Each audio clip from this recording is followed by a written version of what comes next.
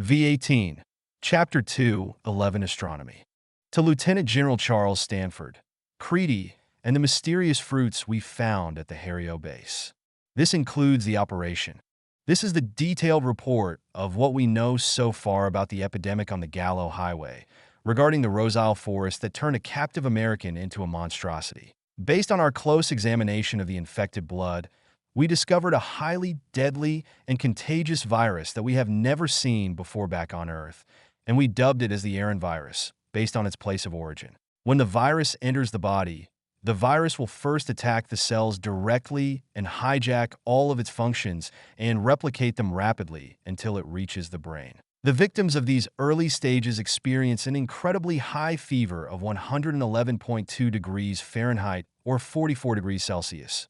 For the NATO memos, extreme fatigue, hallucination, and deliriousness. Over time, their blood gradually turns black and the veins start appearing across the body. Once it comes into contact with the brain, the virus takes over the function of all brain cells and uses the entire nervous system. The victims at this stage become physically stronger, immune to pain, and have higher sensory functions, but their mental capability has been reduced to animalistic aggression. Current estimates state that it takes 9 to 11 hours for the body to fully convert to where the human is gone and the infection has taken over. Once the body is fully taken over by the Aaron virus, we believe it can mutate their victims further and completely deform them into far more monstrous forms, usually 2 days after infection, like extra arms, extra mouths, bigger muscles, or even protruding appendages from across the victim's body. All of these occurrences are still being investigated. The virus is transmitted through the exchange of bodily fluids like blood or saliva through bites and scratches.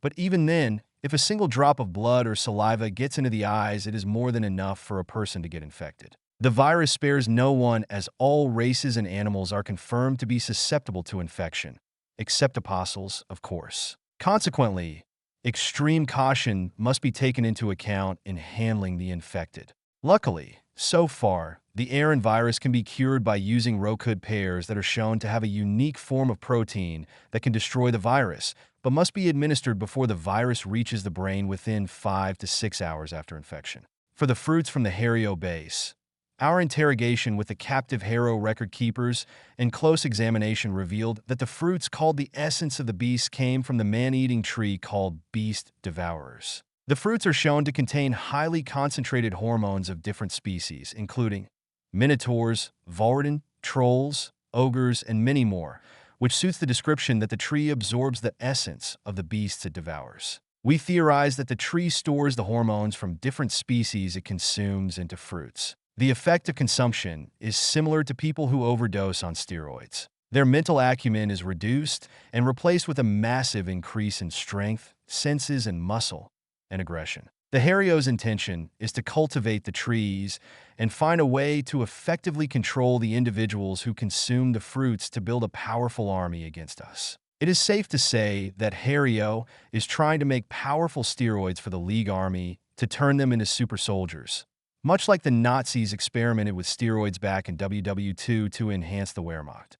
Based on all these two problems, we must prioritize the containment of the virus first before it spreads uncontrollably. After that, we can make sure the Hario will not make combat-enhancing drugs to the League army. I will report to you for further information if there is any news coming up. Ian Hawkins, Chief Biologist of Alnus DARPA Base. Mimosa Dorm. Date: June 13th, 2026. You are a strange little girl. Did you know that? I know, Selena proudly replied. I get that a lot. Mimosa handed Selena a bowl of soup. It will be good if you have a full stomach for this. Taking the bowl, Selena began sipping from it. While she liked it, she quickly noticed how different American soup and Falmart soup were, the American soup having a richer and more diverse flavor. So, you're going to teach me how to use my magic as you did with Lelei? With a giggle, Mimosa replied, Yes, I will. I still remember Lily's young reaction. However, when she and her sister arrived here, they were already magic sensitive. That was one of the reasons they fled here. Being magic sensitive is a rare thing. Why is it rare? Selena asked. Because, young one, not everyone can become a mage, Mimosa replied. When someone becomes a young adult, usually around 8 or 10, signs begin to show that someone could learn magic. It is even rarer that both of them are magic sensitive. I see, Alicia said.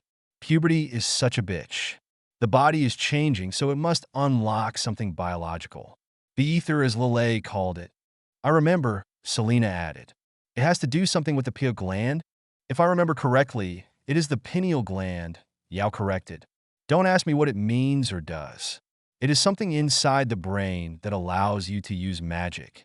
I am glad to see you are taking Lily's lessons to heart, Mimosa happily said.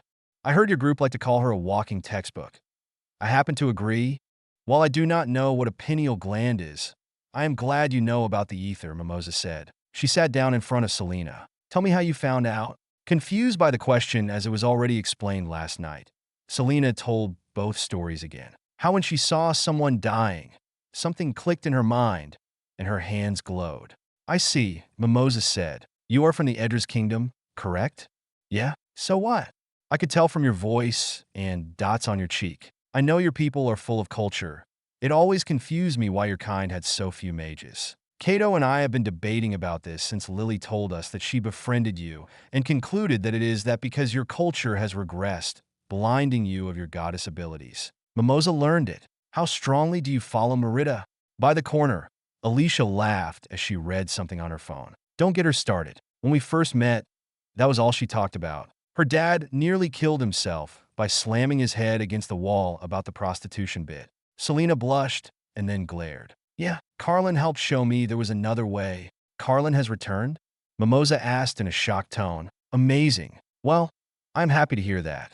Due to her absence, Merida followers fell into dark times. Thinking for a moment, she continued, I do not know if this was her intent, but if Carlin has been mentoring you, it could have helped unlock your abilities. That might explain why it took this long. As Mimosa explained why Selena is a late bloomer, she thought back to her time with Carlin, the apostle of Merida. Carlin explained that there was more than one way to submit to Merida and be blessed by her. After a long conversation, Carlin said she followed Merida's role of virtue, meaning behavior that shows high moral standards. So, you don't care that I am from Edras? Usually people from the Empire hated me because of our wars, Selena asked. I know about the Edras discrimination throughout the Empire, Mimosa said. Most of it comes from war propaganda, but I never fell for it. I have read the scrolls and heard stories from traders and adventurers from that region about your people's rich culture and history. Most trades and adventurers only talk about the sexual nature of your kind, but I always knew the heart of your people. The only reason it regressed into a cultish state was because of the Empire's frontier war against your kind. I am sorry. Hearing that annoyed Selena. It is okay. They betrayed my family and sold me into slavery as a gift to the Empire, she said, no care in her tone. Can we please get to it? I want to see the school before Dad shows up. Finding Selena humorous, Mimosa nodded. You are a direct one, but okay. Let us begin. The first thing we must do is teach you how to connect to the ether on your own. Once you can access the ether and control your magic at will, then you can learn how to heal and learn a new type of spell. Hearing that excited Selena. The idea that she will be learning this, unlocking an ability her cult followers can't use, feeling a jolt of energy and enjoyment. She thought back to her new friends at the Alna school, especially Namintu. As a healing mage, she wondered if she could help others who have also suffered just like her father and save people, which is one more step towards that goal. Mimosa handed Selena a blue crystal. Place both hands on the crystal. Looking at the crystal was confusing for Selena, but she did as ordered. She felt Mimosa place her hands on both sides of Selena's head.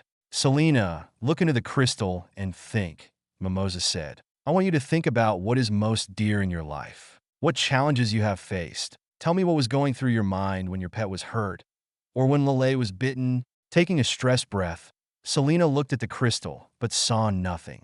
When I was at the village and that giant spider attacked us, in the background, she heard Alicia make a surprising comment about what she said about the spider, commenting on how Selena always finds a way to get in danger. The griffin was so cute, and it lost its mother to the spider. I felt like we were the same, as both our moms were murdered. Good, Mimosa said. Keep speaking. Confused by the point of this, she then suddenly noticed an image in the crystal. When I saw Lelei laying on the bed, struggling to breathe, I got scared. I saw the infection spreading through the bite on her leg, knowing that if Daddy couldn't find the cure, that she would turn into a monster and be lost. As Selena spoke, she saw the events that appeared in the crystal. Her eyes felt glued to what she watched as the event she said occurred in the crystal.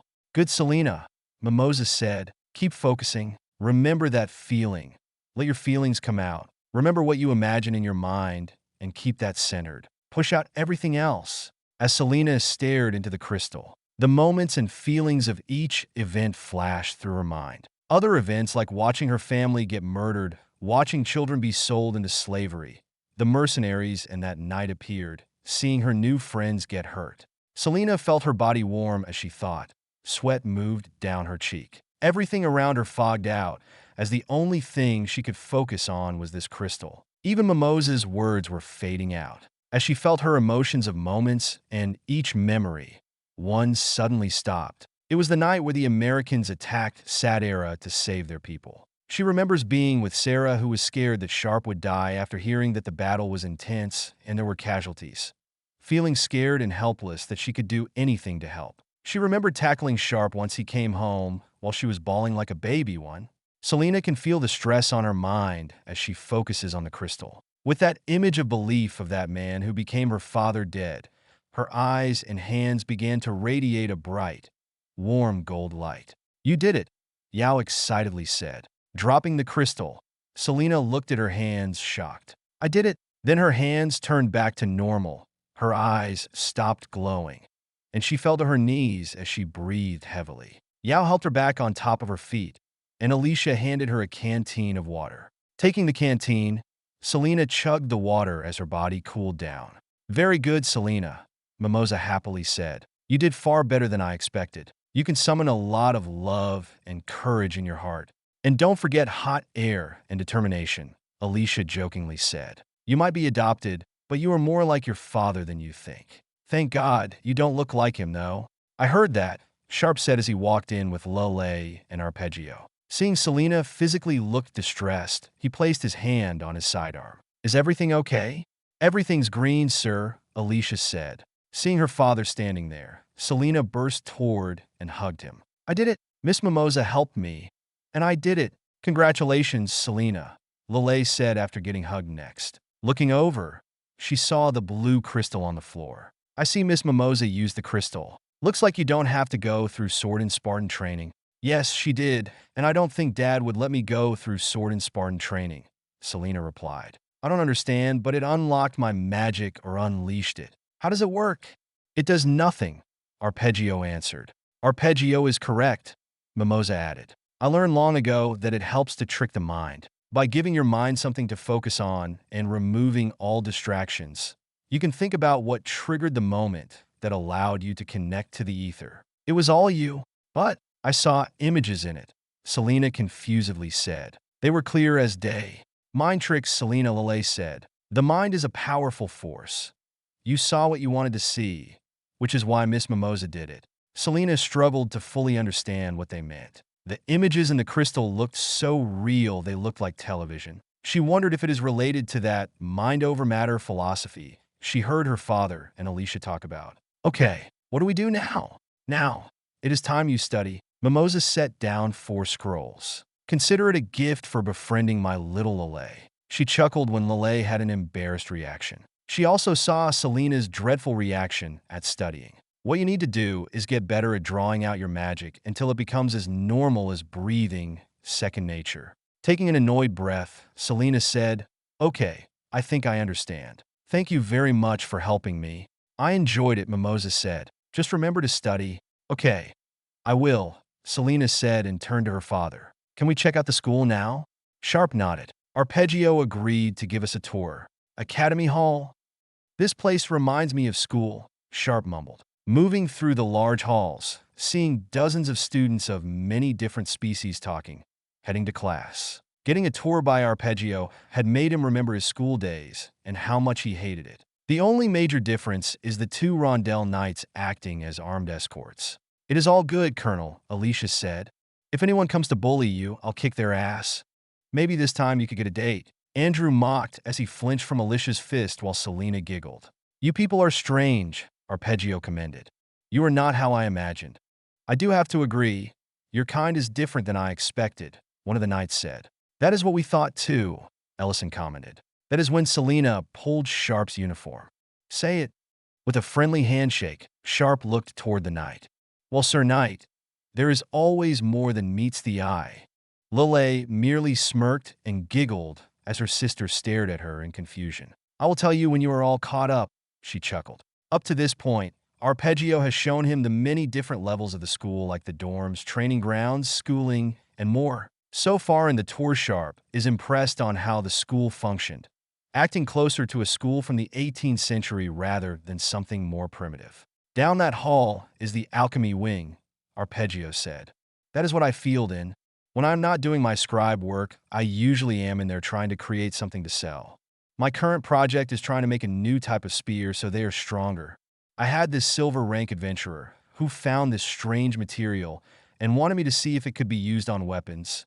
Hearing that, Sharpe pulled out his phone and texted his Delta buddy Nicholas to investigate the alchemy wing, wondering if this new alloy might be stolen NATO technology. While he could check it out himself, he does not want to cause a scene and force a split between Lelei and Arpeggio, so he is ordering them to do it covertly. As Sharpe finished sending his text, he heard someone yelling his name. Then he saw Legatus Qualigin Opaksha and his 4 bodyguards push through the students. The 2 knights got in the way, hands on their sword handle. He placed his hand on one of the knights, signaling to them not to interfere. I have orders to protect you, a knight said. Your orders are to protect us, not block us, Sharpe replied. The reason we are here is to make a public relations effort to show we are friendly, open, and not afraid. We cannot do that with you blocking everyone and showing people that we don't belong here. Let the legatus through. Once the 2 knights let Opaksha through, he pointed at Sharpe and spoke. Sharpe, so you come here to disgrace these halls with your presence? How many students have you killed? How many of these students have lost friends, teachers, loved ones because of you and your people? Cato and this blue-haired traitor here might have sold out on their people, but why should everyone else? What offends me the most is your arrogance. Walking into this great city like you already own it. Sharpe noticed dozens of students staring, glaring, and debating. Since walking into the academy, he has seen these glances from many of them, but only a few conveyed approval. Some seemed to be fascinated while others seemed hateful, probably the loss of loved ones because of the war. What bothered him the most, though, was Opaksha's arrogant attitude. Asking Selena for an ear tip, Sharpe uses it to clean the wax out of his ears, confusing Opaksha and everyone else. What is the meaning of this? Opaksha asked, confused. I'm cleaning out the horseshit from my ears, Sharpe replied. The amount of BS that came out of your mouth filled them up. I should not have to remind you that it has been the mages who have been carrying your kind through this war. Battle after battle. My people have learned not to fear the mages of Rondell, but to respect them for what they have done. While in war there are casualties, that does not mean you must forget your fallen comrades. Tell that to the students who are no longer here, Sharpe, Opaksha said. Tell that to Professor Edian Samos, the archmage you killed when you attacked Sadera. She defended her people and died because of you. She was a beloved and respected teacher here. At first, Sharpe had no idea who Opaksha was talking about until he remembered that rescue mission on Sadera. Colonel Yang and Lelei faced off with a sky mage, almost ruining the operations. If it was not for Lelei, the mission would have ended up in a failure and 100 rangers would have been slaughtered with no way back to Alnus, too. Easy, Sharpe responded. She was blocking our path to saving our people. We don't leave our people behind. Don't kidnap our people and don't try to stop us from saving them. If that is considered wrong by Rondell standards, I'd rather do the right thing and be wrong than live by your standards. Lelei stepped forward. I faced this woman that you speak of, but I did not know who she was. She fought bravely, and it was the most intense duel I ever faced at the time. If it was not for the fact that I had helped, she would have defeated me, but the reason she died was because the Empire had kidnapped and enslaved their citizens from Earth. These Americans attacked Sadera to find and free 5 of their people. It was a rescue mission, and she was trying to stop us. Can anyone be angry at the Americans for wanting to save their people? Sharpe saw the change in mood among the population. I don't care about the politics. I leave that to our leaders. We came because of this academy, for what it stands for, and for those who fought for it. Lelei here proved that we can work together, that we do not have to be enemies. I am not here to ask for trust. I expected to have to earn it. He looked at the crowd, and then at Opaksha. My friend Lelei Lalina knows where her loyalty lies, and she never wavered in her love for Rondell. You are the one that wants more blood, Opaksha. You're the one who does not care about the history and culture. You just want more bodies to sacrifice to maintain your throne. Go back to Sadera where you belong. Sit on your false emperor's lap, and stop asking students to fight your war.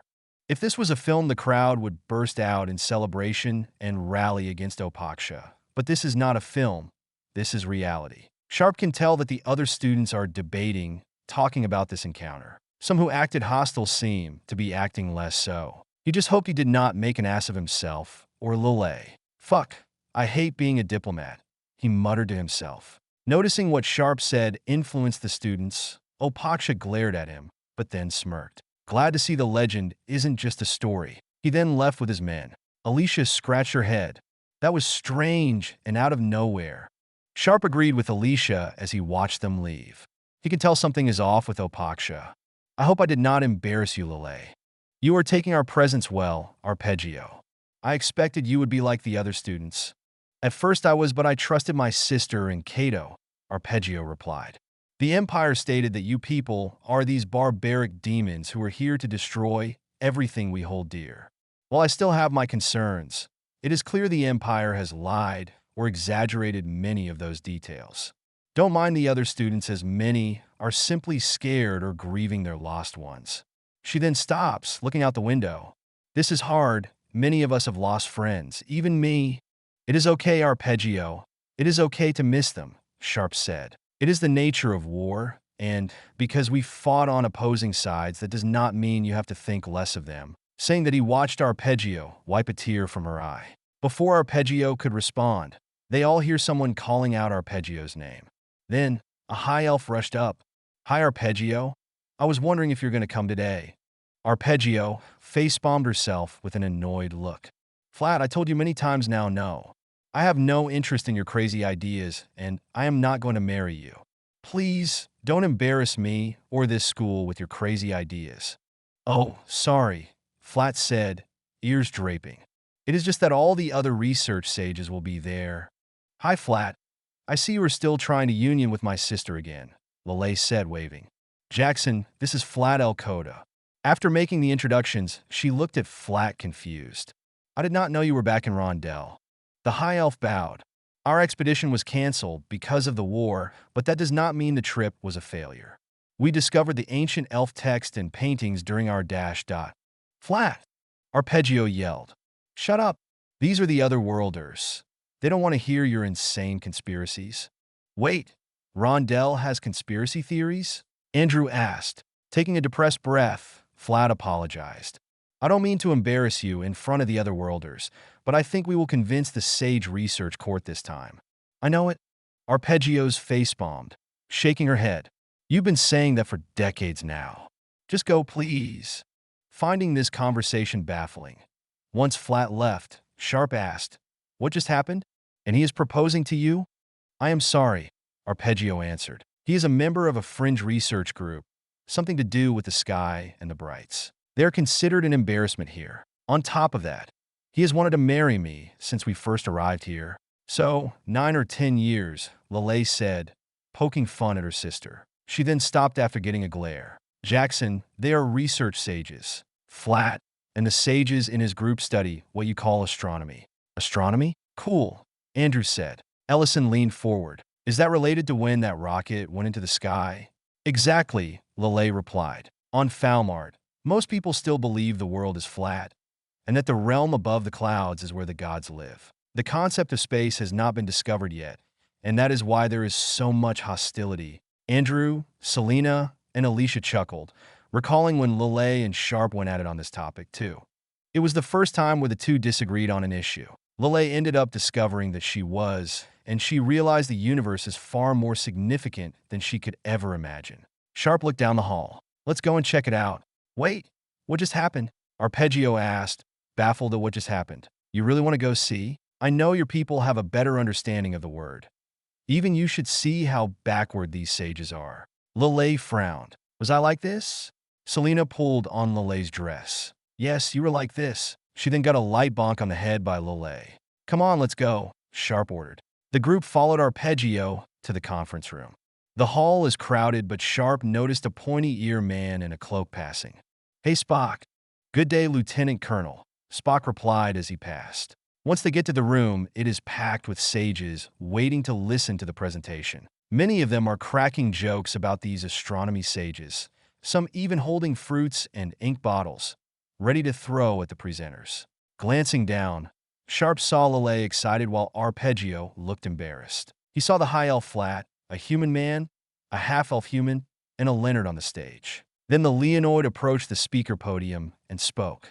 After Andrew asked who the others were, Arpeggio responded. One of the men is Makuri, who has proposed the flare-centrism theory, where Uros circled flare. The half-elf/human is Roy Antonestek, and he suggested that other worlds besides Uros orbit flare. Sumi Leonard is the group leader, mentored initially by the sage Posol before passing of old age. He proposed that Uros is a sphere and not flat. Many considered him a crazy cult leader who started these theories. To my fellow sages, during our expedition to the elvish ruins of Ive Ethel, we have found new evidence to support our flare-centrism theory, Sumi stated. As you all know, my mentor, Sage Posol, discovered that our world is not flat but a sphere like this fruit. Roy Antonestek held up the fruit to display. This theory came about by studying Eidos and talking to distant travelers. The two defining facts that Posol discovered was that Eidos is a sphere because of all the different features like craters and canyons in different spots all around,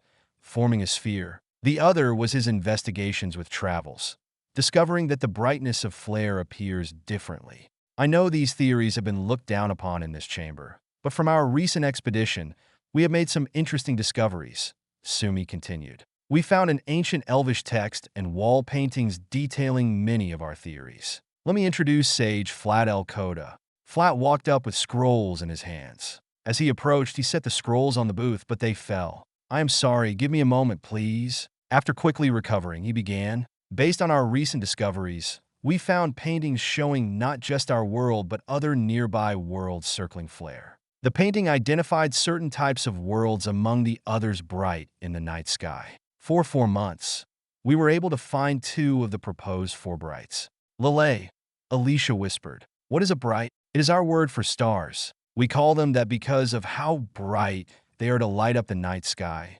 Strangely, they are brighter than the others in the night sky, and all we can assume they are closer to us, Flat explained. That is why we do not believe that there are other flares but something else. Because we know other worlds exist, and seeing the light bounce on Eidos, we assume our flare is making these other worlds brighter than the other brights. As Flat explained, he pointed to a large wall where Makuri drew the heliocentrism model from Earth. By studying the movement of these brighter lights, as I will call worlds from now on, we were able to track them. Based on their movements, we discovered World A was moving farther away and closer to the flare. World B is moving in this direction here closer to us. Here is the important part, Flark continued. If both of these worlds were circling us as we assumed, then both worlds should be here and here, but they are not. The conference erupted in protest and debate, some laughing and others making degrading jokes. Absurd, a man yelled as he stood up. We have all heard this time and time again. You found some elf text to tell us that we move around flare? I can go outside right now and look up and see flare move around us. And the sphere world concept is ludicrous, since it would mean everything should have fallen down to the abyss. Let us not forget the elves destroyed their era, another sage said. Clearly, besides focusing on what is real, they focused on absurd concepts. The only thing you have discovered was how the ancient empires fell. Noticing the hostility towards the astronomer sages, Sharpe wondered if it was like Galileo and Nicholas Copernicus. Seeing Lelei raise her hand, he quickly grabbed it and lowered it. Not the time or place, Lelei. We are guests, but they are wrong, Lelei whispered. Getting a warning glare, she backed down. You brought up the elves, but it was the elf scholars that proposed the theory, the first sage said. Sage Erlin Illiferin said, and I quote, "Standing upon the great tower and the highest peak I saw, as far as eyes could see for the land upon the land, I saw no curves, no glance, only land. As far as I could go, I gained a glimpse of what the gods themselves see, as they must glance down on the world to see our deeds. For this to be true, Falmart and all other lands must align." Makuri walked forward. But this means the elves' knowledge of our world changed over time. We must change how we see things. If there are other worlds, we cannot assume they are all flat bodies and their flares orbit them. Nonsense, an elf sage said. I do not enjoy you twisting my people's legacy for your cult. We all know there are other worlds out in the cosmos, but that is what makes us special. Lelei quickly whispered. What he is talking about is the multi-world theory. Most sages believe every race came here from different worlds because of the gate. Your arrival only hardened that theory. Actually, the idea of worlds orbiting their own flare has yet to be mentioned. Lelei, don't tell me you believe these witches? Arpeggio asked, shocked. I thought you were smarter than this. You cannot tell me Flat has been right all along. Ignoring her sister, Lelei continued. This is why so many people here believe flare orbits Uros. We all came here for a reason, handpicked by the gods, so this world must be special. If Uros didn't orbit flare, that means this world is not special or blessed by the gods. Sharpe found the multi-world theory exciting and new. It did not cross his mind that they might run into different approaches like this, assuming they would be the same from ancient Earth times. Even during Earth, ancient scholars most discredited that the Earth was flat and had to be something else due to influence of religion. Here, he can see why these ideas are far more hardened in culture. What about that Erlin sage? Sharpe asked. It sounds like he knew something. Wait a minute, not to make sense. I think I know what you're thinking, Lelei said. I read your sailors were able to see the curve of the Earth, allowing sailors to figure out that the world was curved. I don't think that rule applies here, because Uros is bigger than Earth. I agree. Sharpe tried to remember the latest satellite measurements of Uros. The current diameter estimate is over 15,500 kilometers. He wonders if this bigger size harmed the development of the heliocentrism model. Not true, Sumi stated. We have evidence that changes this. We are not the first to propose these theories and ... The next site were fruits and ink bottles being tossed and shot from crossbows at the stage. The four men tried to block the fruit and backed away. I never understood this part, Alicia commented. In every fantasy story, I watch there are always people throwing food at others. But food is always hard to get, especially here. Isn't food hard to come by nowadays because of our airstrikes? Yes, Arpeggio answered. I never understood it myself. While not extreme yet, the food here has gotten expensive in rations. She looked over at everyone. I am sorry you had to see this, but I did warn you. There is a reason why Pasol was stripped of his Grandmaster title. It is okay, Sharpe replied. This was a good insight into your people's culture. Besides, the food throwing outside the mainstream theories could be rejected as an absurd joke. However, you must understand that science is always evolving as new information is discovered. Arpeggio blinked. Why do I get the feeling you are hiding something? After the failure of the presentation, the sages left the conference room as before they were laughing, making degrading jokes. The knights made sure none of the scholars bothered any of Sharpe's team, and besides, they are not the ones he wants to talk to. Once the conference room is clear, they walk inside. Is it okay if we stay here? Sharpe asked. Leonard Sumi looked out, confused. Sure, wait, are those other worlders correct? Flat mentioned you might be watching. They prefer to be called Terrans, Lelei corrected. The term otherworlders does not fully fit who they are, and they want to move past that label. I understand, the half-elf/human Sumi said. I know how it feels to have labels be forced upon you. What brings you here? Flat asked us to come watch, Sharpe replied. So, we came to watch. Besides seeing excitement, Sharpe only saw dread from these sages. From their eyes, it looked like these people were losing hope. I have to say, a hostile crowd. Does this happen each time? That is correct, Flat said. The more evidence we find, the more hostile they become. I don't understand why. People don't like to be told they are wrong, Lelei said. From my studies, I learned most people would rather be wrong and accepted over being right and alone. even if a few agree with you. They will remain silent just to fit in, assuming they are correct in the first place, Arpeggio commented. I'm not trying to sound mean, because these ideas have been rejected many times now. How could the entire sage establishment be wrong? Remember what Cato said, if everyone around you is telling you that you are wrong, you probably are. Sumi stepped forward. It is clear that your people have a better understanding of how things work. Lelei is a perfect example of taking our current understanding and pushing it to the next level. Please tell us that we are correct or that we are wasting our time. Was Pasol an old fool or ahead of his time? Seeing Sumi's eyes and his deep desire to know the truth, he poked Lelei's arm. Go for it, kid. Lelei happily nodded her head, showing an unusual excitement from her. You all are 100% right. Those words echoed throughout the conference room as everyone remained silent. The sages looked at Lelei with shock and confusion, like they did not expect her to agree with them. Flat approached. Wait, before you left Rondell, you were like your sister. I know, and I was a fool, Lelei said. When we went to Camp Galileo, which is based out of the high hills, I saw these other worlds you spoke of through what they call a telescope. Actually, I found a world that was not like the one you or the elves discovered, a new one. Lelei then explained her time at Camp Galileo, her experience with Dr. Edward Dawson. She explained the debate with Sharpe between the geocentric model, which Rondell believed in, and the heliocentrism model, which proved to be correct by Earth's people. As she describes, the sages are stunned by this news. She also explained that NATO calls this world Uros and why, pointing out that they like using ancient gods as names. Roynton approached. Can you prove this? How do you know this? Because we have been to other worlds, Sharpe said. We saw it with our own eyes, my people. In my world, we also have a moon we call Luna, just like your Eidos. We have a base up there right now with people on it. There are a few, some from other nations too. Also, you know we have complex machines that can fly, correct? Andrew asked and then answered, assuming they already know that the answer is yes. With something we call a rocket, we can put one machine above the clouds. These machines orbit around Earth. These machines have also gone to other worlds nearby and discovered the same thing, that all worlds are spheres. Sumi held up his hand. Wait, many months ago, there was this large light that came from the high hills and went up into the sky. Was that your doing? Lelei nodded. Yes, I was there and watched it.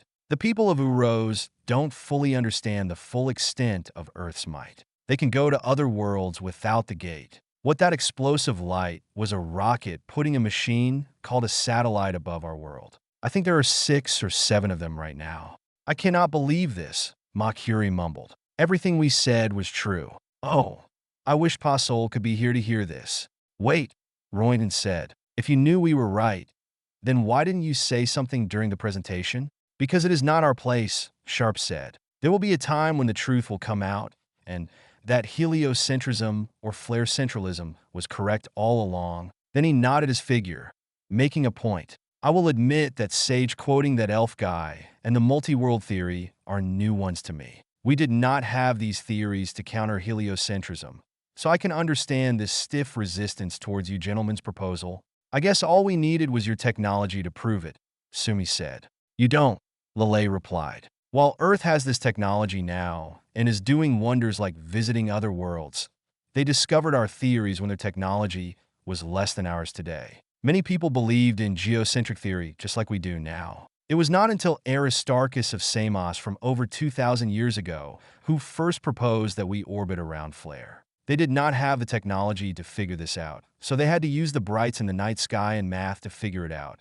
Just like you, as the conversation went on, Sharpe saw the renewed hope in these astronomy sages' eyes. Decades of work paying off. Seeing the scholars walk with Lelei and Andrew about the matter, he got an idea. You know, whatever happens in Rondell, you are all welcome to join us at Camp Galileo if you wish. You can learn more from our scientists. I think they will enjoy the insight you can bring. They look at each other with excitement. Sumi approached. That is a great offer, Lieutenant Colonel Sharpe, but I don't know how we could afford such knowledge. It is not expensive, Andrew said. Every 5-year-old can get this knowledge for free. Looking at Sharpe for approval again, and once getting it, she pulled out her cell phone. After a quick explanation of the device to the sages and her sister, showing them pre-downloaded videos of the Apollo moon landing, images of Mars space flights and space stations above Earth, and the bases on Luna. These were all videos she planned to show her sister to prove that Flat was right all along. What Lelei showed them gave them more shock and amazement,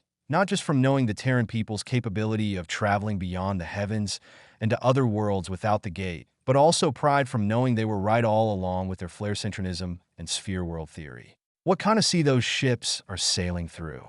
Flat asked. I see no waves. There is no sea above the clouds, Lelei replied. They call it space. It is very complicated to explain now. Dr. Dawson could explain it better, but it means there is a lot of empty space between worlds. It is true, Arpeggio said. You people can actually reach the heavens and beyond to the cosmos and land on another world. No one can do this, except the gods. Stop there, Sumi said, pointing to the Luna outposts. You really have people on your moon without a gate? This is possible? I never even considered this. Do you have cities there? To be fair, we only have been going into space for the past 60 years now, and only in the past 10 it has been this active, Sharpe replied. We don't have cities on Luna, only a few outposts. Are they all yours? Makuri asked. With a chuckle, Sharpe replied, I wish. There are 2 current outposts on Luna. One belongs to us and our allies. I guess you can call us the NATO bloc. The other one is the Chinese bloc. I won't get into the geopolitical details, but I will say sometime in the next few months Artemis 6 will be heading to our outpost, which is called Outpost Armstrong. Then they will be heading to that red planet there, which we call Mars, an ancient god of war. God of war, Roynton mumbled. It surely fits the theme of this tale.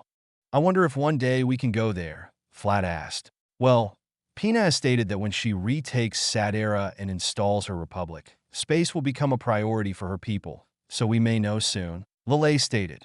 I just cannot believe this, Sumi said. Pasol would have been amazed by this. But I hope his soul can see this from above and know his efforts were not in vain. Correct, Sharpe said. I cannot promise this, but I will bring it up to my superiors. I think they will approve of seeing this as a benefit for both sides. You will see everything Lelei saw and more. It will be wise if we keep this to ourselves for now, Lelei said. The last thing we want is the other sages to undermine the peace talks or try to silence you. I understand, Sumi said. After what you saw today, I don't blame you, and we won't want to upset the peace. But I will say when you give your graduation speech, you will have our support. Arpeggio looked around, shocked by what happened. So, I guess they've been right all along, and everything we know is wrong. Well, not everything, Andrew said. Alicia chuckled. But pretty much. I bet you feel like a bitch about how you treated your elf stalker. Now he is going to be famous and have any lady he wants when he could have been yours. She finished by elbowing Arpeggio.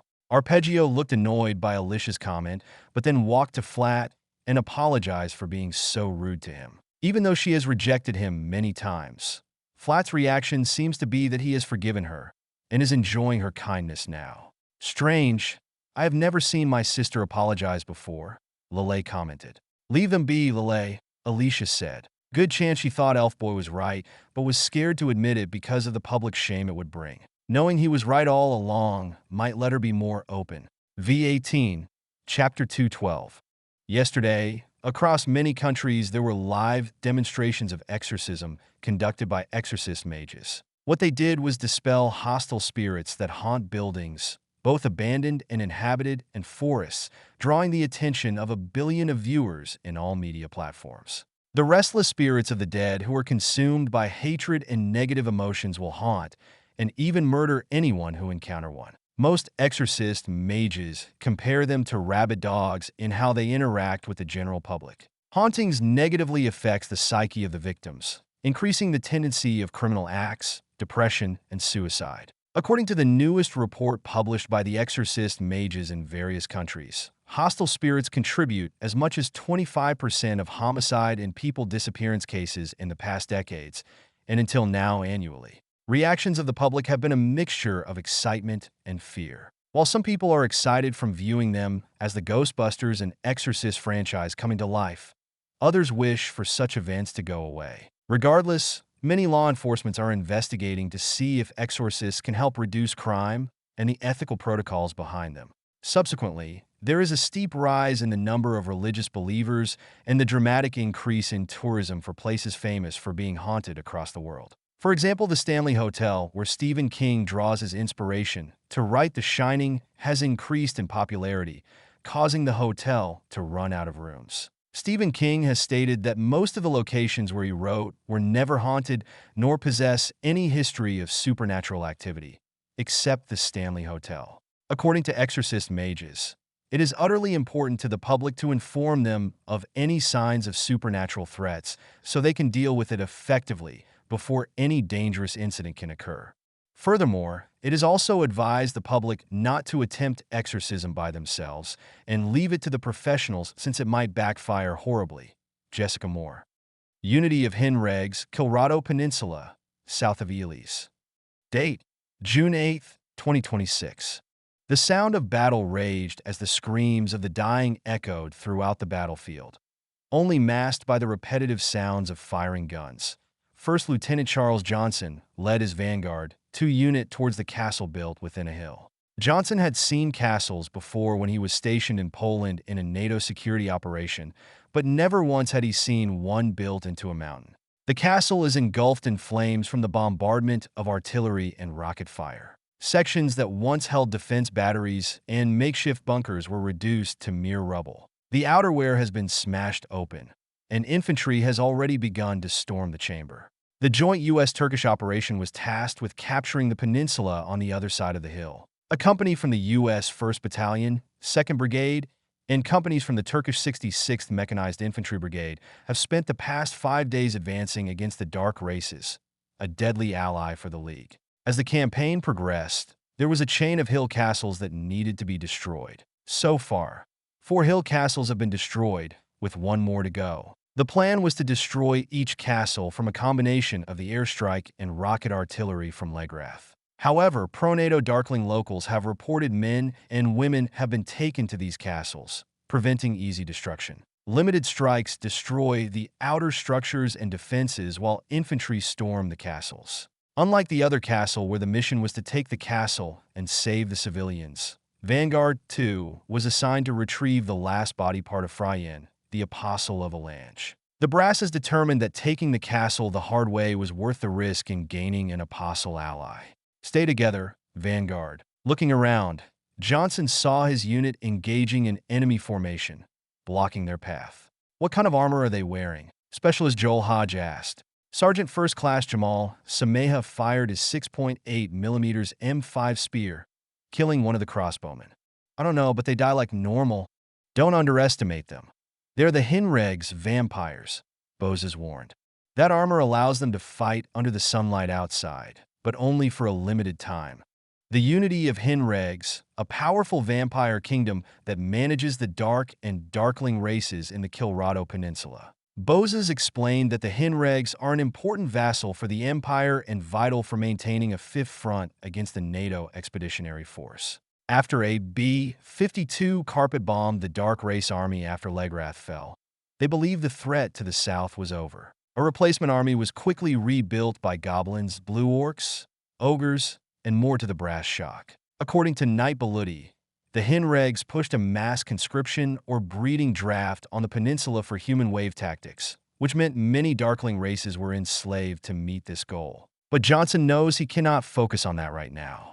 Rangers, focus fire, Boses, take 2 of your knights and clear us an exit, Johnson ordered. The Rangers opened fire. A fully armored vampire fired its crossbow before being burnt to cinders by a 40mm incendiary grenade round. A blue orc rushed up and tossed a spear which barely missed Joel. 2 goblins jumped from their cover, crawled the defensive wall to the right, and moved towards them. Jamal redirected 3 rangers and tore them apart.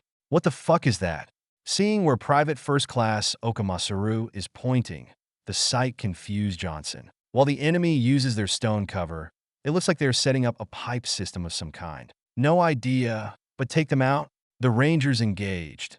However, the enemy took cover and continued their work. Knight Success Co-Main stood up and ignored the arrow fire, and Johnson ordered to take cover. She pulled out an arrow, aimed, and then fired with her compound crossbow. The arrow bounced off the edge of the stone railing, changing course. It then hits the vampire engineer in the helmet, knocking him slightly out of cover, allowing one of the Rangers to hit the vampire engineer in the helmet, knocking him slightly out of cover, which allowed a 6.8mm bullet to shred his head.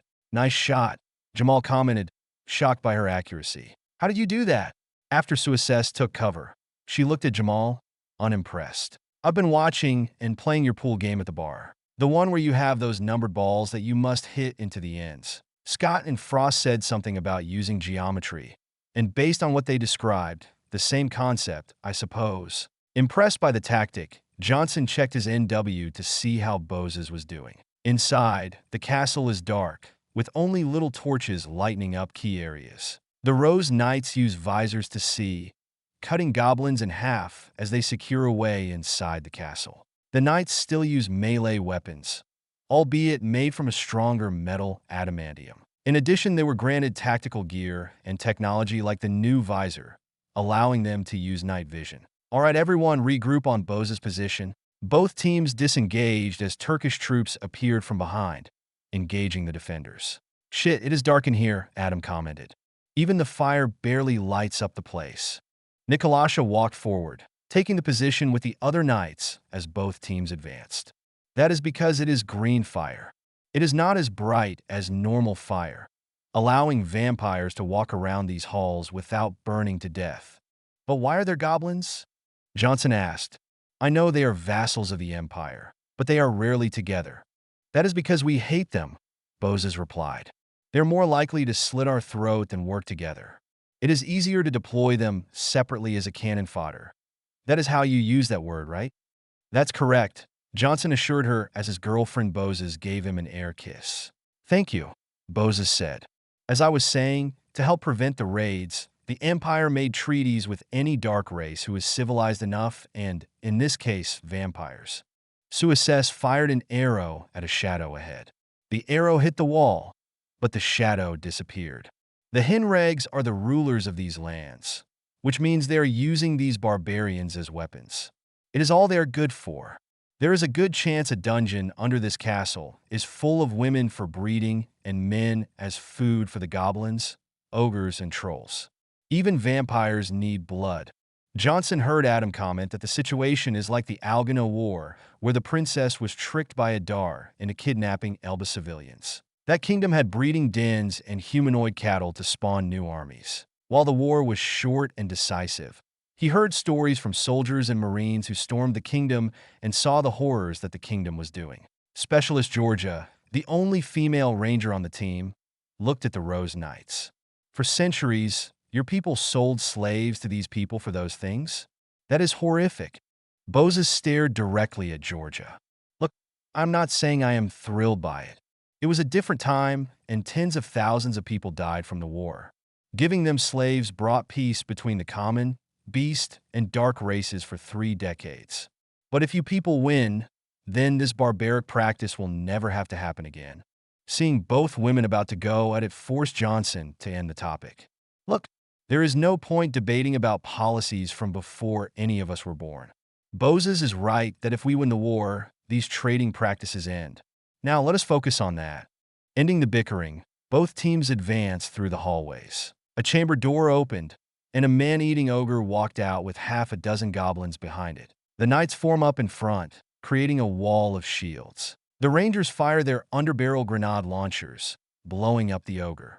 Once the ogre is turned into smithereens, breaking the goblin charge, Boses ordered their charge and effortlessly cut down the goblins. Adam and Oka rushed to the chamber, bypassing the knights. They tossed 2 grenades into it, killing more goblins who were waiting. Once the skirmish was over, both teams began moving forward. The hallway up ahead is destroyed, rubble everywhere from a missile strike. Beyond the hole is the sound of battle. Quickly rushing over, Johnson looked outside. 2 stories below, he sees 3 vampire soldiers, a troll holding a large leather bag, and a dozen goblins either firing arrows or jumping off from their positions towards the American and Turkish soldiers below. "It is that tube from before," Jamal pointed out.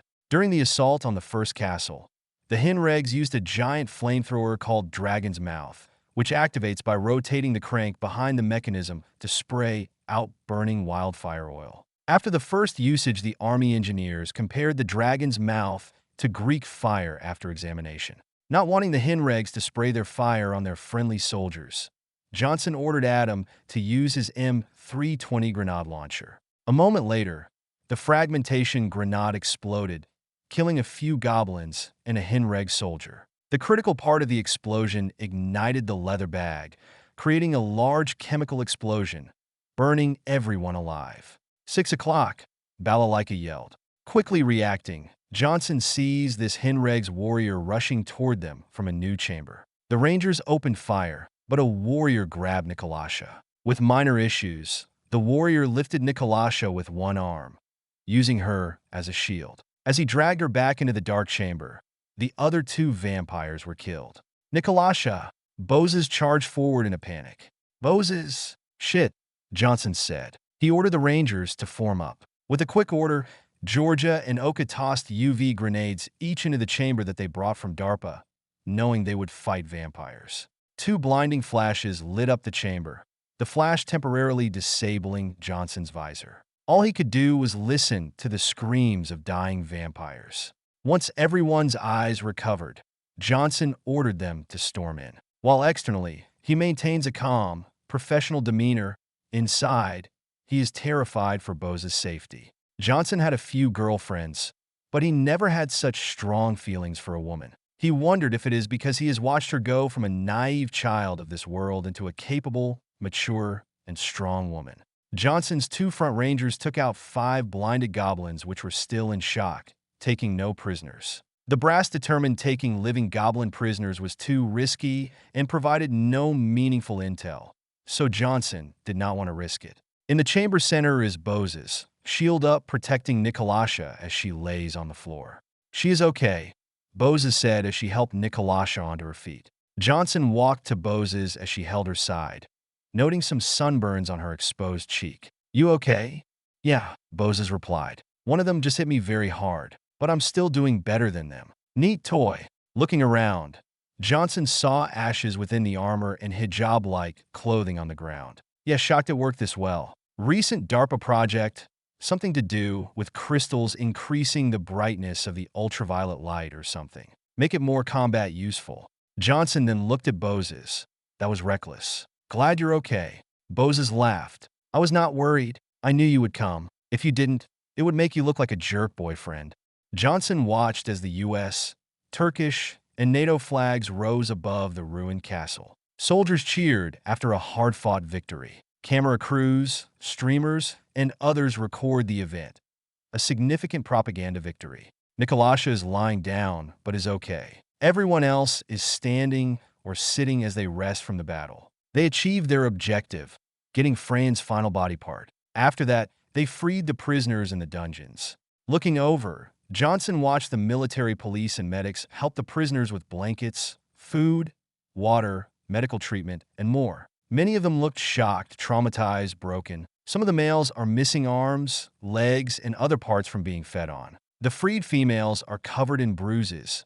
A few of them are pregnant with swollen bellies from being used to breed more goblin soldiers. As U.S. policy, if any are born, they will be taken to a camp to be killed or tested on, seen more as a parasite than a sapient being. The sight was a strange one to Johnson. If this were back in the States, there would be riots because the government is taking babies from their mothers after birth. The government has made it clear that goblins are a parasite that has no place in civil society. It shows even a democratic nation could go to such extreme lengths. To his surprise, he felt nothing for the baby. Boses walked up to his side. I bet this is strange for you, but I am glad your people understand how dangerous goblins can be. There is no peace without compromise with these creatures, without selling your people to appease them. I know, Johnson replied. It just surprised me that I have no emotional feelings about it. If anything, just anger. Taking another look at the liberated prisoners, some are common races like humans, elves, dwarves, but most are darklings, to his surprise. Succubus and incubus, bat people, kitsune, orcs. He assumed all dark races work together because they are in the same group. Now he sees why the government separated dark races into 2 groups, as this is barbaric. Bose's arm wrapped around her boyfriend's arm to comfort him. She looked to the conquered castle with the nation's flags on top. Seeing the moon in the distance and the sun set, She pulled Johnson down and kissed him. After a kiss, she pulled him away. Come on, I wonder how the others are doing at Rondell. Practice Arena, Magic Academy, Rondell. Date: June 14th, 2026. The next day, the Rondell Academic Council and the High Council, with many of the Grand Masters and Archmages, are at the Magic Academy Duel Arena to see what Lelei offers.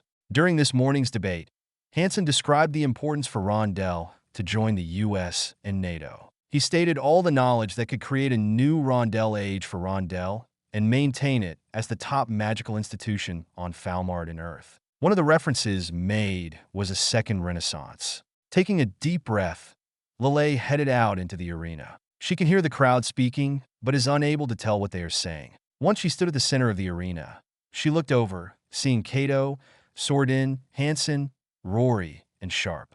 Hansen walked out and began speaking through a microphone, shocking some by the device. Mainly how well they could understand a man through a horn. He then explained that Lelei La Lelina will show 4 spells that she created from everyday knowledge of Earth.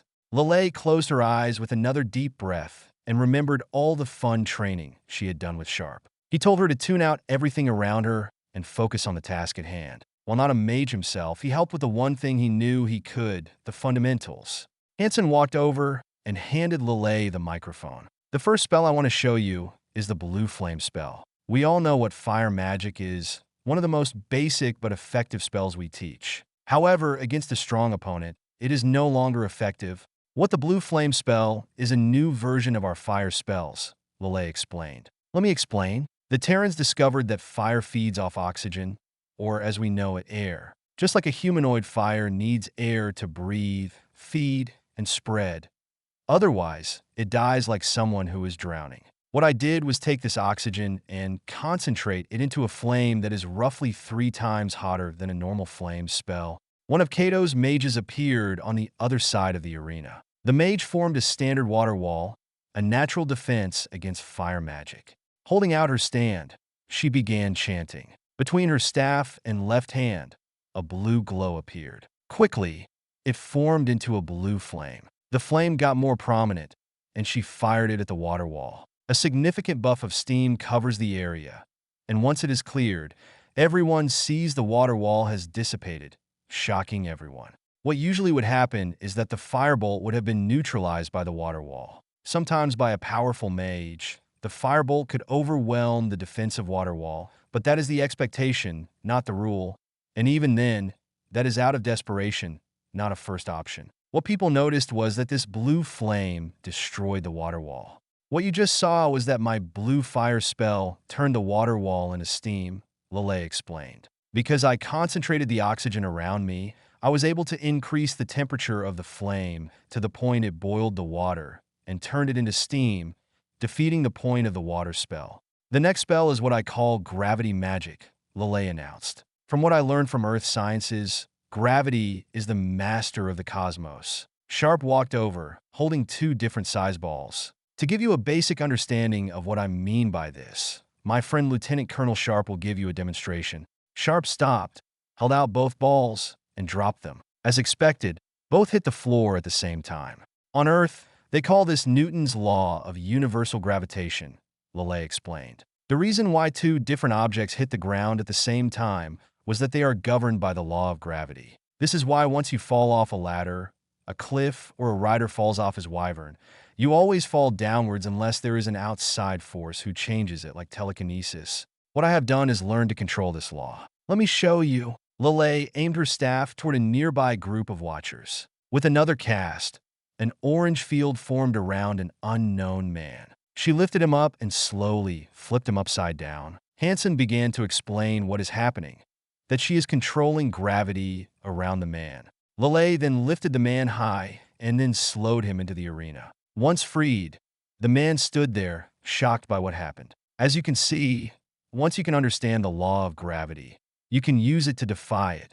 Hearing some protest, others calling it a trick, Lelei rolled her eyes, not wanting to do anything drastic to fear hurting people. She pointed her staff at another section of the audience, but she created a gravity field around about 20 people this time. Then the people inside the gravity field began floating, all screaming, shocked by what was happening. As you can see, this is no trick, Hansen said, pointing to the field. What Lelei did was create a field so she could control the gravity within it. She removed it, and without Newton's law of universal gravitation, you just float. This is considered a powerful spell, but you see the application of it. After taking a drink of water that Sharpe gave, Lelei took a deep breath as that spell consumed a lot of mana. But the next demonstration she knew will be a challenge. It was Sorden's idea, enjoying showing off. While dangerous, it would clearly show these new abilities. Hearing a loud roar, everyone knew what was coming. The giant Minotaur beast appeared out of a gate as two 17-foot giants pulled it by chains. While dumb, these monsters are giant and robust, requiring skilled mages to take them out, being time-consuming. Focusing on the Minotaur, Lelei formed an arrowhead that is made from pure energy. Lights move around the arrowhead. Then symbols appeared in front of the arrowhead as energy concentrated. With one thrust, Lelei fired the energy arrowhead through the symbol. A loud shockwave sound is heard, forcing many people to cover their eyes. To everyone's horror, they watched as the hypersonic magic bolt blast caused the Minotaur's head to explode from the impact and punch through the wall behind it and fly toward the sky. Lelei noticed this spell got everyone's attention. While they could debate the importance or value of the first two, this one shocked everything they knew and understood. What they saw was impossible with their current understanding of magic, and they knew it would change the balance of magic power in the future. Good job, Lelei, Sorden said. I think you gave them something to think about. Thank you, teacher, Lelei said. Hansen clapped and then took the microphone. I want everyone to understand, what you have seen has mostly been Lelei developing these skills by herself. With a support network behind her, imagine what other wonders could be invented. And invention is my people's way of life. In addition, Hansen continued, holding up his hand. Our knowledge is not the only benefit that can help Rondell. I won't go into the details on how, but we have advanced metallurgy that allows us to forge adamantium, a common ore on Falmart, but impossible to forge by Falmart standard. Looking to the right, he pointed to Jalen and Pina. Knight Jalen 2 Fendro will be a demonstration of some examples of what we can do with adamantium, especially for your alchemists. Jalen walked to the center of the arena and showed his adamantium sword. Most of the audience are intrigued by the unconventional design of the sword, but all of them question why this sword is so special. This sword is not just a normal sword made from conventional steel. It is a sword made from adamantium, Hansen declared. The entire audience is shocked at the statement that an ore is impossible to make into anything of value from. Even the best blacksmith and alchemists were unable to create equipment made out of adamantium, since it is impossible to smelt the ore, as the ore seems to resist heat extremely well. You lie, a sage yelled. Your world has no magic and knows nothing of alchemy. How can you possibly be able to forge with such ores? Hansen smirked. Because we have flying machines, armored wagons, our rifles fire thousands of bullets in minutes. We have panels that collect energy from flare and much, much more. You all know about our technology, and the examples I stated are the basics. Jalen showed the sword to the alchemists in the audience. I have used this sword many times in combat. It is lighter and has given me a much-needed advantage in battle, and this is just the basic version. Alchemists, including Arpeggio, came from the audience to inspect the sword. To their shock, they find it is really made of adamantium and confirm it to the rest of the audience. Incredible, Arpeggio excitedly said. How can NATO make a sword out of that ores? This can change alchemy forever. The other alchemists around her agreed. I think you should see a demonstration of it, Hansen proposed. Kato in a fully knight armor along with a shield put in the wooden hanger. Jalen charged at the armor and swung her sword at it, cutting both the armor and the shield in half in just one swing. The whole audience fiercely whispers with each other about the great application of adamantium in everything from weaponry to alchemy. What are you looking forward to once the plan is finished? Albus took a large drink from his pint. I like to become a lord of some type. I don't know what their proper word is for that, but I want to own land and operate a business to create personal wealth. Reldom took a drink. Who knew the Mercantile Guild was correct all along? We were going to have to keep them safe from the other guilds. The Mercantile Guild, an organization that conducts trade and commerce. They are considered a necessary evil to society. They always spent resources on strange devices and yet have not valued land and the order of the world. Albus never expected a civilization ruled by merchants, which is baffling. But clearly, Superior brought him to hope for his long-term plans. Do you honestly believe our people will switch sides? Rondell asked. It took 100 sages and mages to create the mana-jamming tower, Albus commented. It was a massive achievement for the city, bringing new ideas and magical opportunities to the city. Once completed, the Empire took the design to an unknown location, ruining all the hard work Rondell had done for the war effort. Many considered it a betrayal and helped swing support to Cato. There will be a rough transition period, but in time people will get over it. They seem humbler and more entertaining than I expected, Rondell replied. Some of their soldiers showed me their handheld devices, and I was amazed. I also want an adamantium sword like Princess Pina and her knights. I bet that sword can cut through even wyvern scales. An armor made from adamantium can protect me from anything. Taking another drink and watching more of Lelei's demonstration of her new abilities. Do you still want to gain one of their wives and chase this so-called dream of theirs? The American dream, Lelei called it. Rondell corrected. That honestly is what sold me. Coming from a backwood village, no nobility, no heritage, no bloodline of value, there never was much hope for a better life. He then panicked. I am sorry, I didn't mean to. Laughing, Albus calmed his right-hand knight. During one of his expeditions as adventurer, he picked up Rondell during an ambush. He took Rondell from his village and shaped the boy into one of his most loyal knights, allowing him to gain nobility.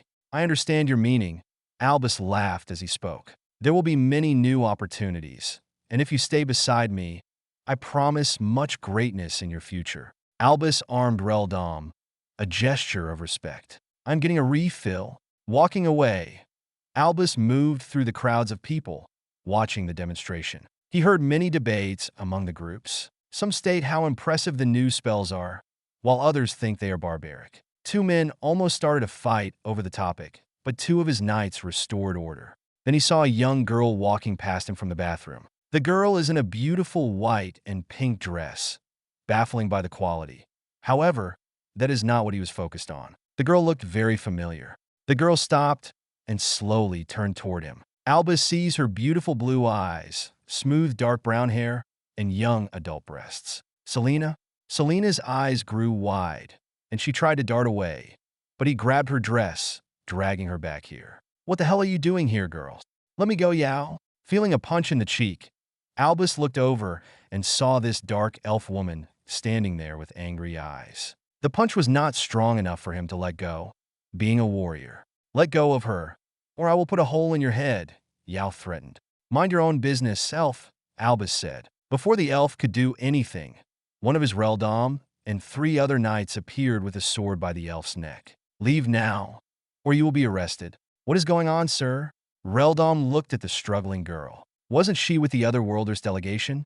No, Albus quickly replied. She's an escaped slave I was informed about. The slave guild has been looking for her. With a short struggle, he twisted the girl's arm. I am not a slave, you bastard, Selena yelled. Don't you dare touch my sister, Yao said, drawing an M17 pistol at him. You are making a big mistake. Sir?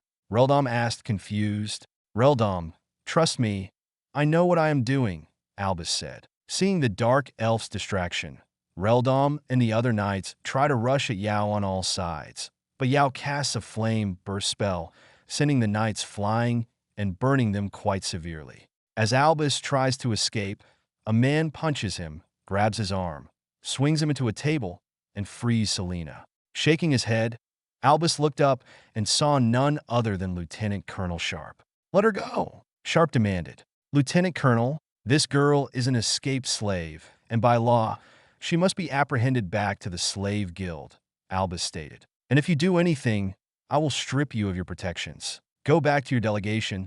To Albus' shock, Sharpe ignored his warnings. The next thing he knew, Sharpe physically attacked him. After receiving a black eye, he was rammed into a pillar. After getting hit, he punched Sharpe in the cheek, forcing him back, but lost sight of the girl. You need to pass through me first. Rory came near Sharpe with Tuke, Pina and her Rose Knights, and pointed her halberd at Albus. "Let her go, Sir Albus. We should not mess with her or any of them," Rondell stated. "No," Albus said. "We are knights of Rondell. We keep this place safe. I will not allow these outsiders to uproot the law." Seeing the confused expression in his knights, he looked to Rory. "Rory, this is a domestic matter," he says as he watches Selena rush to Rory and hides. "That girl is an escaped slave. Even you must allow me to enforce the law. I know you NATO people oppose the institution, but until the law changes, I must enforce it." As Albus rushes at Selena, a magic beam pierces through his shoulder, causing him to fall down in pain. He then looks in the direction of where the magic blast came from, where he sees Lelei pointing her index finger at him while charging a magic energy. The magic beam is a spell Lelei developed based on her study of laser. Getting in front of Selena, Rory gripped her halberd. She then glared at everyone and burst forward. She rammed 2 knights into a table, grabbing another by the chest armor, flinging him into the bar area. She then holds and lifts him in the air before tossing him onto the ground hard. Feeling a broken rib, Albus noticed Rory did not kill him or his other knights. But looking around, they are all defeated. Rory walked up and placed her blade at his neck with visible rage. "Selena is not a slave. She is my little sister and one of us. Touch her, and I will send you to meet Hardy personally." The moment Albus saw Selena, he knew she came with the other worlders but could not take the chance. She knows too much about his business activities. Noticing that his knights let the elf go, he ordered them to stand their ground and not let them escape. Rory looked away after hearing her name, allowing him to roll out and stand back up. He then saw one of the councilmen, Scroderot, and the other worlders. "Scroderot, don't trust these people," Albus said in a state of panic while holding his chest. "You can trust me. I have always protected you even when no one else would." Albus couldn't help but watch Sharpe pull out his sidearm. He can see the cold heart killer in Sharpe's eyes. To his surprise, Scroderot stopped Sharpe from shooting him. Scroderot said something, and Sharpe glared at him. "What the fuck is the meaning of this? Why are you assaulting my daughter?"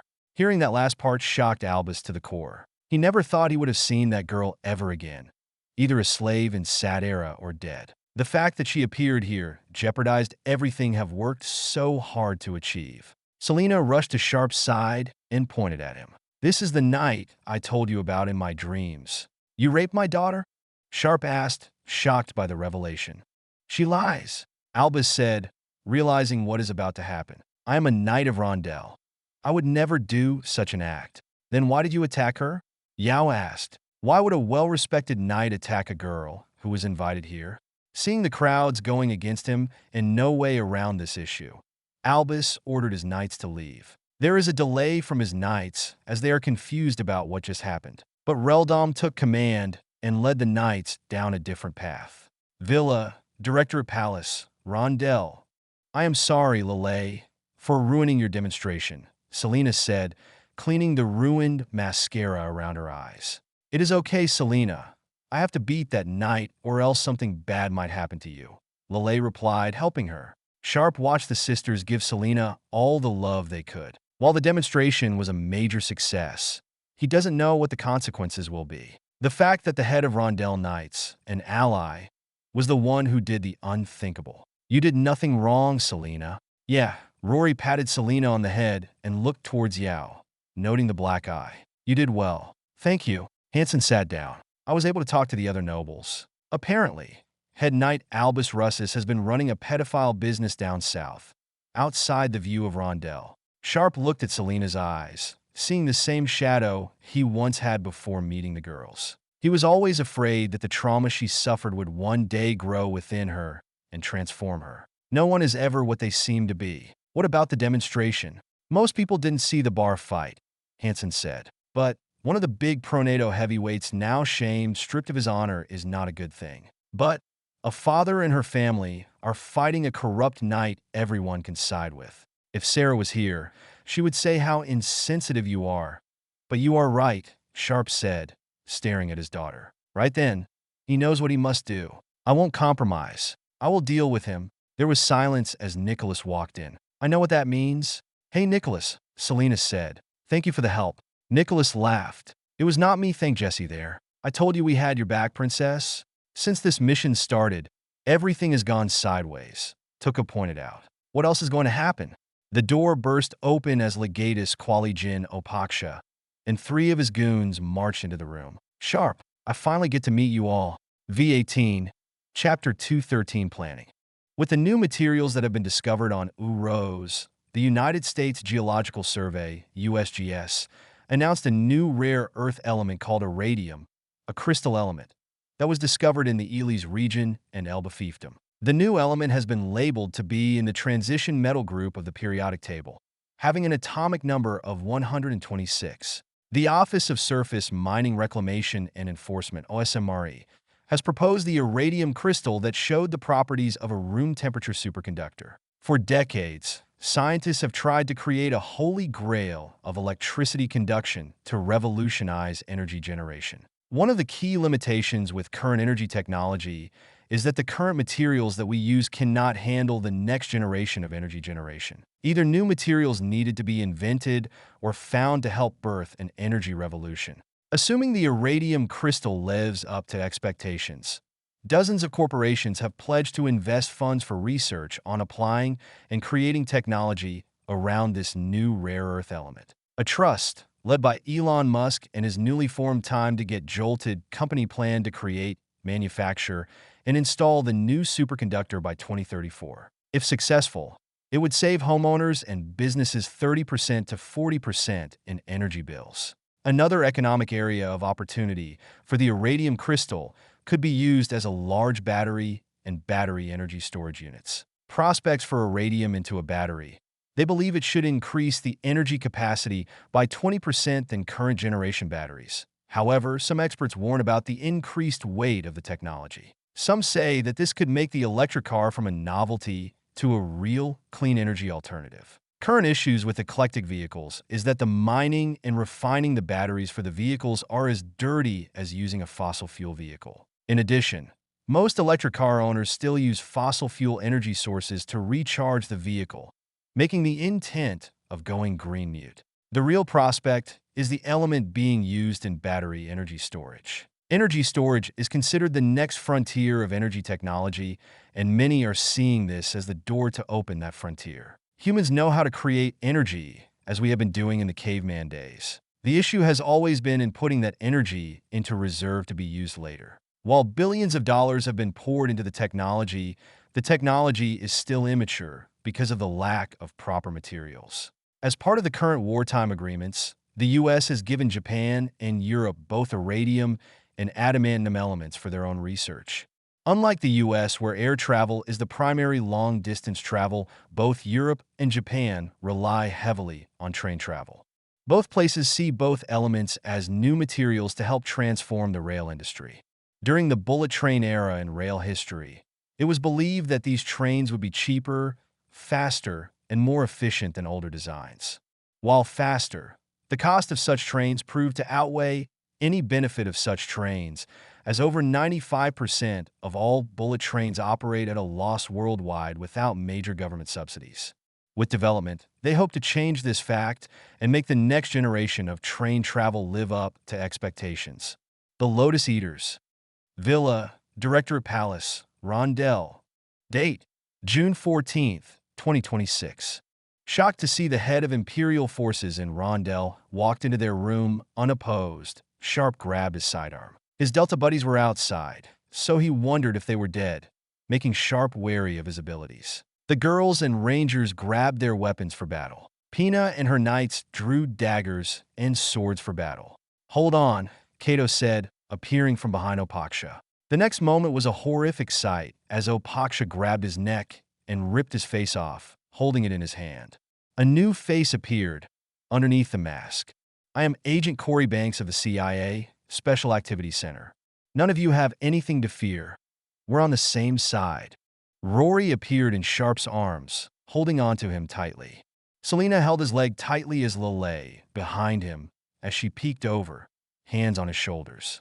They all pointed toward Agent Banks. "He just ripped his face off." Banks laughed. "You all can lower your weapons. There is nothing to fear." "That's debatable," Sharpe mumbled, struggling to maintain his balance. "He is correct," Kato said as he followed behind. Agent Banks and I have been working together for some time. After tossing Rory to the couch, Rory stood up and pointed. Hold on. Back up. What just happened? Yes, please explain how you are not dead, Lelei asked. Sharpe knew of this CIA trick. You know about 3D printing girls. The CIA can make fake masks that look exactly like someone's face. That gray sticker on his neck is a device that allows him to sound like the man he is pretending to be. That is correct, Banks said. I've been operating here for 3 months, influencing the city and the Imperial Army. What happened to the real legatus Opaksha? Tuke asked. Sharpe sat down and grabbed his bottle of water. Best not to ask those questions to a secret agent, Tuke. You might not like the answer. Sharpe fully understood the answer. There is a high chance that Banks murdered Opaksha and took his place. After an uncomfortable silence, Lelei spoke. Cato, you knew about this? Why didn't you tell us? That is correct, Cato said. It was Agent Banks' idea to keep it a secret. The reason is that when you arrived, he wanted your people to feel natural and take him seriously as a legatus. Banks described it as controlled opposition. Correct, Banks said. The CIA created a cell in Rondell to figure out how best to take the city. While the military would never admit it, the idea of assaulting a city with thousands of mages is not ideal.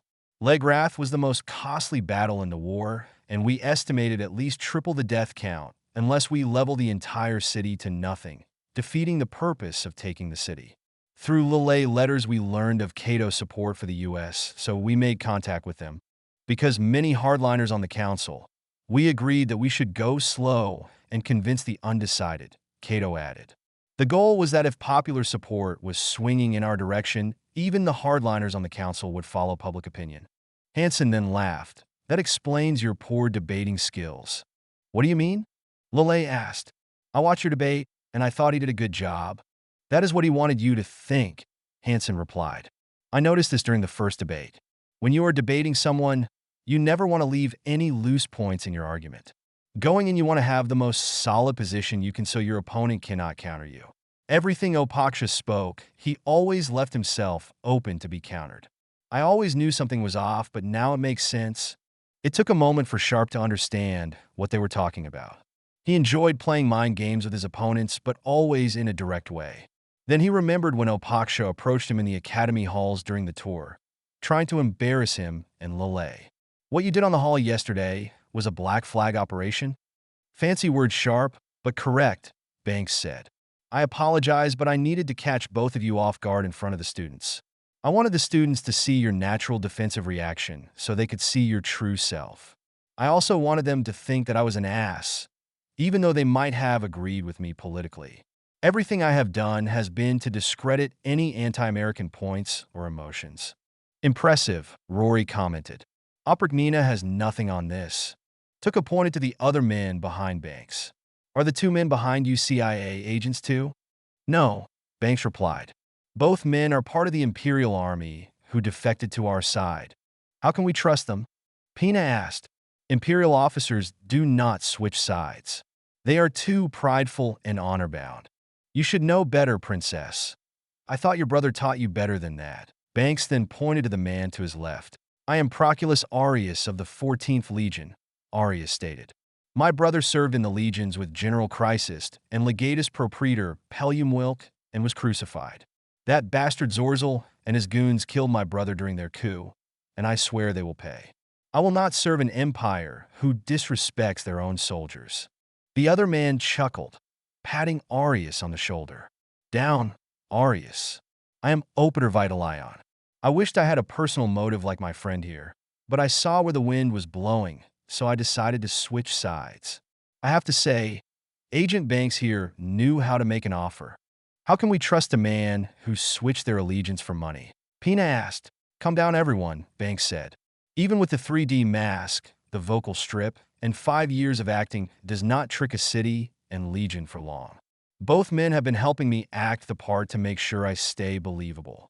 They helped make sure I followed the proper protocols, so no one would question me.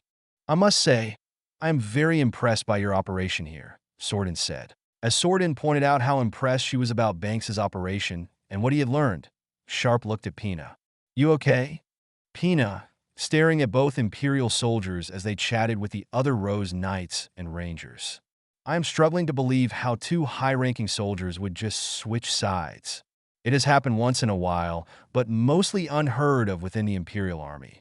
I know I did, but it is still very uncommon. Even my brother and Wilk were still loyal. It is called honor, Pina, Sharpe said. Soldiers are not robots. They're people too. While it is also a struggle for me to picture imperialists switching sides, it shows they are still human. Maybe, one day, you can use this, Pina. I understand. Sharpe looked at the conversation. So, what is the plan now? Everyone looked at Cato. Cato put down his tea. It is simple. Tomorrow we go to the ball and talk with the nobles directly. After today's demonstration, many of them will have questions. This is where Pina comes into play, as this is something you have done dozens of times. Then, there will be the graduation where Lelei will make her speech. This is where we will make our final case for Lelei to be granted her the diploma and gain the title. Mimosa poured tea for everyone. Fun fact, if she is granted the title of Archmage, it would mean Lelei would be the youngest Archmage in Rondell history. That is my Lily. Royal balls, it has been a while, Pina stated. But they're mostly hot air, so I think it should be easy. She turned to Sharpe. Please don't kill someone. She then turned to Selena. And please don't get kidnapped. Everyone laughed at Pina's joke. Noticing Selena nodding towards Banks, Sharpe nodded, knowing the question she wanted to ask. Mr. Banks, I was told that you knew someone here from my home country. Selena asked, is that true? Banks hesitates to respond, but replies, that is correct, but there has been a complication. During an arranged meeting, our Delta team arrived. Nicholas stood at attention. Sir, when we reached the agreed location, we found a bloodbath.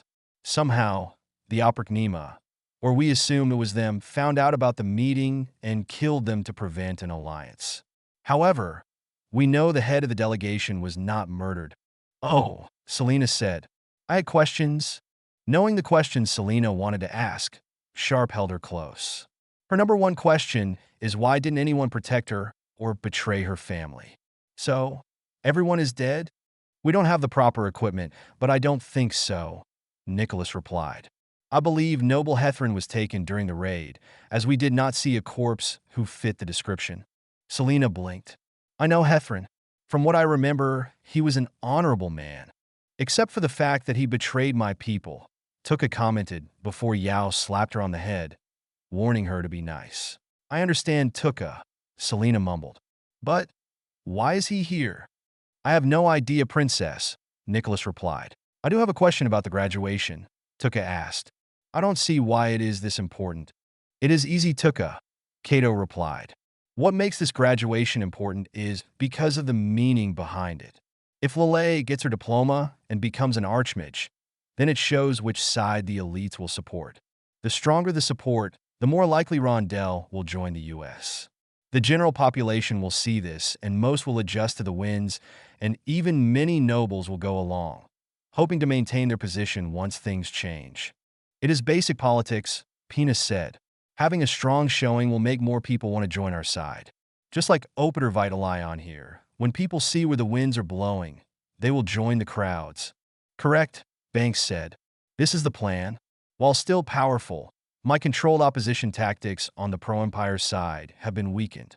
It is still early, but I think many of the students will side with you now, Lelei, seeing the opportunities that can come from your research. Magic Guild, Rondell. I do have to say, that was an impressive demonstration. Head Knight Albus Russus stood there, summoned at the Magic Guild High Chamber. Before coming here, he was summoned by the Rondell High Council after his fight with the Otherworlders delegation. Seeing a diplomatic crisis, the council socially and politically crucified him in front of the city nobles and stripped him of his title. During Albus' public shame, he hoped to gain imperial support by bringing up the slave issue. However, Opaksha blocked any hope of that. While many Rondell nobles knew of his business activities, Opaksha somehow knew about the entire child trafficking operation he had in great detail. While slavery is legal and trafficking children is nothing new, he specialized in higher quality children, nobility, magic sensitivity, even prince and princess, children of worth. Some of the nobles in this city even took him up on his offers. To even the noble's shock, Opaksha defended Sharpe and the other worlders against the action. While saying the practice is legitimate, he respected a father's duty to protect his daughter, stating while they are at odds, both NATO and the Imperial Army have formed some degree of respect for each other. The vote was not close. Most of the council voted to expel Albus for illegal activities, a made-up charge. All his life, he has obeyed the law. No one has ever made an issue of the matter until now. Being stripped and exiled to prevent a diplomatic disaster with NATO. All business, he had sex with one of his property that happened to be a princess, a once-in-a-life opportunity that he assumed never would reappear again. But again, nothing illegal about it. Being exiled for his legal merchant activities, the head of the magic guild, Drasho Getro, approached him. By now, the guild leaders should know of what happened to him, so this was a surprise. Now, he watched this woman pace as she read this document. Up to this point, she has barely spoken. To the right is Getro, standing there quietly with deep fear in his eyes. "You have not answered my question." "I apologize," Albus said. "I was impressed by Lelei's spells. If adopted, it would make Rondell the most powerful city on Falmart. Even the Empire wouldn't be able to contain us forever." The woman giggled. "You used to word us, how cute. The same people who disgraced all your decades of work. All because of some little girl who was at the wrong place, wrong time." Hearing her giggle angered Albus. It was only earlier that day that he suffered his darkest humiliation. The city has remained safe under his watch, order, and justice. Many nobles came to him to bribe him, which he has always rejected. He has done everything he could for the greatness of this great city, and as a reward for his efforts, he started a common trading business far away. It is how he has been able to stay strong and noble in Rondell, being that uncompromising knight. The woman looked directly at him and smiled. "You say nothing, but your body says everything. Personally, I saw nothing wrong." "You saw." "Of course I did," the woman replied. "Who did not? The nobles are angry at you for doing something everyone does on Falmart. Look at Sadera, one of the largest slave trading posts for the elites. It is not even about economics most of the time. They do it to show their power. Rondell was built on stripping others for their own gain, banishing all forms of magic across the lands to empower themselves." Hearing the words, Albus figured out what she meant. "You are from Dalco? Wow, a smart public servant. I am impressed," the woman chuckled. "Yes." With the confirmation, Albus turned to warn people. As he turned, he saw this large, scary man blocking him. Turning back around, he noticed a fairy fly up to the woman. To his horror, he watched as the woman smirked. "Ah, that is interesting," the woman said with a shocked reaction. "Interesting indeed." She then flickered the fairy to leave. "Why did you summon me, witch?" "Don't call me witch. You can call me Kash." She started pacing around Albus. "Why did I summon you? I have an offer for you. Work for me and help lead the guilds, and we will purge both NATO and the Empire from this city." "Why would I do that?" "Don't be a fool. You're smarter than that," Kash said. "Your life is over, Sir Knight. You raped the daughter of Lieutenant Colonel Sharpe, the most well-known warrior the other worlders have. The pro-NATO faction will never accept you. And the pro-Empire side, they rejected you too. You have no allies, no wealth, no home. What I can offer you is a second life, a return back to the way things were." That point hit hard because it is true. Albus has yet to fully come to terms with the situation. Kash is correct. It either goes into the wild and is killed by a goblin horde or takes her offer. "What do you want me to do?" "As you know, the guilds of Falmart have been under attack by the Empire and NATO," Kash stated. "Their way of life is being destroyed. If NATO wins, they will abolish their institutions and replace them with whatever their equivalents are. The Empire, with their drafting laws, have been abusing them to the breaking point because of the war effort. What I want you to do is lead these guilds who join me. Your experience and relationships with them will be a massive assist for my plans." "And what are those plans?" Albus asked. "Rondell will pay for these sins," Kash shamelessly replied. "The old Rondell will be replaced by a new Rondell, one that will be free of thought and mages being allowed to be who they are. We will push out these people, both factions, and we will take Rondell for ourselves.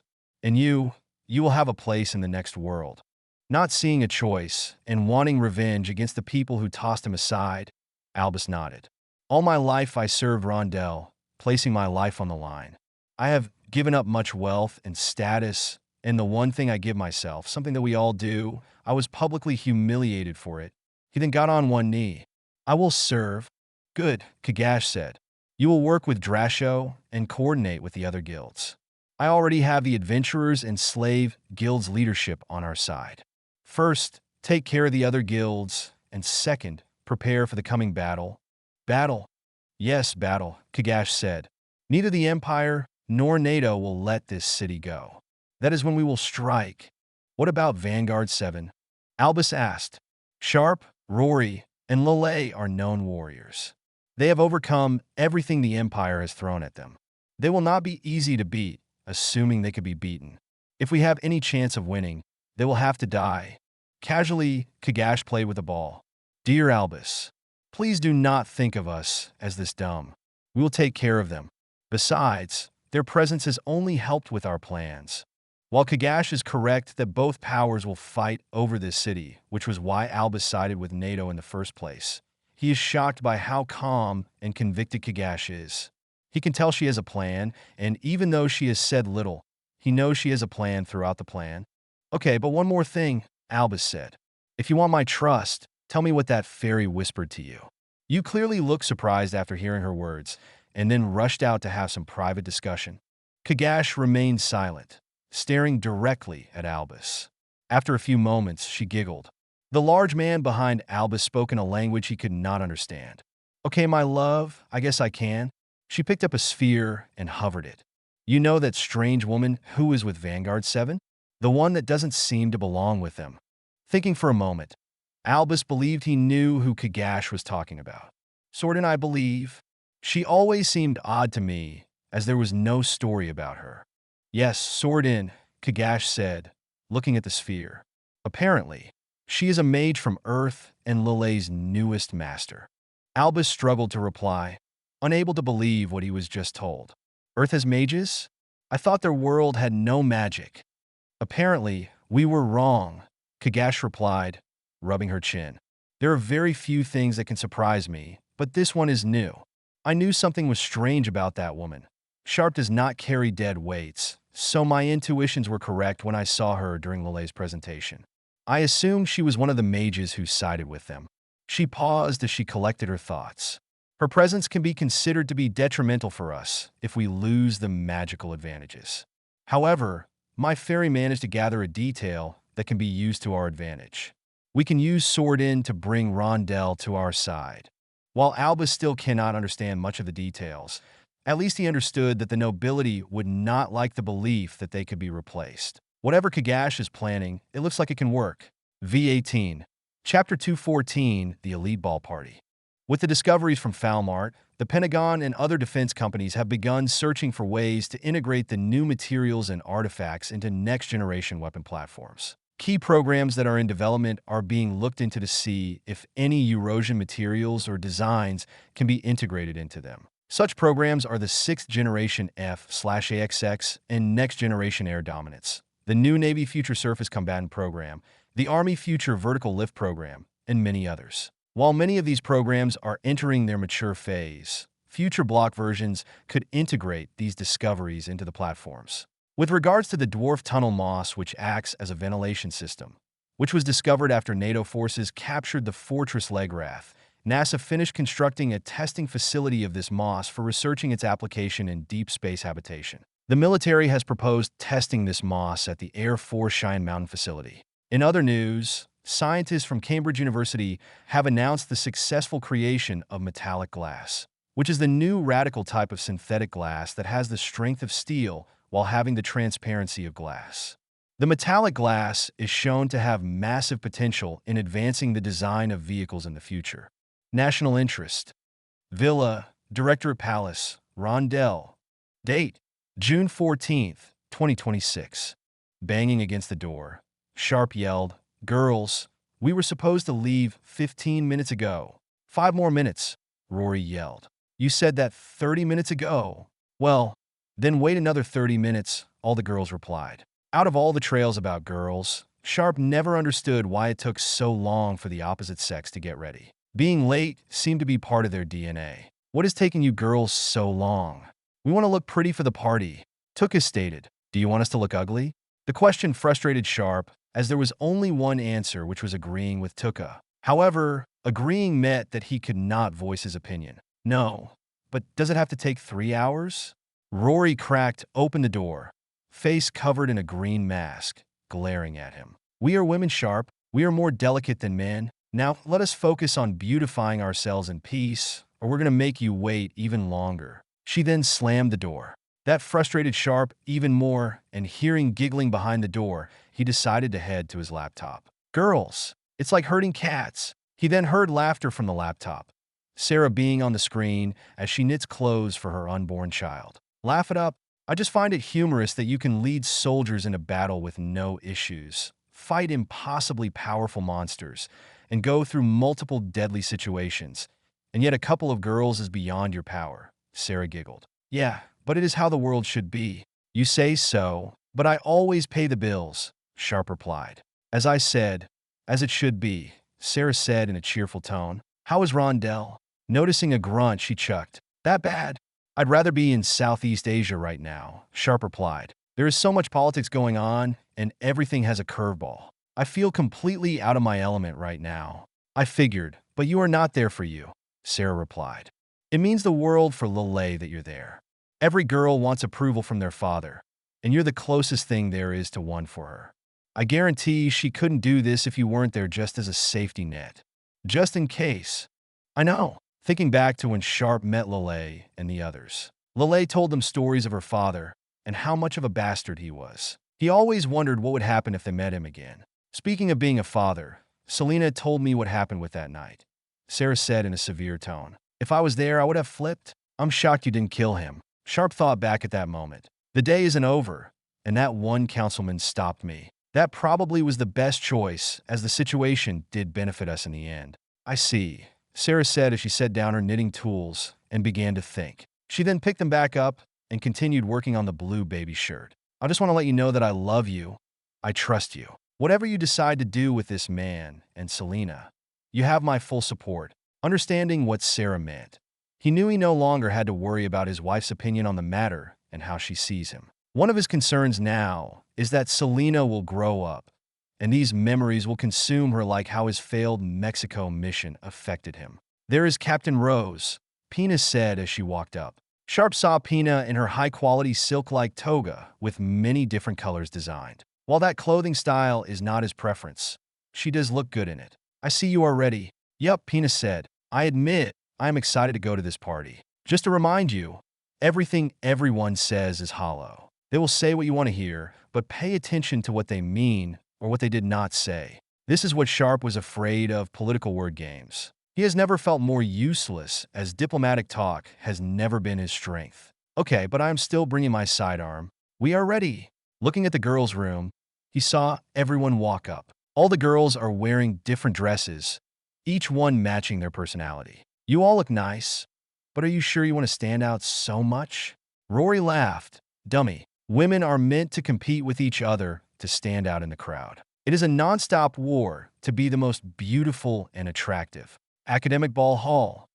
After hearing a joke, Pina laughed. It was a dumb joke with no humor. However, she knows how to fake interest. Growing up in Sad Era, she has been to these political parties hundreds of times and learned to play the part. Nobles gathered, speaking highly of themselves, then talked behind everyone's back, making political alliances and more. In short, she learned that everything was fake, which was one reason she did not want to live the pure traditional path. She did not want to become those people. Like in Sad Era, she noticed the same political fakeness on Earth during the Christmas Ball 1, and now here at Rondell. They all say what you want to hear. However, keep their genuine opinion hidden. Now tell me, Pina, is that really how to betray your family? A woman asked. Hearing how the noblewoman said that she betrayed her family bothered her, but Pina ignored it. I did not betray my family or position. My insane brother Zorzel illegally took the throne by assassinating our father. My other brother Diabo is with me in Alness, opposing his rule. After the first attack on Sad Era, I saw the destruction that 100 of their soldiers could bring against the most fortified city on Falmart. Out of pride, I rushed to Alnus to demand answers on why they made that attack, which they answered with the reason, just to save some slaves. Pina looked at Sharpe as he uncomfortably talked to some nobles. After a long conversation about history, philosophy, and morals, I learned why I was so angry. Looking back at the four nobles, I realized why I was so mad at myself as I tried to support the war and care about the well-being of my people. I never betrayed my country. I have been fighting for it. We started this war because of our arrogance. My countrymen, my fellow legendaries, were dying for no reason but to protect the greed of the nobility of Sadera. The Empire was once a republic. We brought security, value, honor to these lands, but we rested on our might. My brother and his followers are throwing my people against NATO with no care for their lives. If NATO was this barbaric enemy like during the 30-Year War, then I would be standing with Zorzel, but they are not. I am here because I must save my people from my brother, and I will do what I must. I am a patriot for what we used to stand for, and I will bring us back to those days. How interesting, a nobleman commented. What you said was vastly different from what the Ministry of Censor has been saying. They dragged your name through the mud.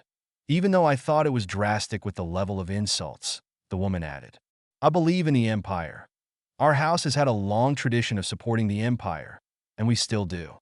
But I have to say, my son is about to graduate from the academy, and I don't want him to fight in this war. The nobleman nodded in agreement. I hate to agree, but I do. I am shocked to hear that a woman who understands what honor is. But you are correct, Princess. There is no honor in throwing our sons away for no reason. No reason? Opaksha stated as he approached. Without sacrifice, there is no victory. We did not spend 600 years building this great empire to fly someone else's flag. Our way of life is under attack, and if your son does not serve, everything we know will be over forever. Watching Opaksha explain why their son should join the war effort, Pina cannot believe that there is a different man under that mask who worked for the CIA. The acting is so detailed even now, she cannot tell it is fake. As he spoke, she saw what Hansen was talking about. She noticed 4 different points she can capitalize on to discredit what he is saying. You are correct, Opaksha. Our way of life is under attack, but it isn't by me or my allies, Pina replied. As long as this war continues, the people suffer from food shortages. They risk losing their bloodline with so many sons and fathers dying. Without the army guarding the frontier, who is protecting the frontier villages against raids? And in the end, with the economic and manpower losses we are suffering, will there be an empire left even if they do win? There is no real path to victory. But peace and this war are more about your pride than the well-being of the empire. Opaksha crossed his arms. The well-being of the empire equals to the well-being of the people, Princess. He then walked off. That man confuses me, the woman commented. But I will say I do agree with you, Princess, that this war needs to end. I had my slave go to the market earlier this week, and could only get half of the food and spices I asked for. And all of it was at such a high price. Now Pina understands why this noble family is open to siding with NATO, because the war has finally started to affect them. A hard lesson she had to learn. 1 million peasants could die around Sadera, and her father would not care until it affected him or his rule itself. It is why so many peasants had fled to the occupied territories. Hearing Selena calming her father down, Pina bowed. Thank you for your support, but it sounds like I am being called elsewhere. As Pina passed through the large crowd of nobles, she saw Rory surrounded by dozens of people. This is probably the first time most of them have ever seen an apostle. All asking her why she joined the US early in the war and fought against her creation, the Empire. Rory explained why she helped create the Empire was to bring peace and stability to Falmart, but the Empire betrayed her principles. But now she believes the US will offer what the Empire should have provided the entire time. By the fireplace, Pina noticed Tuke and Yao, both explaining their stories. How the Flame Dragon destroyed Yao village, and the US killed it, saving their people. Tuke told the tale of Legrath, and how they have a new home country. Lelei, Kato, and Sordin are with another group of nobles and mages talking. From a quick eavesdrop, She noticed them talking about yesterday's demonstration and how impressed they were. Finally reaching Sharpe, Pina noticed that he was drying himself with a towel. What happened here? Daddy thought that lady there was with child and tried to bring up the fact that Mom was too, Selena explained. But she was not with child and was just fat. She dumped all of her wine on him because she felt insulted. Hearing that shocked Pina. The last thing a man should ever do is call a woman fat, as there is no scenario where that will end well. Ouch, I am sorry, Colonel. I guess this is harder for you than I expected. I hate this place, Sharpe mumbled as he set the towel down. I smell.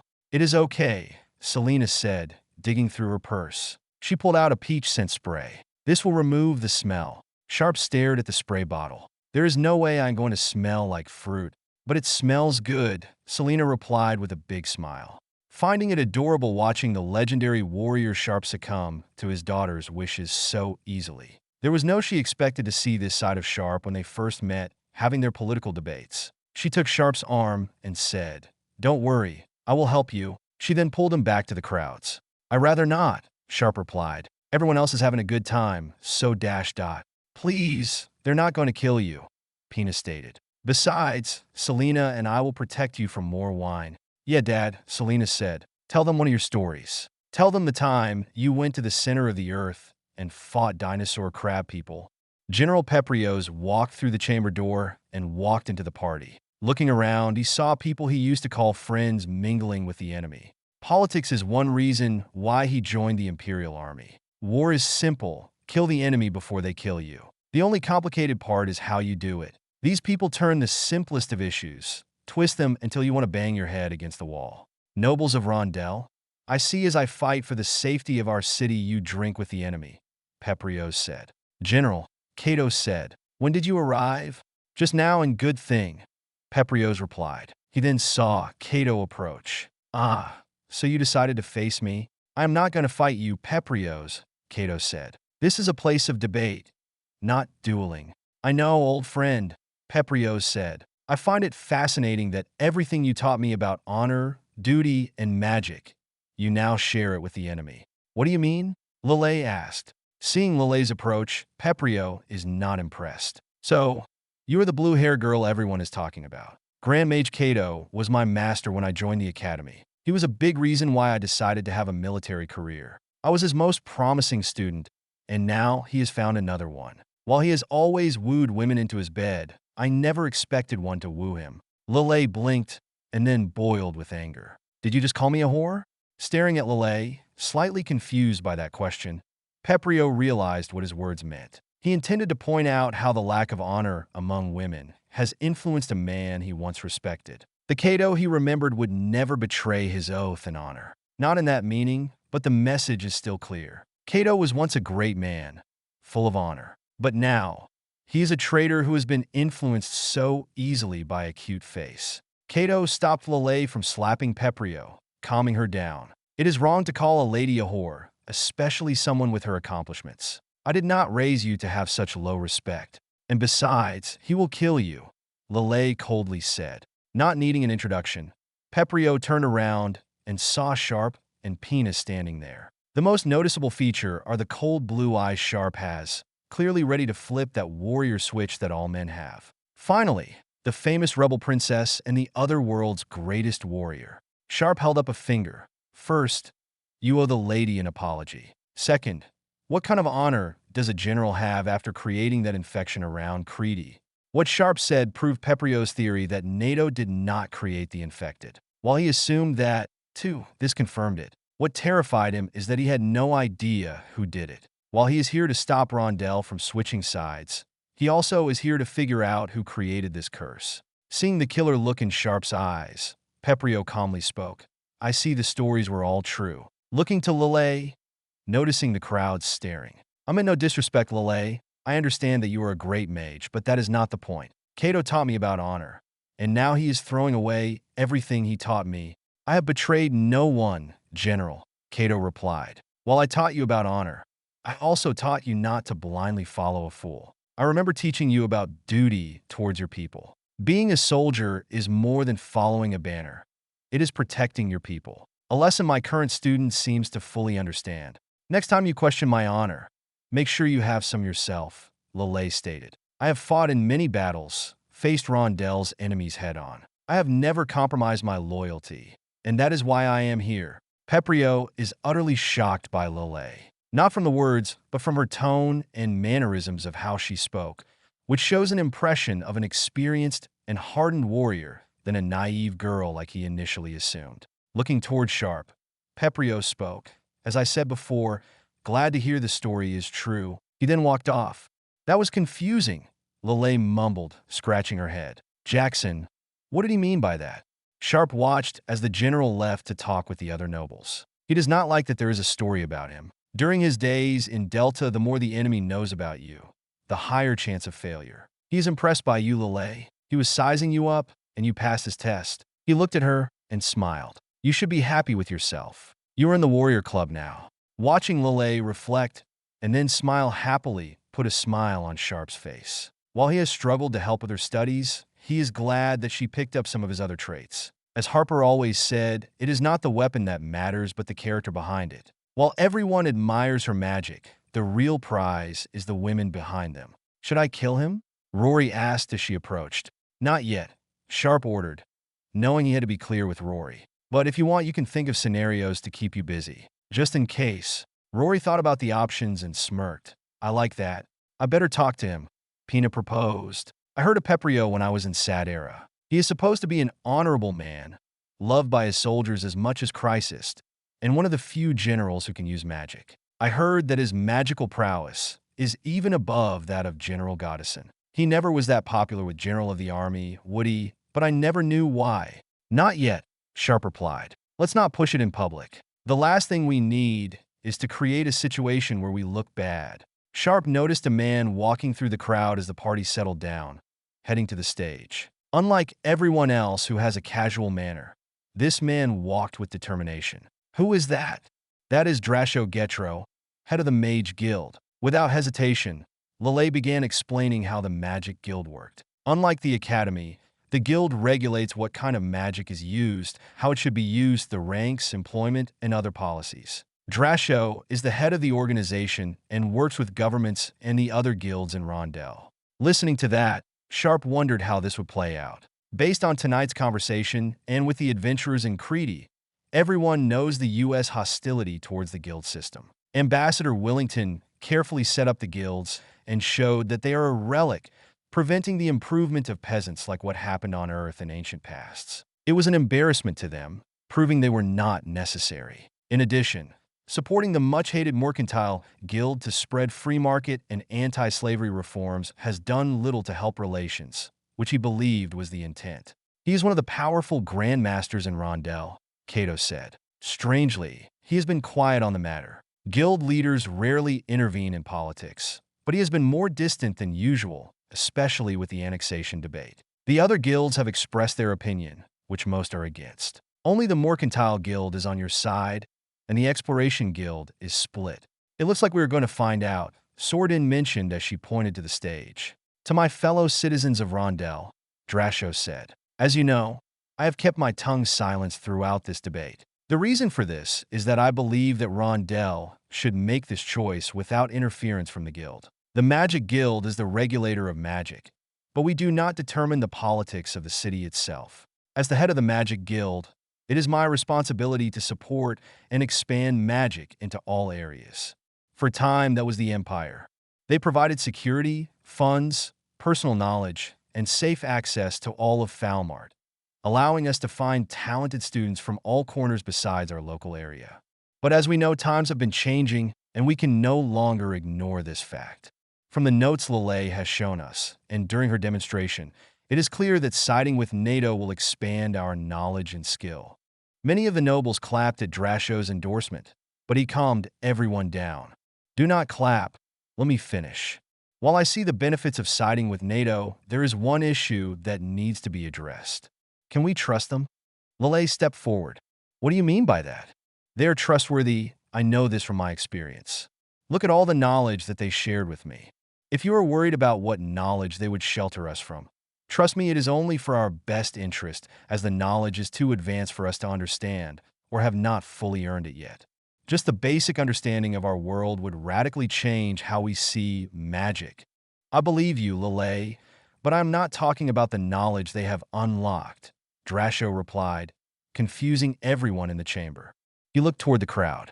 As you can see, Lelei is still lying to us.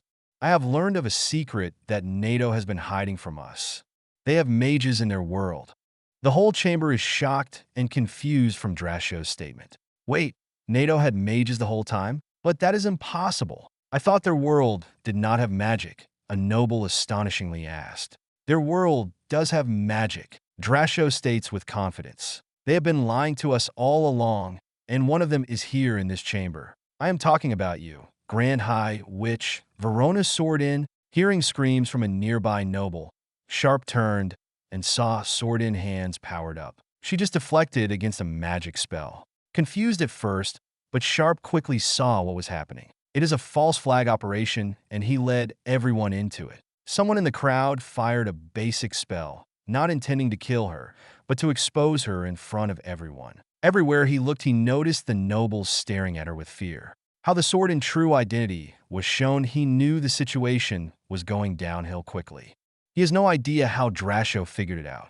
The information about Earth mages is meant to be revealed after Rondell officially declares to join NATO, due to the sensitive nature of the currently rocky relationship state between Muggles and mages back on Earth. However, if this information is revealed prematurely, the negotiation might take a turn for the worse. That woman is a mage from Earth. Drasho is correct, a mage commented. Based on her title, she is a high-ranking witch no less. NATO is siding with dark mages. They cannot be trusted, another nobleman added. Yes, Drasho said. There is a plot against our way of life. They were plotting to infiltrate us with their mages, learn our secrets, and corrupt us from within. Why else would they keep this mages a secret from us? The chamber made accusing eyes toward the group. Some began chanting that Lelei is a traitor. The nobles who are loyal are drowned out as a small fight starts between them. Lelei tries to get everyone's attention, but is unable to outspeak the chamber. Seeing this, Sharpe yelled in his commanding tone, getting everyone's attention. He knows the game being played here and has no interest in going out without a fight. There you go, Lelei. Thank you. Lelei looked at the crowd. Everyone calm down. Sordin is not a dark mage like those in Darlco. I am sorry for not revealing her identity sooner due to some sensitive issues in their world. Still, I assure you all that Rondell will benefit from Earth's scientific knowledge and magic. They have magic fields that are not available in Falmart. The young one is correct, Councilman Scroderot said. Let us not be over-emotional here. We all knew that Earth had their secrets, and if this is one, then so be it. As a councilman, I know for a fact that this city has its own secrets. What Drasho is ignoring here is that we must earn each other's trust before we share secrets. Maybe it's true, but we cannot risk the safety of Rondell, Drasho stated to the shocked crowd. Secrets only lead to chains, Scroderot, and it is clear that Lelei does not have our best interest in mind. If they have their own mages, then why would they come to us unless they have alternative motives? This is war, Lelei. Hold on, everyone, Sordin stated. It is not how it seems, dashed. I don't think so, Grand High Witch, Drasho loudly argued. I think you are just a pawn for NATO to lure us into a false sense of security, so they can replace us. As the debate continues, Sharpe can see how Drasho is using fear-mongering tactics, using people's natural bias against outsiders, and using fear to blind people from rational thinking. Everyone in Vanguard 7 can see that almost all people in the room are looking at them with hateful and distrustful eyes. As Kato, Lelei, and Sordin try their best to address the crowds, Sharpe notices no one is listening. He has seen this before, mob mentality. At this point, a logical conversation is out of the door. He even watched the Rondell Knights entering the room to maintain order. We need to leave. We cannot leave, Lelei stated. If we leave without clearing this misunderstanding, things will get worse for us. There is nothing you can do, Lelei, Sharpe replied. Once a group of people enter a mob mentality, it is pointless. If we don't leave now and regroup, there is going to be blood, and any chance of this mission succeeding will end. He then pulled out his phone and pressed the panic button. Moments later, The large double door busted open as Sharpe's Delta team, supported by half of his Ranger unit, led by Andrew, stormed into the chamber, their weapons at the ready, securing the path to escape. "You rang, sir?" Andrew asked. "Thanks, Sergeant. Secure everyone and get out of here." Cato tried to protest, stating that he should stay and try cooling down the situation, but Sharpe rejected. The problem is becoming a boiling pot, and Sharpe knows what will happen if he is still here and Drasho maintains control over the crowd. This was a trap, and he needs to get everyone out of here before another trap springs. Seeing Knight, Rondell Masulk assisting in their escape. "Go, Colonel. I will handle this." Hearing that, the group left the chamber, heading back to their villa, Directorate Palace, Rondell. V18, Chapter 215. Brigadier General Royce Tomasky of the 3rd Armored Brigade, 2nd Armored Division, has reported that the construction of the Roma Highway between Alness and the outskirts of Marais and Podet Lake were the first major U.S. defeats early in the war, preventing NATO and Elba forces from linking up. Tomasky was asked if he was worried about a second Marais defeat, and the general brushed the comment off, stating, "Marais is just a road bump to the Blue Sea. My objective isn't taking Marais. It is to end this campaign once and for all, and Marais are in the way." 2nd Armored Infantry has already engaged the trenches that surround the city, and we have already come up with a plan to take Marais. The general refused to go into details with what his plans were, only stating that this time the military brass had learned from their mistakes. The goal is to rebuild the Roma Highway to the Blue Sea, so NATO forces can move armored to either flank north to Sadera or flank south to cut off the Imperial forces who are besieging Nava Asari, an elvish farming hub in the Milud Valley. Free Alness News. Magic Guild Headquarters, Rondell. Date: June 15, 2026. Kash relished in the fallout of last night's party. What was meant to seal the deal with the Rondell nobles has now exploded in the U.S. delegation's face, exposing Sordin for who she has ruined the credibility of the pro-NATO side, and with General Peprio's appearance has re-energized the pro-Empire and separatist sides into riots. The leader of the Magic Guild, Drasho Getro, acted perfectly, far better than she expected. Because of his work, the other guilds are following in line behind him and Albus. Now, there must be a man to unite all these smaller factions to complete her plans, Duke Fastidious. Without Albus' leadership, the Rondell Knights are beginning to crack into factions. Many no longer support siding with NATO now that they had to draw swords on their nobles. Many have even forgotten about Albus and Sharpe's fight, or now question if Albus was framed. "This is not what I wanted," Fastidious said, looking at the city. "I wanted to unite Rondell to go its way, but I did not want blood." Walking toward Fastidious, Kash spoke. "Then you were living in a fantasy world, my lord. Neither the Empire and NATO were ever going to let this city go without blood. The people are scared, confused, and have been betrayed. They need someone to unite them against the other powers." "I don't know if I can," Fastidious said. "I love this city, but the division might be too wide for me to heal." "It proved you were right all along, Duke Fastidious," Kash pointed out. "Can you not feel the tension? You can cut it with a dull sword, all thanks to NATO and the Empire." Kash smirked, imagining the city burning as each faction riot against the other. "As you know, hard times create great men. One way or another, tomorrow's presentation will light the flame that will engulf this city. General Peprios and Legatus Opaksha will declare fraud and elite corruption if Lelei graduated with full honors. If she does not, they will declare the same thing. They will need another option, another leader to show them a different path." Turning around, he sees Albus, Drasho, and the other guild leaders. "Everyone who is here has lost something or will lose something from either a NATO or Empire victory. What about Sharpe and the others?" Albus asked. "Regardless of what happens with the city, they're the biggest threat." "He is correct," Drasho added. "If half of their reputation is true, then we will all end up dead." Kash understood their concerns, even though she is worried but cannot show it. If these people sniff any sense of weakness from her, all her plans will fall apart, and right now, she cannot afford to lose their support until it is time for her to throw it away. Vanguard 7 leader. Sharpe has a history of thinking out of the box, and she assumed that is why the Earth Mage was invited on this mission, and it concerns her. while Vanguard 7 has proven to be a threat. That would only matter if she planned to claim the city. Their presence has yet to disrupt their plan. It has only accelerated it. None of you need to worry, Kash said. During graduation is when my love and I will strike. The table has been set, and it will look like the Empire is assassinating Lelei and the others. Do you think you can kill them? Fastidious asked. Lelei and Sharpe will die during the graduation, Kash responded. And even if they live, they will still serve a purpose. The hatred from both sides will force them to clash. That is when Albus and Fastidious will make their move in taking control of the city. Your plan is well thought out. Too well thought out for my taste, Fastidious pointed out. You have been planning this for a long time. With a giggle, Kash walked over to her husband to remind them that if they cross her, they will have to face her powerful husband. It is not hard to figure out a mob. Once a mob is created, all you need to know is what direction it will go, like a rock rolling off a mountain. While there are bumps, you can tell what direction it is going. Fastidious nodded and looked back into the city. So, you have been planning this. Interesting. Hearing that, Kash realized that Fastidious is smarter than he appeared.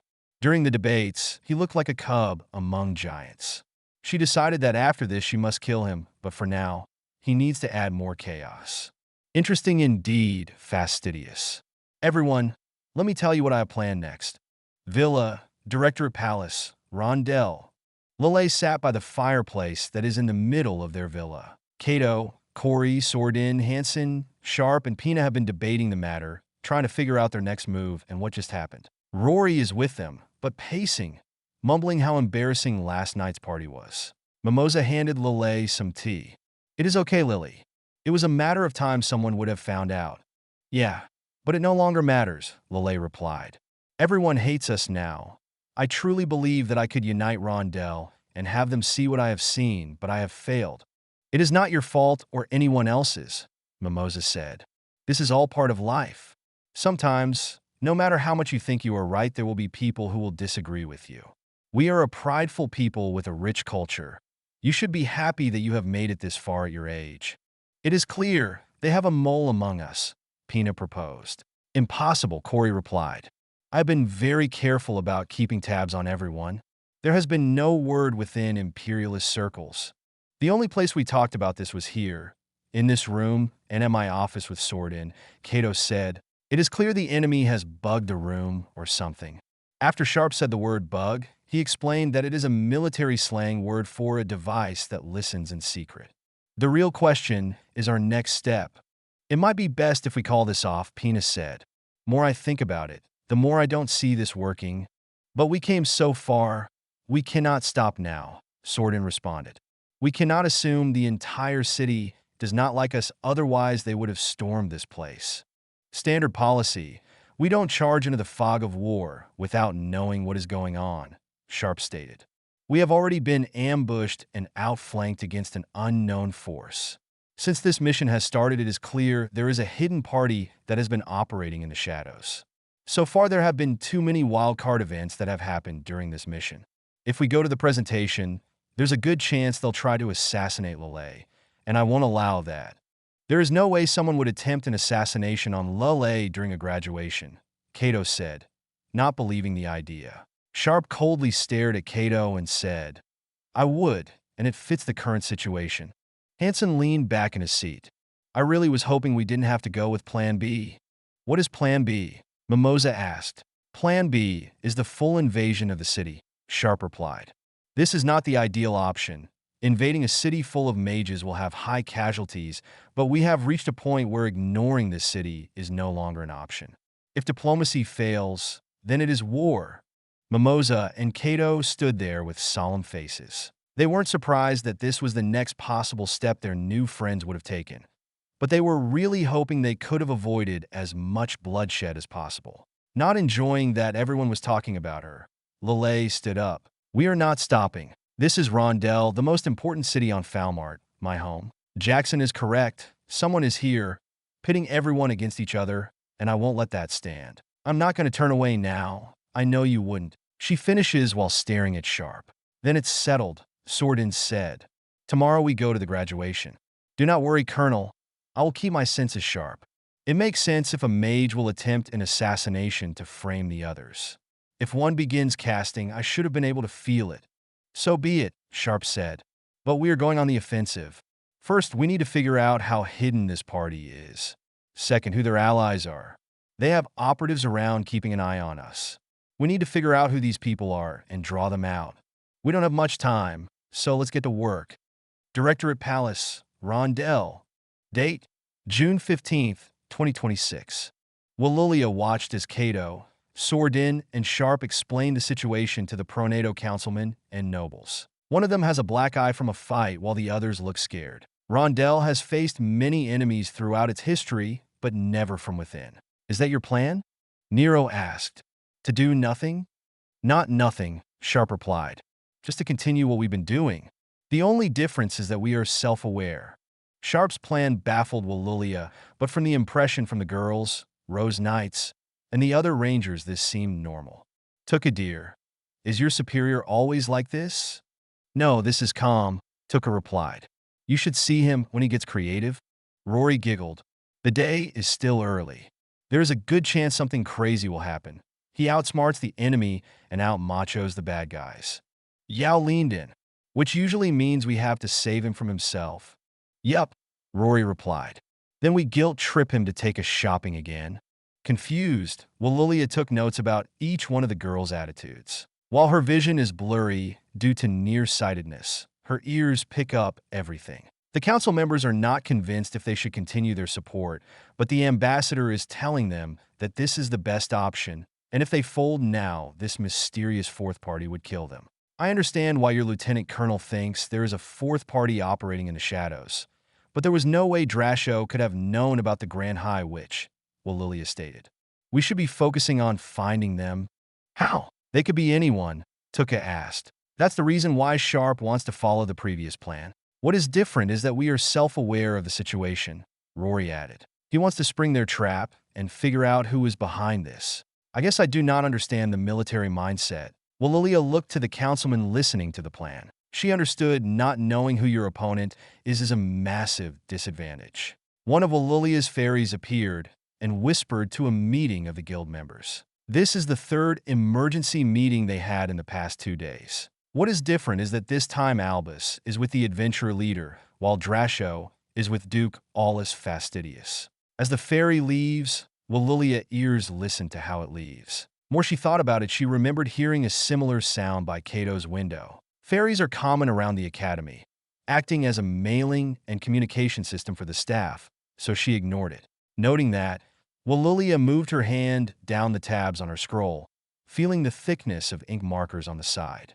I still cannot believe you are a scribe when your vision is blurry, Yao commented. Well, there was a guy on Earth named Ludwig van Beethoven who was considered one of the greatest conductors on Earth even though he was deaf, Tuke replied. It required years of work, Lelei explained. I had to learn to use my spirit magic to use enchanted ink, which helps with the quality of the words. It is very expensive, but it gave me a place by Cato's side. By the way, what did that fairy whisper? Tuke asked. Lelei felt the tab she was looking for and turned to those pages. Please tell me what I write here, Tuke. Only if you give me a kiss later, Tuke jokingly said. She then read about the guilds in the city, what their opinions are with the US and Empire. Mostly negative. Tuke also mentioned the 4 times they met and who was there. How did you get all this information? Yao asked. This is Rondell. There are fairies everywhere, Lelei said. I've been keeping tabs on all the major influencers within the city. I think I have an idea who is responsible. Standing up, Lelei raised her hand. I think I know who is responsible. She then almost tripped until Tuke caught her. Thank you. Anytime, Tuke said. Let me guide you. As Lelei approached, she heard the councilman debating about a slave speaking out of place. It was Rory's presence and Sharpe warning the council to drop it. I have a theory on who is behind this. The guilds are conspiring together to undermine us. Lelei had Tuke show all the notes on the guild leaders' movements. The increase in meetings and fairy messages, sometimes in secret. I just found out that Albus has joined with the Adventurer Guild and Drasho was meeting with Fastidious. But why would they conspire? Skrurat asked. I know the guild master, Urgosh Pofferlo. He is an honorable man. They would not do this. Pina stepped forward. I met Urgosh Pothrolo during a meeting at Valtris, 1, with Countess Mui and Ambassador Wellington. He did not act in good faith and was trying to pull a fast one on Mui because of her age for free money after they left her city to die. And the guilds are not happy with us right now, Henson said.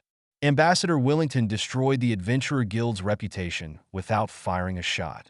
And with my brother changing the guild law by aggressively drafting the adventurers and other combat-related guilds to fight NATO, Pina added. Adventurers were never known to sacrifice themselves in open battle like soldiers would, and from the massive casualties they have suffered, I don't see them siding with General Peprios either. It makes sense they are siding with the Duke, as he represents the third option. Siding with independence equals their survival. Pitting us against the Empire in the city only benefits them. And when Cato and Swordin were talking in his office, I heard a fairy by his window, Lilia said. I did not think it was an issue because of how many fairies there are. I know this is not solid evidence, but everything lines up. The councilmen quickly talk with each other and nod. Skroderot spoke. We agree, but we do not see the point of going forward though. It is clear that Fastidious faction is more powerful than any one of us expected. They have turned the bulk of the city against us, and the graduation will spark riots this city has not seen in generations. And that is why we must go forward, Lelei said as she walked up. You guys came to me. Remember, this is a fight for the soul of the city, and none of you thought there was not going to be some blood? They are twisting our values, beliefs, and history against you. They must be stopped. If you are not willing to fight for your city, then it is already lost. I refuse to allow that, so I will be the bait. If the enemy wants to stop us, stop me, then they will have to leave the shadows and show themselves. Someone has grown up, Rory jokingly said. But remember, we are all working together. Sharpe patted Lelei on the shoulder, a sign of respect. Good job, Lilia and Tuke. Dismissed. He directly looked at the councilman. And that is why we're going to continue with the plan, with alterations. Now we have an idea who we are up against. We will strike on two fronts. But what about our families? Nero asked. Many of the nobles, supporters, and our families are in danger. They were already assaulted, and if it was not for the knights, many would have been killed. I think they could stay at the villa, Mimosa said. I think it is fair if we protect them, so there is no revenge killing. Agreed, Sharpe said. Quickly move your family to our outpost, and I will station guards, but only if you work with us. We accept, Skroderot said. V18, Chapter 216 Murray. Yesterday, 10 people were hospitalized from concussion and broken bones injuries during a scuffle with a witch in Central Park. Eyewitnesses have stated that the mage identified as Adola Smith used her magic to violently throw the 10 people. She claimed it was in self-defense after they pulled knives and pistols on her and yelled hate speeches. This incident marks the 20th incident involving violence against mages in the U.S. in recent months after a voodoo gathering hall in New Orleans being set on fire by arsonists from an anti-magic hate group. Some experts believe this was a reaction after it was discovered a witch possessed a woman to commit a murder. The Wiccan North American Coven Council discovered the act and arrested the witch. Once subdued, they properly handed over the criminal witch to the FBI. This situation has led to many police departments reopening old cases. One believed to be unsolvable or past acts that seem not to fit the case are being re-examined to see if outside forces force people to commit criminal acts against their wills. Despite the positive rise in tolerance toward mages in many countries, the intolerance toward the magical community is also intensified. The most horrific one is the torture and beheading of a witch doctor in Nigeria after a lynch mob falsely accused him of cursing a young boy who suffered from seizure, leading to mass arrests. In many developed countries, mages are suffering from discriminations both in workplaces and schools. Many influential witches and wizards in many covens are calling the authorities to do more to ensure their safety and educate the public, so as to not repeat the past hate crimes during the witch hunts. Furthermore, they also emphasize their roles in dealing with the supernatural threats by emphasizing the live exorcism in the past month to remind the public that mages are vital members of society, which lead to huge support from the public. Timcast. Fort Minnick, VRTF 2 Command Center. Date: June 15, 2026. Sarah leaned back into her chair as she monitored her staff. It is a busy day as all 3 Vanguard teams are engaged in 3 different theaters. As she watched, she took some medicine to help with the morning sickness she has been suffering in recent weeks. Looking at First Lieutenant April Elliott Station, Sarah watched Vanguard 2 assisting the Turkish infantry in mopping up vampire knights and goblins. From the reports, that campaign has been a bloody one. The early days of shock and awe have ended as they are forced to attack regions that benefit the enemy and are easily defendable. However, cracks in the enemy defensive strategy are beginning to open. It's just a matter of time until the nutshell is broken, so General Stanford said. Vampires, that was a new enemy to fight. Current reports show them to be highly civilized, which explains why they are loyal to the Empire. An academic report came out stating that major population centers lean towards the Empire and are willing to fight for their place in the Imperial Order. The rural areas are less loyal to the Imperial Order, only using it to trade with. A 2-class system. It explained when NATO took over a region why so many of the locals supported them. However, what Sarah found interesting is that the reported stated loyalty among the rural population is purely economic in nature, just like it was with the Empire. As long as people can thrive, they do not care about who flag they are selling to. Sad. I was really hoping for the hot, romantic type of vampires. Why is it that we have to bomb everyone until they give up? Stubbornness. I believe. Warrant Officer 1 Shandy Gaff Maria responds. She looks at Sarah a little confused and asks further. What did you mean by that? Puzzled. Sarah responds. Mean by what? The vampire thing. Understanding what she meant, Sarah set down her cup of coffee. She replied, well, on Earth, it is the female fantasy that a hot, smooth-talking vampire seduces you into bed. Then he sucked the blood out of your body. But the point was that he did all that work to get to the point, making you special. You people are strange, Shandy commented. There are times that I wished I was born in your world. Vampires are a scary and brutal race.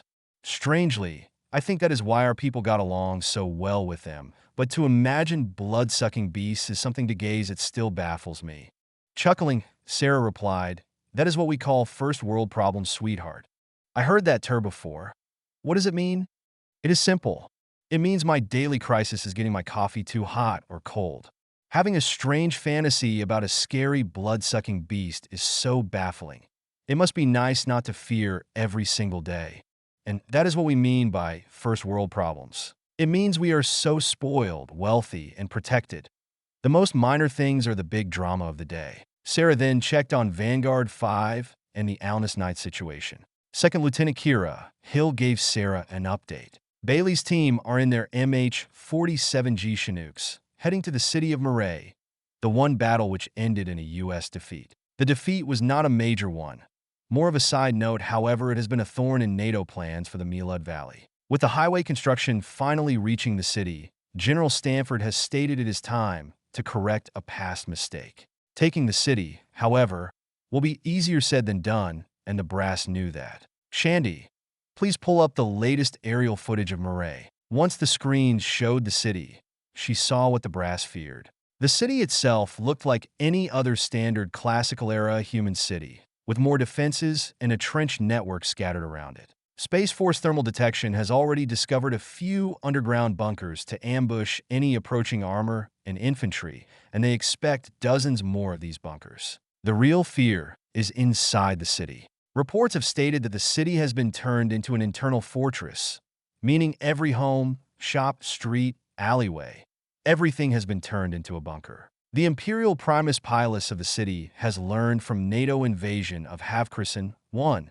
Ely's regional capital. Fighting in the open field only made their legions an easy target. The trench system helped, but NATO armor and aircraft still crushed them. The real bloody fights were when NATO had to storm each city and close quarters in the Empire's domain. But the brass has learned from those experiences and has a trump card that Bailey's team is about to deploy. It is a gamble, but the war needs to come first. She does not like the plan, but it is above her pay grade. Green, put the Rondell Theater on the main screen. Sarah got up from her seat and walked to the center of the room, looking at the main screen. The screen showed US, Italian, and a few other national forces fighting the strange zombie outbreak. While progress has been made, it is requiring so many resources and air support. Crete has been secured and turned into a FOB2. From there, a cleansing operation cleared out a 25-kilometer radius. The campaign has been slow and brutal, relying heavily on armored and air to protect the infantry, but at the end of the day, infantry is still required to do the job. The saving grace is the help of knights from the nearby cities who are helping with protection. From Lieutenant Colonel Sharpe's last report, the situation is still unstable, Green said. There seems to be an outside force undermining the operation, and they're investigating it.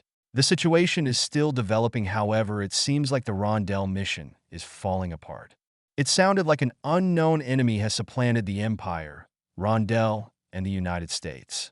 I can see that. Why don't you call on the troops, ma'am? Shandy asked. Because what would they do when they get there? Sarah replied. The problem is that the situation is political, not military yet. Sending in the troops now and invading without knowing who the enemy is will only backfire on us. But we cannot leave them.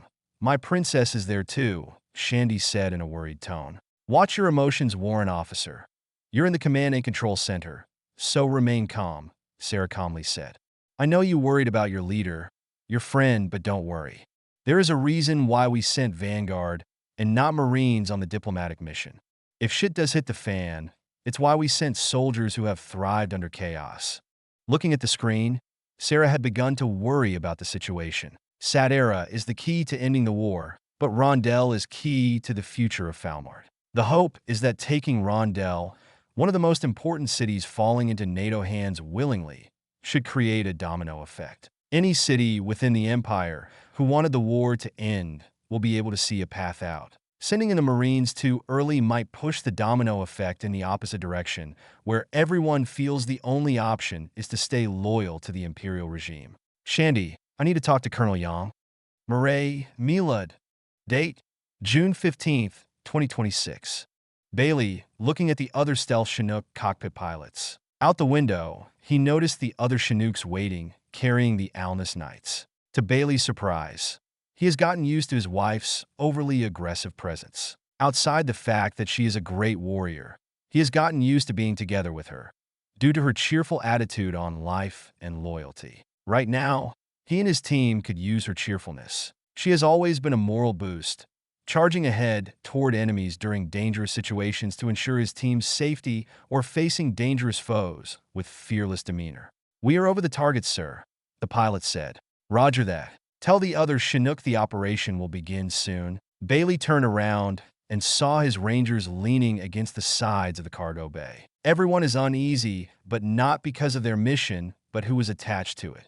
Between Specialist James Ward and Staff Sergeant Trenton Hicks is the apostle of Alange, Fryen. First time in a helicopter? Yes, Captain, Fryen replied. It is a strange and loud experience. Bailey responded with a chuckle. I can agree with that. Shocking, this is the quiet version. You should be on the standard ones. Now, how's the body? I can hear the strangeness in your tone, Fryen replied. I can understand.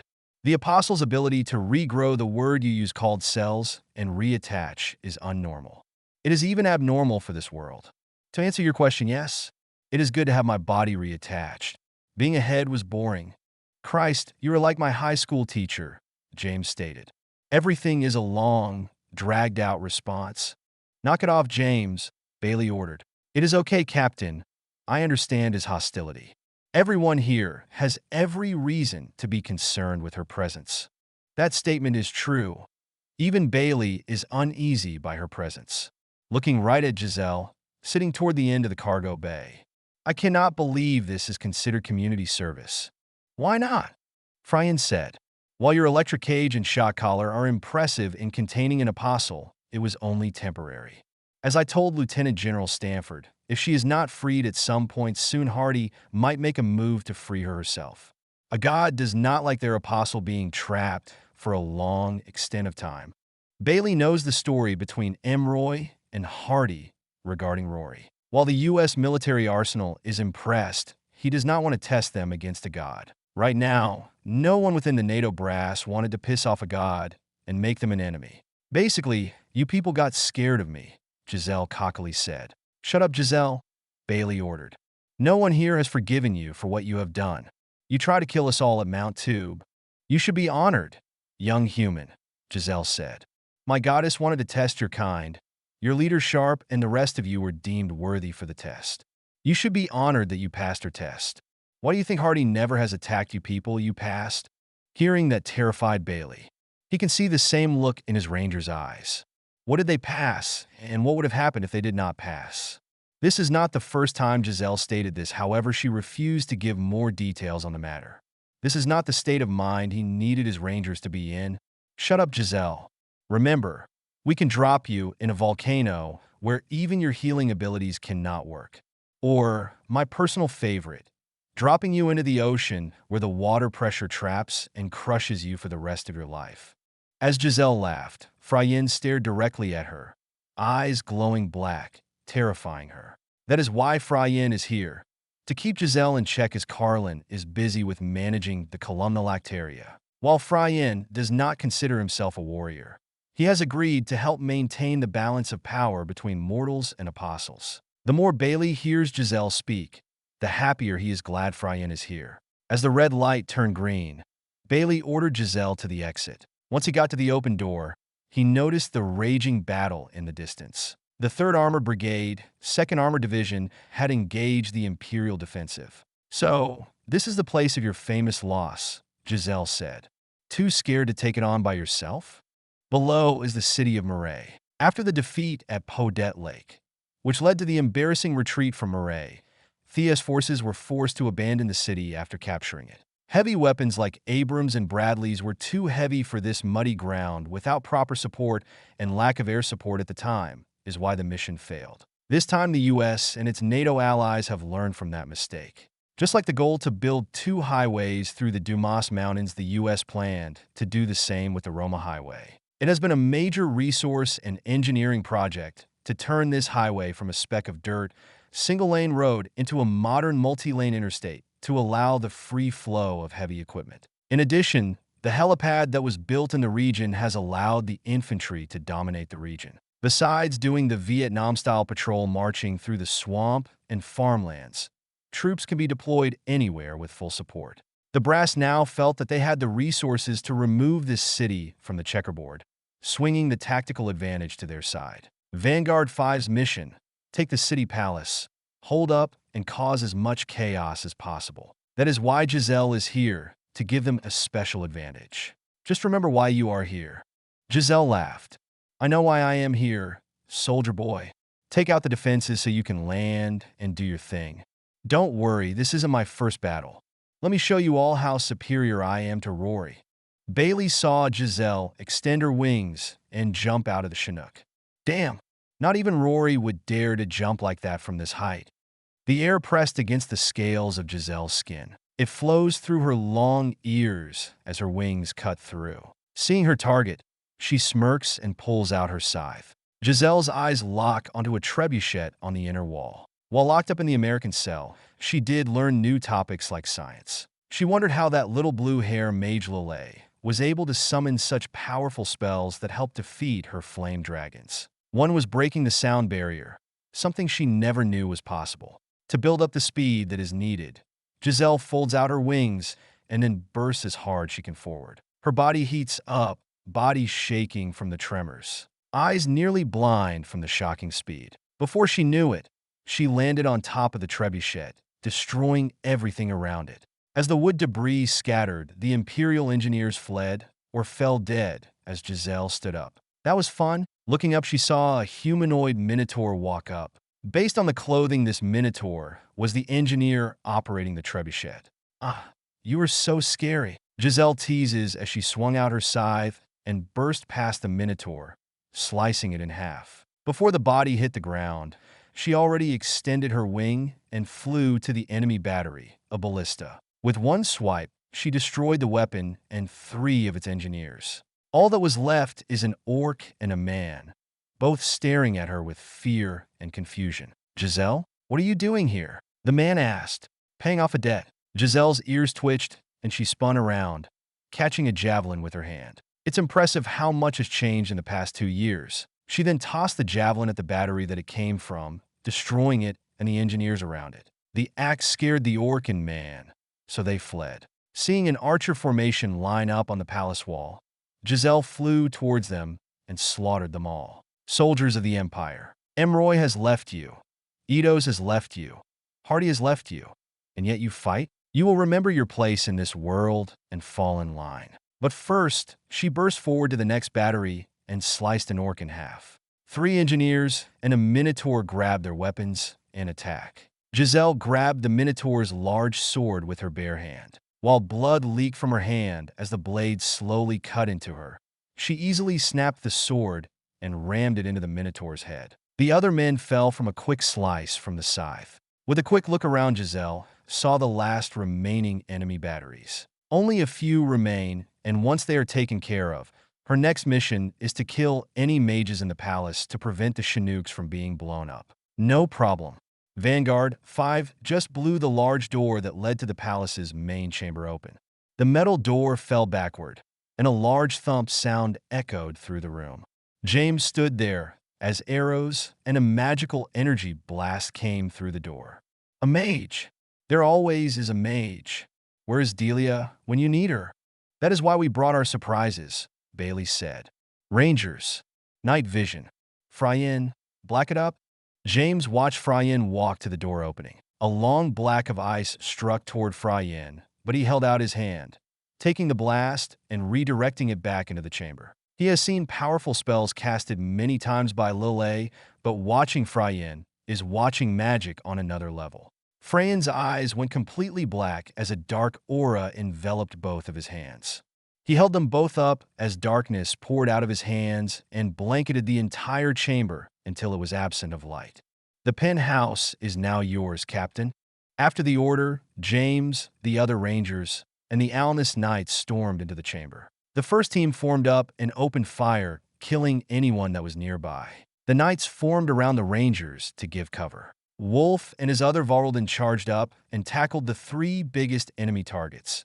2 orcs and 1 giant man felt the Varuldan's wrath as they ripped and tore them apart. The other team advanced, taking cover by the marble pillars, taking out targets of interest. With the chamber pitch black, the Imperial forces stood around aimlessly as they struggled to find their targets. Aiming around, James fired his 6.8mm M5, killing an Imperial soldier in fancy armor, probably a mid-level officer. Under Bailey's orders, the Legrath Knights break formation and begin attacking the enemy. Unlike the enemy who was blinded by Fryen darkness, the Knights have been trained to use night vision functions of the visors, giving them an edge. Watch out! Looking up, James saw a bat person drop from the ceiling and land on Private First Class Daisy Wallace. She struggled to get the bat off, so James quickly rushed over and grabbed its wings. Adam, got it? 1, 2, 3. James ripped the bat off Daisy and tossed it to the ground, where Adam unloaded a burst of 6.8mm. Thanks, guys, Daisy said, catching her breath. James aimed and killed another soldier. It is all good. You just owe me a night.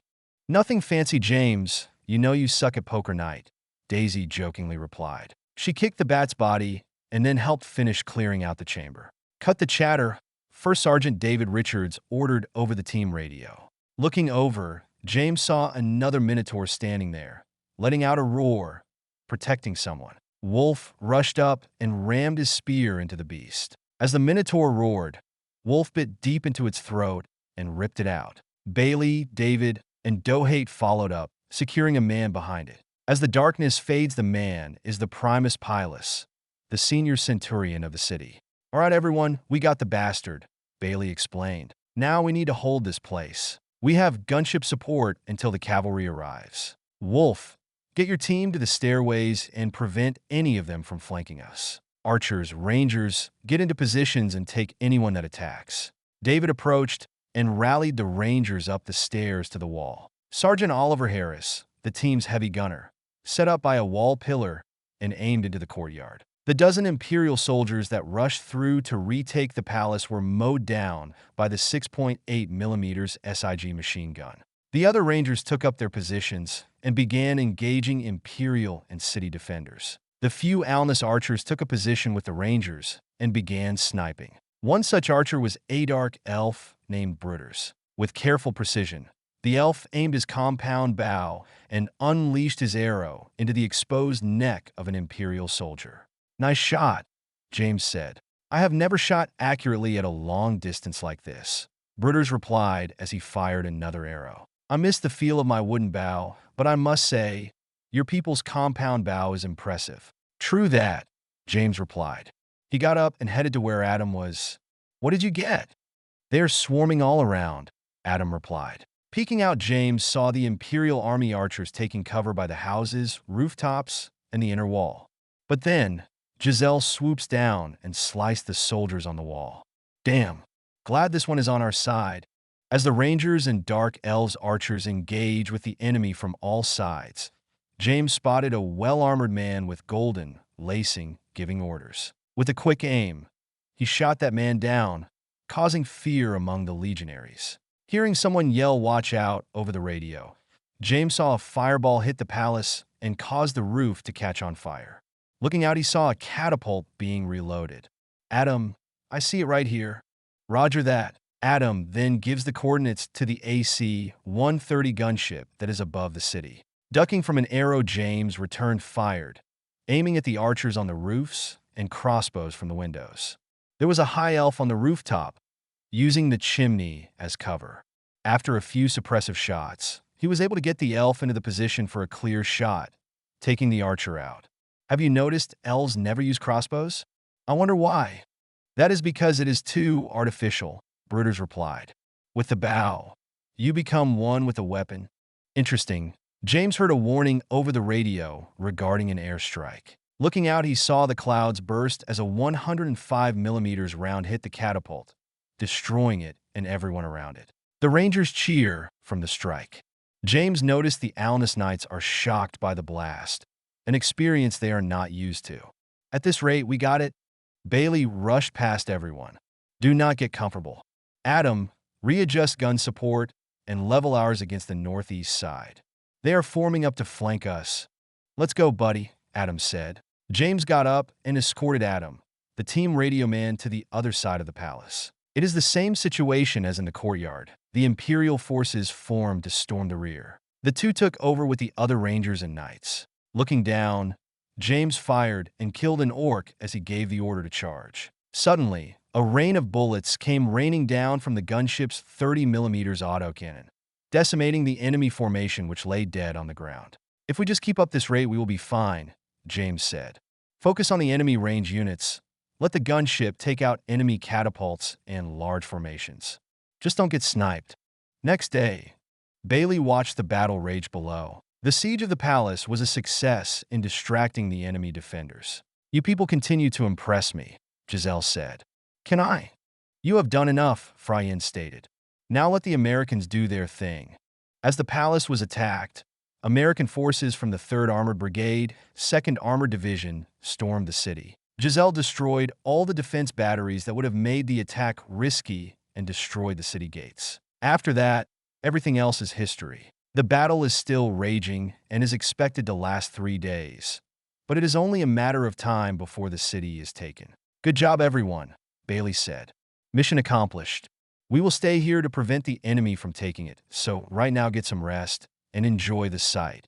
"I will cast a protective," Fryen stated, but suddenly stopped. Confused, Bailey looked at Fryen. To his shock, the Dark Elf stood cold, eyes glowing. While Fryen and Carlin are the most normal out of the group, Talon being a zealot, Rory being a pampering queen, Jasis is batshit crazy, and Giselle is a psychopath, Fryen is very reserved compared to the other apostles. However, how reserved he is sometimes scares him, as he can never figure out what he is thinking. "Fryen, are you okay?" "Captain Bailey, you Giselle? And I must go to Rondell." V18. Chapter 2:17 Graduation Chaos. Senator Thomas Evans of Wisconsin has successfully negotiated a recognition and alliance treaty with rebel Senator Casel L. Tiberius. This treaty has been pushed by the White House to establish a post-war exit strategy. There have been many issues that have blocked progress of the treaty. Many senators and House representatives have been uncomfortable in negotiating after the failure of the first treaty. Others, feeling the lack of public support and are up for re-election in the midterms, have balked at the idea. A strange turn of events occurred when Crown Prince Diabo El Caesar spoke at a Senate hearing after a tour of London, Paris, and Rome. He gave a long speech about what he had learned from seeing the long history of Europe, noting the Roman Colosseum pastime. The prince spoke on how far Europe has come in the time span of the empire's existence. He talked about the common history of their people and believed there is a peaceful future between both worlds, that he now sees the vision his sister is fighting for. As part of the treaty, the United States and NATO will recognize Pina Colada as Empress of the Empire and provide legal support. The U.S. will also send an olive branch to any imperial force that surrenders and transfer them to Empress Pina Colada command, given the opportunity. Once the war is over, Caesar and Tiberius agree that all war criminals will be handed over to the United States to face war crime trials. The list of individuals will be created by the U.S., which is expected to include all of the Oprkinia, Hario tribe, Zorzel and his inner circle, and other key members of the Falmart League. Once the war is over, the new Satera Republic will be responsible for handing over these individuals who have committed war crimes within the ranks if captured, and any leadership who refuse to end fighting. National interest. Magic Academy, Rondell. Date, June 16, 2026. Lelei looked around the Academy graduation chamber. While some of the teachers are allies to NATO, the others are the opposition. The pro-Empire side, now led by General Peprios, is here with some of his swordsmen to protect his supporters. Lelei is not afraid of the general, being a well-known man in Rondell. Standing there is risky, as it makes her an open target however she wanted to do this, not wanting to be bullied away by a hidden enemy. Someone is trying to divide both factions, and she feels a sense of duty to discover who this hidden faction is. All she wanted to do was bring a new golden age of magical and scientific development to Rondell. But now the fight is for the city's survival. Taking a deep breath and speaking into the microphone. Hello, everyone. It is nice to see that we can still meet in the same room without killing each other. Then she heard someone mumble disrespectful in the background, but she ignored it. The room then remained silent. The tension in the air was so thick it felt like an ominous fog. However, the one positive feedback Lelei noticed was from the microphone. Usually, the speaker must speak loudly for people in the middle row to hear. The people in the back, unless they are a species with enhanced hearing, will certainly miss the topic. Noticing how everyone up to the rearmost row clearly understood what she had said, she continued. A string of positive comments came flowing from Lelei's earpiece from the Rangers, all of them telling her that she's got this. Even Alicia making bold statements on how they will go to the club, get drunk, and meet boys to celebrate. I am here today to explain the achievements I have made while working with the Terrans. As you saw in my demonstration, I have been able to take our magic to the next level, all just because of their better understanding of the world around us. On the balcony, Sharpe watched Lelei give her graduation speech. Impressed by the topic she chose, superficial but deep. The fight against the flame dragon by using her hypersonic spell. A story with a journey is usually an excellent way to keep the audience engaged. She started with the story when Vanguard 7 first faced the flame dragon, explaining how helpless a mage would normally be in a situation like that. All she would have done was support. She gave examples of her sonic boom spell and then the development of hypersonic magic, taking a formed object and increasing its speed, using kinetic energy to do the damage. While Sharpe knew he needed to keep an eye out for any strange activity, listening to Lelei, he could not help but feel pride. It had been a long year and a half. Seeing her at this point had become a reward.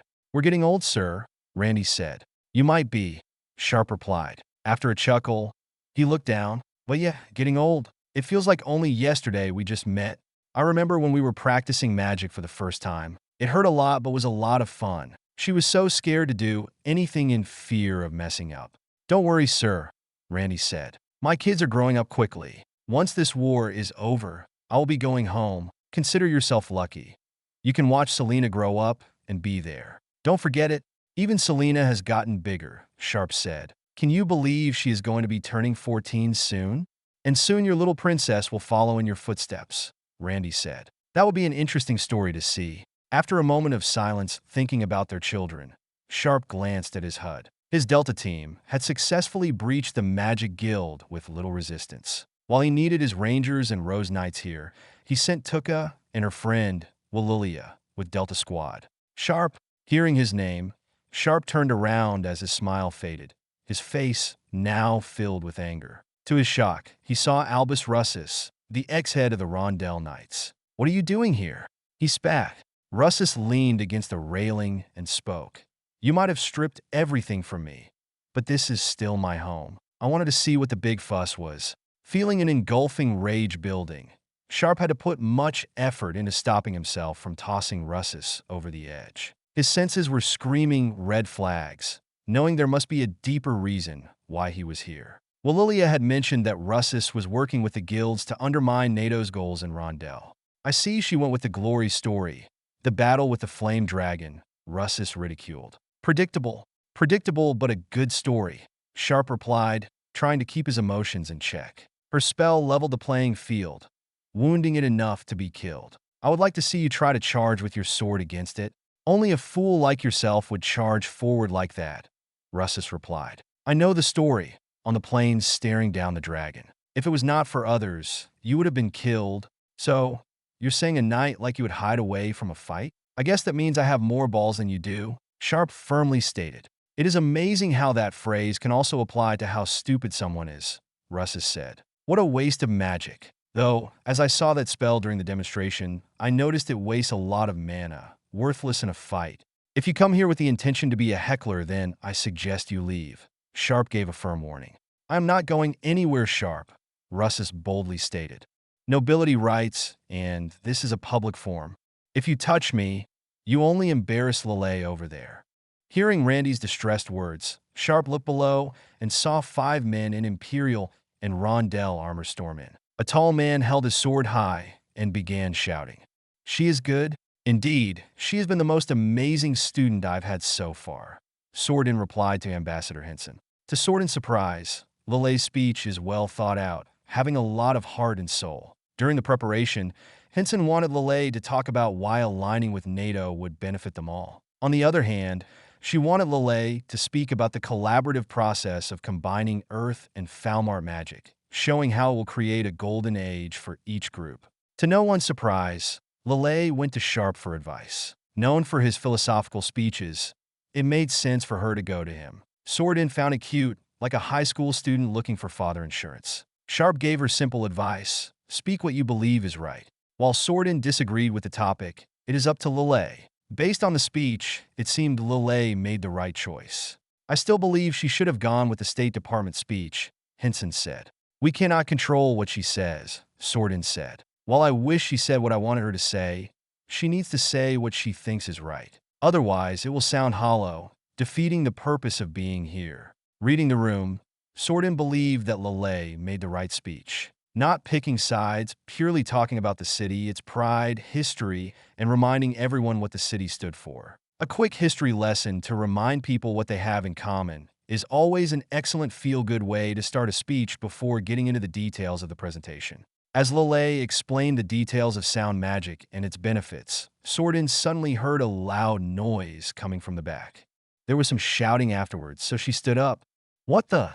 To Sordin's surprise, 5 men in Imperial and Rondell armor rushed in, yelling and screaming as they waved their swords, with one of them being a mage. The first question that appeared was how those soldiers got through the Rondell knight protecting the chamber. Seeing 2 in knight armor, she concluded there was a traitor who allowed them in. As everyone in the chamber's attention is focused on the 5 intruders, Sordin suddenly sensed an increase in mana. Even with all the mages around her powering up, this sensation felt different. Like the one Vanguard 7 ran into while on the way here, a rune that had formed a hole in the ground one. Turning around, Sordin saw Lelei's eyes glowing blue, being wrapped by this mystical energy force. She had seen this before on Earth, a type of spell like this to trap rogue witches. This rune is draining the mana out of Lelei. As Sordin tried to free Lelei, a middle-aged woman to her right caught her eye. Noticing that the woman was a mage and fired a deadly inferno spell at Lelei,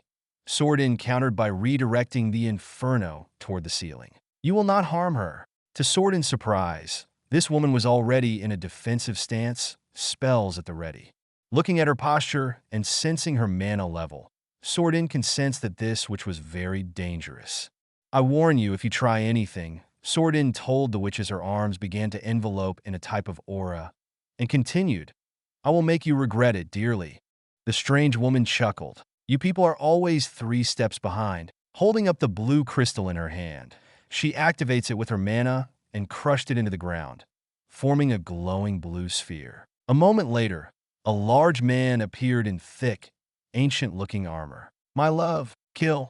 From her petite figure, Sordin could only look up to see the towering figure that was summoned in front of her. Her jaw was ajar as she assumed this man to be over 6 feet, maybe closer to 7 feet, combined with the physique of a professional weight champion. Hearing Lelei struggle, but unable to turn her back, knowing this woman will kill her, she yelled, Kato! Kato and 2 other mages fired spells at the man and woman. By himself, the man stopped the 3 spells and reflected the spells at the crowd. One of the mages was cut down by his magic without effort. Looking over, Sordin watched as the 5 men from earlier started attacking the crowd. More mages and swordsmen pour into the chamber and attack like it was prearranged. She could not tell if the guild staged an all-out attack, as Lelei theorized, or the Imperial Army conducted a coup, or both. Above, she watched as Sharpe and the others struggled with an unknown force. Barely dodging an acid-like attack, Sordin ripped off the shoulder part of her coat and burst forward, blocking the woman again from reaching Lelei. Both begin their battles, spells casted one after another, trying to take down one another. Sordin, hearing Sharpe's voice approaching closer, she continued to focus on this woman so he could help her. She formed a protective wall, covering Sharpe and Lelei. Lelei is trapped in that rune. I don't know what it is, but I think it is sucking or blocking her mana. I will cover you. Sharpe used his full physical strength to successfully yank Lelei out of the rune floor circle and rush off to the back, the anger in the woman's eyes clearly visible. I guess you are behind now. Damn. They anticipated this, the woman said. My love. Hearing his wife's voice, he burst into another knight and mage, killing them both. Looking over, Sordin saw the man she now assumed was the husband kill a mage with a spell she had never seen before. She tried to stop him by forming a barrier, but his wife shot her left hand, weakening the spell. The man quickly broke through the barrier as he chased Sharpe and Lelei. The man nearly killed her, but she quickly used her ground dash spell to dodge out of the way. However, was forced to counter a strike from the woman, capitalizing on her distraction from the charging large man. As Sordin sat up, holding her bleeding arm, she saw the shadow of that woman on the floor. The woman is above the podium, her right hand glowing black with a powerful black magic sphere. Sensing the magical signature, it reminded her of the magical signature she detected at the Aaron Labyrinth, too. Sordin quickly turned into black smoke and dashed away as the woman threw the sphere at her, causing a powerful dark explosion that caused the floor to corrode into a big crater. Nice trick, Grand High Witch, the woman said. You Earth mages surely are evasive. Centuries of hiding, escaping, and evading many witch hunts really paid off after all. You were the one who told Drasho about me? Sordin asked. Who are you? How did you find out that information? You can call me Kash, she said. To be honest, it was far easier than I expected. Nothing a little fairy could not find out. Sordin felt anger at this revelation. How could she allow this to happen? She was so excited to come to Rondell, experience this world and its wonders. She thought she was prepared for everything and confident, but failing to account for the small but vast details that are different in this world. And let me guess, you were the one who was at those ruins? Sordin asked. I'm getting that same feeling from before. It was you who created all those abominations that nearly killed Lelei. As I said, I am impressed, the woman said. Of course, there was no way I could have planned for her getting bitten, but I was pleased to hear that. Everything has worked out better than expected. You people are so predictable. Why were you doing that? Sordin asked. Why would the Empire want an outbreak? Are you planning to create an army of infected to keep this city and use it against NATO?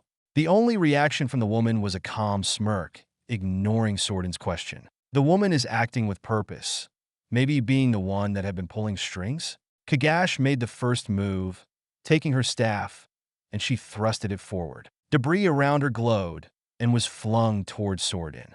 Sordin easily countered with her magic barrier, but saw the potted plants in the chamber transform into mini plant monsters. They jumped toward her, but she quickly created a flaming sphere to protect herself and incinerate the plant monsters into ashes. That distracting trick won't work on me. Looking toward Kash, Sordin was shocked by what she saw. The woman held a strange-looking crystal and amulet. Merging the two, she tossed it at Sordin, creating a purplish orb around her. Suddenly getting dark, Sordin used her mana to lighten the area. Seeing herself trapped, she touched the edge before being zapped. Inside the sphere, she felt her strength being drained, probably like what was happening with Lelei. She understood why Kash had been so confident all this time.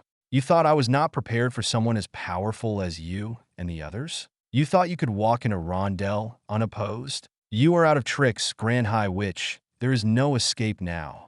You are correct, just in the wrong way. Sordin placed her hand on her chest. Merlin, please grant me your strength. Please aid me in our quest to save this world from darkness, so they don't make the same mistakes that we did. Please help me show the light. She is about to drain her mana and limit her abilities, however, she sees no choice. Sordin pulls a small object from her chest and focuses her remaining mana to enlarge it. Pulling Excalibur out of herself, she felt her body drained. With one thrust, the orb was destroyed, freeing herself. Kash stood there shocked, not understanding how the orb was easily destroyed. You wish to see Earth's magical might. So be it, Sordin stated. How?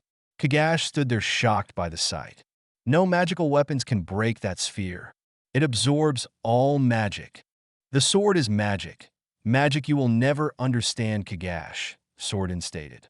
It was created by legendary arcane blacksmith's Nimue, also known as the Lady of the Lake. It was designed to slay dark sorcerers like you. Blocking an energy attack, Sordin moved in and sliced Kagash's staff in half. Surrender now, Agent of Darkness. Without your staff, you cannot effectively cast magic. Do not think you have won, Sordin, Kash retorted as she held her hands up and glowed. Not understanding, Sordin decided to put an end to her. As she was about to thrust the Excalibur through Kagash's heart, she turned around and saw a dozen corpses standing, facing her. The ghouls began moving toward her, so she aimed against Kash but realized she was already gone. Damn! Looking at the ghouls, she charged forward and decapitated two down with a magical energy wave from the Excalibur in one swing. Watching as the chaos unfolded, Sophia saw Imperial soldiers attack the school mages and politicians. Bastards. People say I'm a racist, crazy bitch, but how many times have I been proven correct? Looking right, Sophia saw Sharpe and Randy suddenly be attacked by Rondell Knights, one of the knights being the ex-leader Albus Russus. One on the left, Pina, Panache, and the others are fending off several knights and Imperial soldiers. Hearing Andrew complaining that he couldn't get a clean shot of Russus, she rushed over and slammed the back of her M5 rifle, but on Russus's armor, pushing him aside. Sirs, I will take care of him. Help Lelei and the others. With a nod, Sharpe ordered Randy to meet up with Pina and get everyone out. Both men left as the other rangers followed Randy or provided cover from the balcony. How dare you get in the way of my revenge? Russus stood there, fighting his right gauntlet strap. Before Sophia could aim, he sliced the rifle barrel in half, shocking her. You think I did not come prepared? It was a mistake to make me into an enemy. Sophia could see his blade had glowing runes in it, indicating that his sword was enchanted. Sophia tried to pull out her M17, but Russus threw a dagger at her hand. The dagger left a deep cut on her hand, forcing her to drop her M17. Distracted, Russia took advantage of the situation and lunged his enchanted sword at her. Using her smaller frame, she dodged and then jumped up, headbutting him, forcing him back. As she stood up, the man's size and strength forced Sophia into the defensive as she grabbed her combat knife. The movements of Russus shocked her, realizing how he became the head of the Rondell Knights. In heavy armor and enchanted longsword, he is still quick, just barely missing her. With a quick dodge, using her smaller height and frame to its maximum advantage, she sliced the open joints of the armor. However, she felt Russus grabs one of her vest straps and was swung into the railing. I have fought hundreds of battles over decades, Russus calmly stated. You think I've never been stabbed in the side before? Sophia smirked. I am from South Philly. I knocked out thugs like you every Saturday night. Moving around, she quickly struck, aiming for the only available part, his head. With the knife, one extended cut went up the cheek. Not wanting to get trapped, Sophia backed away and got in a defensive position. From her experience in dealing with the Imperial Knights, she knew Russis was not some thug with pocket knives. Involved in dozens of dark alleyway street fights growing up in South Philly, she knew she had to fight smart, otherwise she would be a goner. Taking advantage of her smaller and lighter female frame, she used the weight of his armor and his longer weapon against him. After a few moments of probing, trying to keep Russis unbalanced, Sophia swooped in, forcing him to swing his sword. With an arm lock, she tried to fling him to the ground so she could go for the kill. However, Russis grabbed her arm, preventing her from getting into a killing position. Quickly reacting, Sophia kneed Russis as hard as she could. Even with patting on her knee, it hurt like hell, but she noticed a small groan coming from him. Even with armor, the impact was so hard it hurt him. The only issue, he refused to let go of her. Fuck. Russis twisted Sophia's arm until she dropped the knife and pushed her back. He then punched her hard in the face, breaking her nose. With one toss, she fell to the ground. Surprised that he didn't capitalize on her vulnerable position, she stood up but felt a firm grip on her shoulder. Looking over, she saw the new head knight Rondell Masulk, the man who had been protecting Vanguard 7. Rondell, Russis said, pleading to Masulk, listen to me. The old world order is dead. We both knew that before all this chaos happened. It is why we did what we did. But these other worlders, they cannot be trusted. Look what has happened below us. You saw what happened with me. You know what the Earth people did to their own mages. They will strip us, oppress us until we are no more. These are not people we can trust. The era of the Empire and this so-called League has come to an end. They will fall from the root. Join me, and we will build a new future for us in this city. Remember where your loyalties are with this city. Glancing at Masulk and seeing that same internal conflict Sophia had experienced, she looked back at Russis. You sick fuck. The only reason you want a free city is so you can fuck and traffic kids. That is all you want, to protect the root of your own fate and damn everyone on the streets. Sophia glanced back at Masulk. Is that why you did all this? I understand why you froze at the arena, but think about it. Rondell, Russia boldly said. I saved you. I brought you into the noble ranks. An honorable life outside the farmlands or a labor slave in the horse pits. Everything you are because of me. Don't you dare turn on me. No. Masulk pushed Sophia out of the way and charged at his former mentor. Recovering, Sophia watched the two-sword duel. It looked like they were dancing, blocking each other's attacks while striking when the opportunity arose. She can tell that Russis is enraged that Masulk, his former protege, turned on him and his full intent to kill. Looking below, Sophia saw Pina and Randy getting what is left of the NATO faction out the back door. The strange witchwoman called Swordin is trapped in a peculiar bubble before breaking free with what she assumes is King Arthur's legendary sword that Swordin always talked about. Hearing the duel, Sophia took a deep breath as she built up the strength. She is surprised that Masulk is fighting his former leader, underestimating his loyalty to the cause. If Lelei had that much effect on this young knight to betray everything he knew for this new cause, maybe Sharpe has a point in reaching out to this world. While Masulk put up a good fight, Russis's experience allowed him to dominate the duel. Russis grabbed his former student by the cheek, stepped on the sword so it could not be used, and raised his sword. With that enchanted sword, it punched through Masulk's armor like it was nothing. While not killing the young man, the fight was over.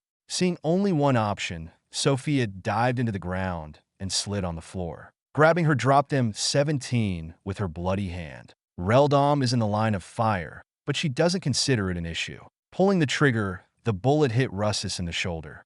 The shot did its job, giving Masulk an opening to attack as the bullets caused Russis excruciating pain, distracting him. Masulk began bashing on the traitor with all his might. The two men separated, exhausted from the fight. Two men in Adventurer S rank armor appeared and grabbed Russis.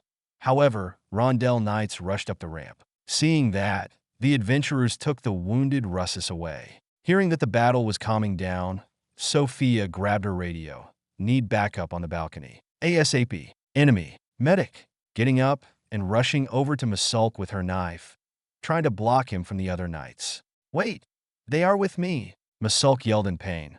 I saw them launch an attack below, Sophia said. They were not us, one of the knights said. Someone pretended to be us. Sharpe rushed through the halls of the Rondell Academy. If it was not for the tour from Arpeggio, he would be lost. In his arms is Lelei, struggling to break free from this strange rune wrapping around her. Lelei explained that this type of rune is unknown to Rondell, and she assumed it was from Darko. What makes it unique is that it absorbs her magic, making her weak and helpless. I am sorry. Don't be, Sharpe said, setting her down on a couch. But you are totally grounded once we get back to Alnus. Even Selena knows not to give me a heart attack twice in one mission. At least you had practice, Lelei said. Before responding to the stress-breaking jokes, Sharpe heard the wall bust apart as the giant man gave chase. While he hates leaving his team behind, he trusts Pina, Kato, and Randy to take care of the thing. The enemy objective is Lelei, and that is where his focus needed to be. Where are you, Rory? I could use some backup now.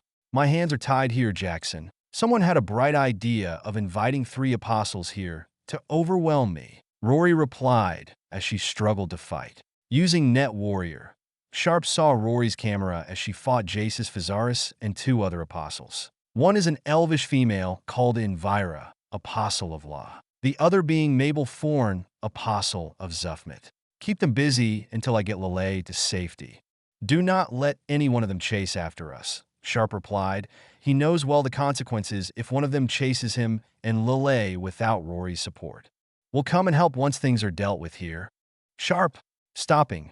Sharpe saw Arpeggio waving. Specializing in enchantments and alchemy, he contacted her over the radio to meet up somewhere. She said she needed to go to her classroom to get her gear. Not wanting to lead the Darko mage there, he had to play cat and mouse. Can you remove the rune? I think so, but I don't know what to do until I examine it, Arpeggio replied. This will take some time. Damn it. Looking around, Sharpe analyzed the layout. While he has gained experience in fighting against mages, it is not a fight he enjoyed having. Everything is a wild card with mages. No logical path for magic, as the user can switch styles of spells in moments. Lelei quickly informs him that he faces a powerful warlock from Darko, warning him to be careful. Stay here and figure this out. I will distract the guy. Colonel. Arpeggio handed out 5 bullets. I also got these from my workshop. I was practicing enchantment on them for my research. I was trying to expand on what they could do as part of a project for the Empire. Some are explosive while the others are defensive. I don't fully know what they can do as I never could test them. Roger that. Taking the 9mm rounds, having a mental debate on how to use them. Unable to use them with the .45 M1911.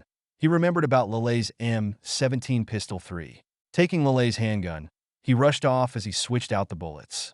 Moving down the hall, he yelled at students to get to safety. Being forced to stop from a strange orb being formed in front of him, Sharpe took cover before the hall exploded. Raising from cover, Sharpe fired his Colt, but the shots deflected from a magical shield. The warlock channeled magical energy over to his enchanted gauntlet, reusing the mana from the shield and firing multiple mana bolts. Fuck! Sharpe took cover behind one of the marble pillars. The bolts exploded around him as cracks could be heard spreading throughout the pillars. Peeking over, Sharpe saw the giant man extend his hand out. Before he could figure what the man was casting, Sharpe heard the nearby wall tearing apart. Tossing a smoke grenade to help balance out the situation, Sharpe rammed through a door and headed into a nearby room. Okay, Sharpe, now what? Heading to the other door, Sharpe opened it, and his visor quickly detected the large man. Knowing the large man outside heard that, he decided the direct approach was best. Taking a fragmentation grenade, he used it to blow a hole in the wall and then force himself through the small hole. Tossing a frag into the semi-smoked hallway, the fragmentation explosion caught the warlock off guard. Storming out of the room, Sharpe aimed his M17 and fired. The warlock's shield was re-established, coming from one of the amulets around him. The 9mm bullet hit the shield and exploded into a colorful energy blast like knocking the warlock into the wall. Sharpe stood there confused. That is what it does. Arpeggio really outdid herself for having no knowledge of U.S. weapons technology, a mini airboat round. To think that this was being developed to be used against NATO. He is happy Arpeggio was just doing the research for a school project rather than some loyalty towards the Empire. I hope the others don't blow up on me. To Sharpe's horror, the warlock quickly responded with a dark energy blast. Firing a shot from the enchanted bullet, it goes through the orb and explodes behind it, doing nothing. Firing another shot, this one deflected the orb. Okay, the bullets can do different things. Assuming all the bullets did the same thing, he did not prioritize an order. Now, he knows each shot will be random. As the warlock gets up, he is hit by an energy blast. It did nothing against his magical armor, just annoying him. Looking to the right, he noticed two students just stood there with fear. The warlock quickly formed a dark disc and decapitated the two.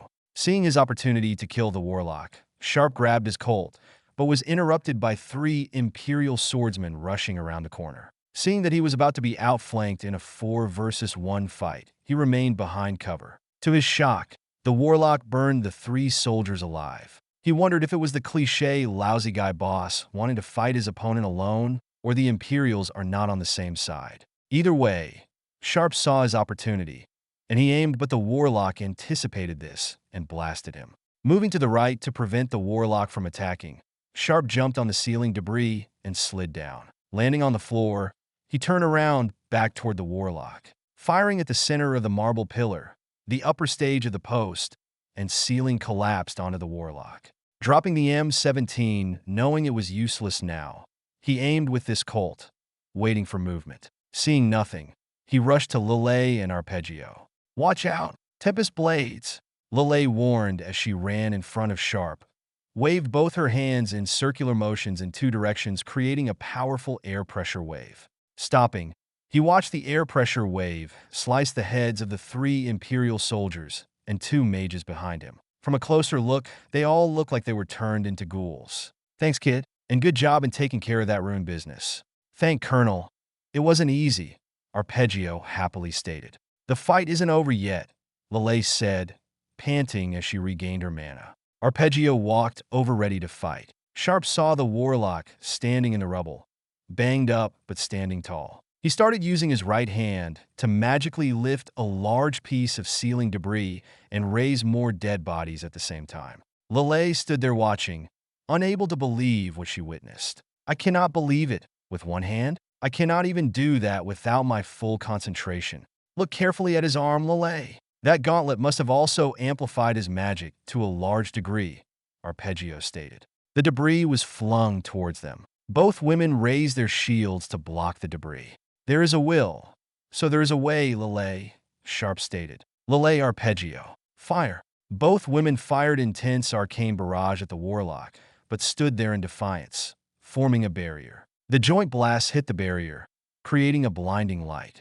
Arpeggio maintained blast to pin him down. Lelei switched to armor piercing, Sharpe ordered. While Arpeggio continued her attack, Lelei stopped and aimed at her staff. It glowed blue and formed an arrowhead. She then fired it at hypersonic speeds. The next moment, a large explosion happened where the warlock was shaking the room. As the smoke cleared, it looked like the fight was over. Sharpe has seen Lelei use that spell many times, and it is usually a death blow, a high mana cost that usually finishes a fight. Her hypersonic spell helped defeat the Flame Dragon, Lord Valkyr, and other powerful enemies. Hearing the gasps from the 2 women, he is shocked to see Warlock still standing there. For the first time, the chamber hallway was silent as both sides stared at each other. Then the Warlock fell to one knee. He coughed up blood and struggled to move due to the immense force of Lelei's blast. However, that is not what everyone was thinking.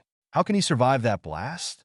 Lelei shockingly asked. "Because he has sacrificed more than any other man for love," a woman said as she walked into the hallway. She looked battered, like she was in a tough fight. "You are strong, Sharpe, with a reputation, and I am surprised you lived this long against my love, but you will never understand his determination." "You think that," Lelei replied. "But raw power never wins out. We have survived many suicidal situations purely on his determination to win, to survive.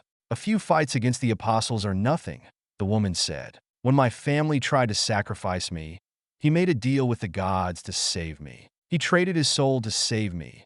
You will never know what he had to do, and that is why you cannot defeat him. My husband, my love, Galric. That is very romantic, Kash, Sordin said as she approached the scene with Cato and Mimosa. I admire what he sacrificed for you and what you had to do for him. But that is no excuse for what you have done here. While Sharpe had no idea if the story was true, he did feel a sense of respect for this Galric warlock. In that situation, he would do the same if it would save Sarah or Selena. But that does not change the current situation. Your plot failed, Kash, Mimosa stated. We have you surrounded, and Galric is heavily injured now. Your plot to assassinate Lelei and to overthrow the city has failed. While you were attacking me, we sent another team to the guild's headquarters, Lelei explained. I was just a distraction to you. Lure you out into the open so we can capture the guild leaders and find information to spoil your plot. You have failed. Kash looked at everyone and then burst into laughter, confusing everyone. Did you really believe that I would risk everything in a slugfight with you all? Or that I care about the guilds? Or what the League's desire is to keep Rondell? This was a side quest, just to add more chaos to the city. Killing you would have been a bounce, nothing more. What Kash said, Sharpe believed. The confidence radiating from her is too strong to ignore. Kill them now. Kash pulled out a crystal, activated it with a spell. A bright blue glow formed around them, and both disappeared. Damn, they got away, Sordin said. I thought those teleportation spells were rare. They are, Cato said, while carrying the crystal to activate it. The hard part is setting it up in a previous position. The guilds? Or did they go to the imperialist side?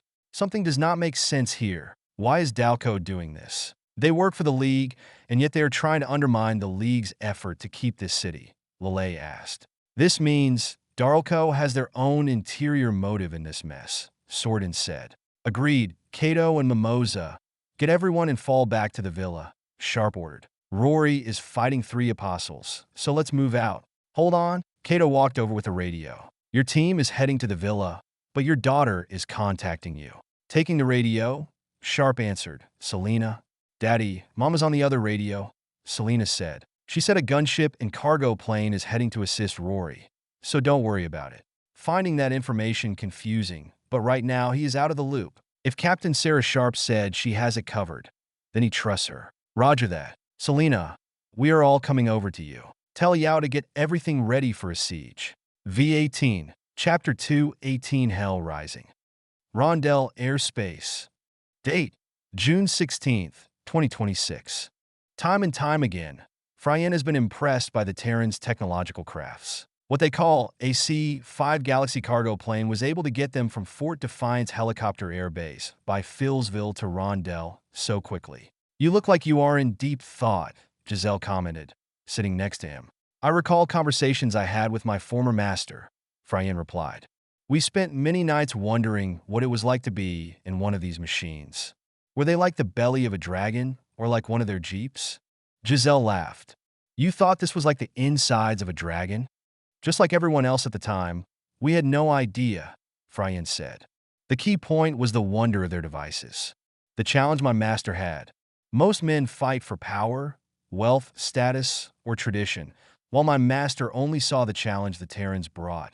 He sounds like a glory hog to me, no different than all the others. It is rare when Fryen experiences anger, but Giselle saw just that. It is not glory, it is purity. You represent everything that is wrong with us apostles, Giselle. What makes changes in the world, what influences the lives of millions, what makes a lasting difference is not us. Mortals must create, change the world around them. All moments throughout history, achievements, challenges, are not remembered by other mortals, but by us. And that is why I follow my master. He was just a man, and yet took on the greatest military might in Uros history and warped the crisis to fit his agenda. Defeat or fear never once crossed his mind, because he knew that history would always remember his name no matter what would happen. The man who challenged both the Empire and NATO and won. Even in death, his name lives on when we are replaced. With all our power, our knowledge, we lack the one thing mortals have, sheer determination for self-preservation. They must earn their station. Nothing is given. The day I submitted to a mortal was when my impact on the world multiplied. That is a lesson Rory learned. It is why she followed Sharpe and his comrades. She could have led, but decided to support instead. And from that, she has reshaped Falmart into her image through the Terran's actions. Noticing the red light turn green, the loadmaster escorted them to the back of the plane. The man handed Fryan a bag, explaining that it was a parachute. Ignoring the bag, Fryan jumped off the plane. Giselle followed suit, grabbed his clothes, and escorted him to the city below. I see, Rory. Sarah was correct. That lady scares me. Too nice for the crazy plan she came up with. Do you think it will work? If we do our part, yes. Rondell, spitting blood onto the brick street. Rory was unable to move as two apostles had her pinned down. Jasis, the apostle of syphilis, the goddess of evil. The other is Elvira, the apostle of law, goddess of learning. What are you doing here, Mabel? To see you again, Rory. It has been centuries. This isn't like you, though, Rory stated. Why did you leave Avion? Looking to Elvira. And you were helping the people on the Teleriff continent, southeast of Falmart Island chain. How did you get here so quickly? And Jasis, when did you side with them? I recruited them, Rory, Mabel said. The gods have betrayed this world, as have you, by helping these outsiders. To Rory's confusion, Mabel was acting like Talon, something she would never do. Because they will bring a new age, a better age for the puppy Dash. As she spoke, Mabel struck sever her right arm and a deep stable, though her left leg with her blood sword diva, immobilizing her. I know what is happening, Rory. He has set everything in motion and expected us to blindly follow his will. Well, we reject his will, and you will too. You will join Zuffmet's light, and the rest of us, Rory. Nothing Mabel's saying is making sense to Rory. Zuffmet has always acted more cultish compared to the other gods, but rebelling against them? Feeling the blood flow from her right arm and left leg, she was not worried about dying from blood loss. She just had to reattach them. It still extremely hurt as the gods forget to remove the pain nerves from the brain, but the biggest problem was her having greatly reduced mobility, rendering her unable to reach the limbs, and the three apostles would easily gang up on her before she could reach them. Staring toward Mabel, Rory noticed something strange. The Mabel she knew always had beautiful green eyes, just like the eyes of her childhood friend back in Eden Kingdom, Belle, who is also Mabel's ancestor. But now all she could see were a pair of red eyes. The other two share the same strange red eyes, which neither had before. You're alone, Rory. Everyone is busy, and no one is coming to help, Mabel boldly stated. Rory, this is Sarah. 10 more seconds. A voice came from her net warrior radio. Okay, Sarah. Rory answered the radio. Annoyed, Mabel took the radio. To Rory's surprise, her old friend already knew how to use it. You must be Sarah. You're too late to save Rory now. We have her cornered, and there is nothing you can do. Damn, right, you son of a bitch. How dare you assault my friend like that? I know apostles can regenerate, but that just means I can kill you again and again, and as many times as I like. And by the way, she is never alone. Mabel reacted with confusion. Never had a mortal spoken to her like that before. There is nothing you can do. You are an Alnus after all, and your husband and his men are too busy fighting. Excuse me, lady, but you don't mess with my family. I learned a few things from my husband, like how to misdirect a bunch of idiots from what really is happening. With the three apostles still looking at the radio, baffled by the conversation, Rory glanced up and saw Fryan drop right between everyone. Quickly, Fryan blasted Mabel and Elvira away before they could react. In a coordinating strike, Giselle swooped down and struck Jasis away. Still in one piece, Rory? Fryan asked. Rory looked at him surprised before she giggled. I didn't think you had a sense of humor, she responded with a smirk. Giselle helped Rory from the ground and reattached the arm. I had it worse, but something strange is going on. That is not Mabel or Jasis. Looking out, the three enemy apostles formed up. Fryan's hands glowed as he held them out for a fight. Look at their eyes. They are red. I noticed, Fryan said, and they took Elvira. The warning was correct. Warning? Fryan was summoned while we were assaulting Murray. So I tagged along. That makes sense. Rory picked up her weapon as soon as her limbs were reattached. Mabel was saying Zuffmet is involved. Rory is correct, Mabel yelled. I am happy you all arrived. It makes bringing you all into the fold easier. She is right, Rory said. Even with the help of you two, they have the advantage. We need to get back to Sharpe and regroup. Agreed, Fryan said. Your friend over the radio already planned our escape. He then used his radio and spoke. Vanguard Lead. Ready? Feeling out of the loop, Rory was suddenly alarmed after a sudden explosion occurred where the three were standing. I know that explosion, she said, startled. Looking up, she saw where the American gunship was. She saw the stream of weapon fire. A 105mm round with multiple follow-up shots with a hail of 30mm bullets. Let's get out of here. Giselle grabbed Rory and Fryan and flew away as the gunship provided cover. Villa, Rondell. Once the battle during the graduation was over, Sharpe's Delta team and Tuke rushed to bring the pro-NATO leadership to the villa, believing they were next. During the raid, they discovered that the guilds were coordinating together to undermine Rondell. However, information is limited. They know that the guild leaders, Duke Aulus Fastidius and Albus Russus, are working together with Drasho Getro. Any hard evidence that Darlco is behind all this was limited. The current issue is how much the Empire is involved. Everyone knows that the Empire and the city of Darlco have forged an alliance, and the leadership could be supporting the plot to replace Rondell. It would not be the first time Zorzel and his goons would have betrayed their people for some gain. Why are we hiding here? Cato asked. The Empire's plot to stop us has failed, and we need to push on this. They crossed a line, but we are allowing them to yell at the citizens that we attacked them. My students are saying that they attacked us, Skroderot said. I agree with Cato.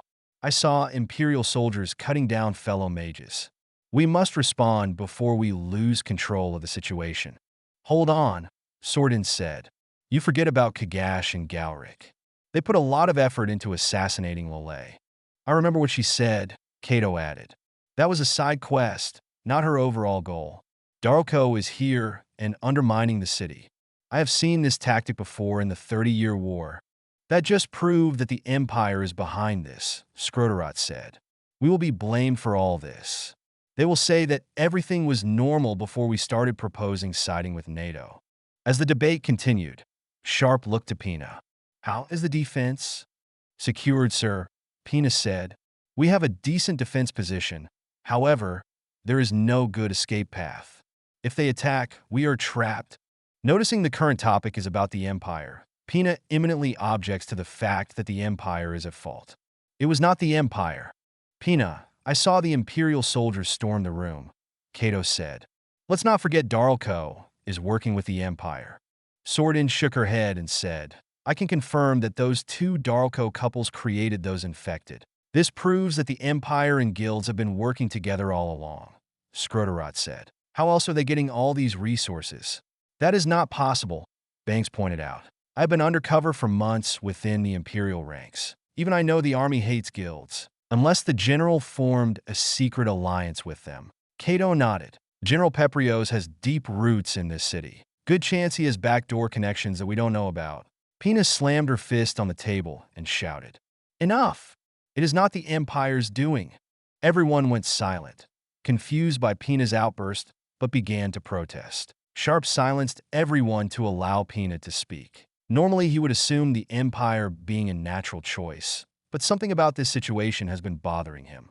During the fight, I saw General Peprios and some of his men fighting the ones who stormed into the room. I was going to confront him, but I watched as he killed 2 legionaries while getting the pro-Empire men out, Pina boldly stated. Why would he kill his men? Why would his men try to kill him and his people too? Pina's point silenced everyone as they couldn't counter it. Everyone here wanted to blame the enemy they knew, a result of mob mentality. The plot against the city is far more complex and deeper than the traditional binary lines. Pina has a point, Sharpe said. He did say his legion has been fighting the infected, and I had an interesting situation while fighting Galric. He killed 3 Imperial soldiers that I assumed were coming to help him.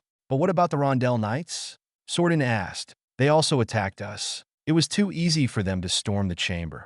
They were not my knights, Knight Reldal Masulk said. Looking over, Sharpe saw the young knight. To his amusement, he noticed Sophia helping him walk. How can we trust you and your knights?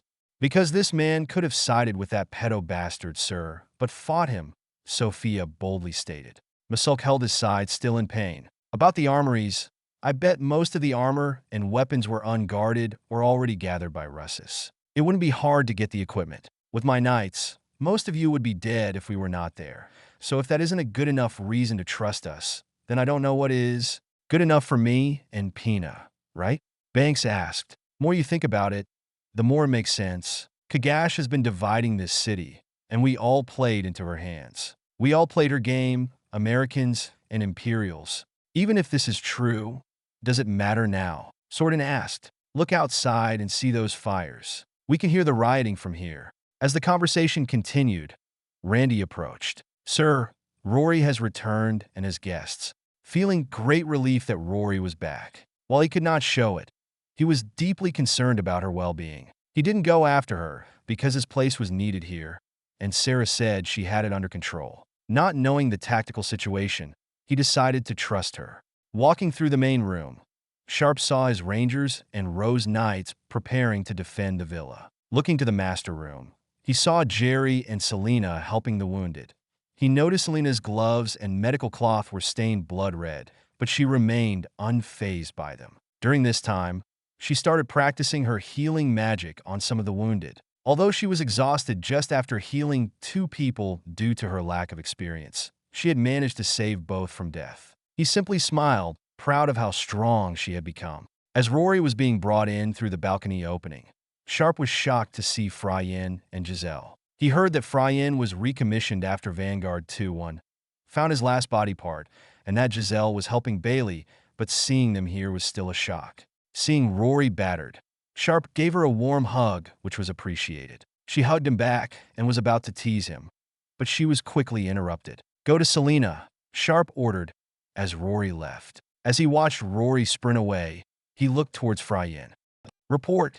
Fryen then explained what had happened. He had no idea how the 3 apostles seemed to have been brainwashed by Darlko and Zuffmet. It looked like they were trying to do the same with Rory. It took a moment for Sharpe to get them up to speed on the situation. It sounded like what Pina and Walilia proposed is correct. The guilds have gone rogue and have sided with the Separatists, being led by Darlko. Frost yelled out a warning as a trebuchet fireball hit the villa. The Rangers quickly reacted, engaging all nearby targets. First Sergeant Nicholas Hart of Delta noted that the nearby swords and pikemen were adventurers, not Imperial Army. How can you be sure? Mimosa asked. Because I killed 3 of them today for their formation, Nicholas responded. Just like us, Imperial forces work as one unit. Every action is based on our teammates. The adventurers act independently, even while in a party. If you watch, while they are on the same team, they're not working together as a military unit would. As the Rangers engaged, Pina took her Rose and Rondell swordsmen to protect the main entrance. At the same time, she ordered the archers and her knights who were armed with compound crossbows to spread out, focusing on picking off warriors of interest. Randy walked behind all the defenders while the sandbags filled with pot dirt, broken chairs, and tables provided them with cover. All right, boys and girls, focus fire. Scott, keep the enemy pinned down. The last thing we want of them swarming the villa. Everyone else picks your targets and know your field of fire. Sordin and Lelei. Focus on rebuilding your mana. Might need it later. Do you consider that strange, Sarge? Panache asked as she looked onto the balcony. Is that what I think it is? Not liking Panache's tone, knowing that something bad was coming. Sharpe walked over and saw what she saw. Shit, that is a goddamn cannon. Everyone take cover. The trebuchet fire did not scare Sharpe. He had dealt with them dozens of times and knows how to deal with them. For the cannon, while slow, it has more than enough firepower to punch a big hole to the villa. So far, the only known combat usage of the Imperial cannon has been during the assault on Combat Outpost Romsha 2, where the cannon wreaked havoc on the Eugene-Raybould Highway. The cannon fired, but the shell was deflected by Frey's barrier. That is enough of their tricks. The lightning-enchanted cannonball detonated, scattering lightning sparks everywhere. 3 adventurers and mages that were assaulting the villa were struck by lightning and lethally electrocuted. The next moment, a hail of 30mm rounds from the C-130 gunship decimates the cannon and trebuchet crews, which was called down by Alicia. The strike caused much destruction as the attackers fled for cover. The siege weapons are neutralized, but the enemies are still swarming to the villa. Teams of 3 begin sweeping the place for any rogue attackers, Sharpe ordered. Santee Dungeon, under Rondell.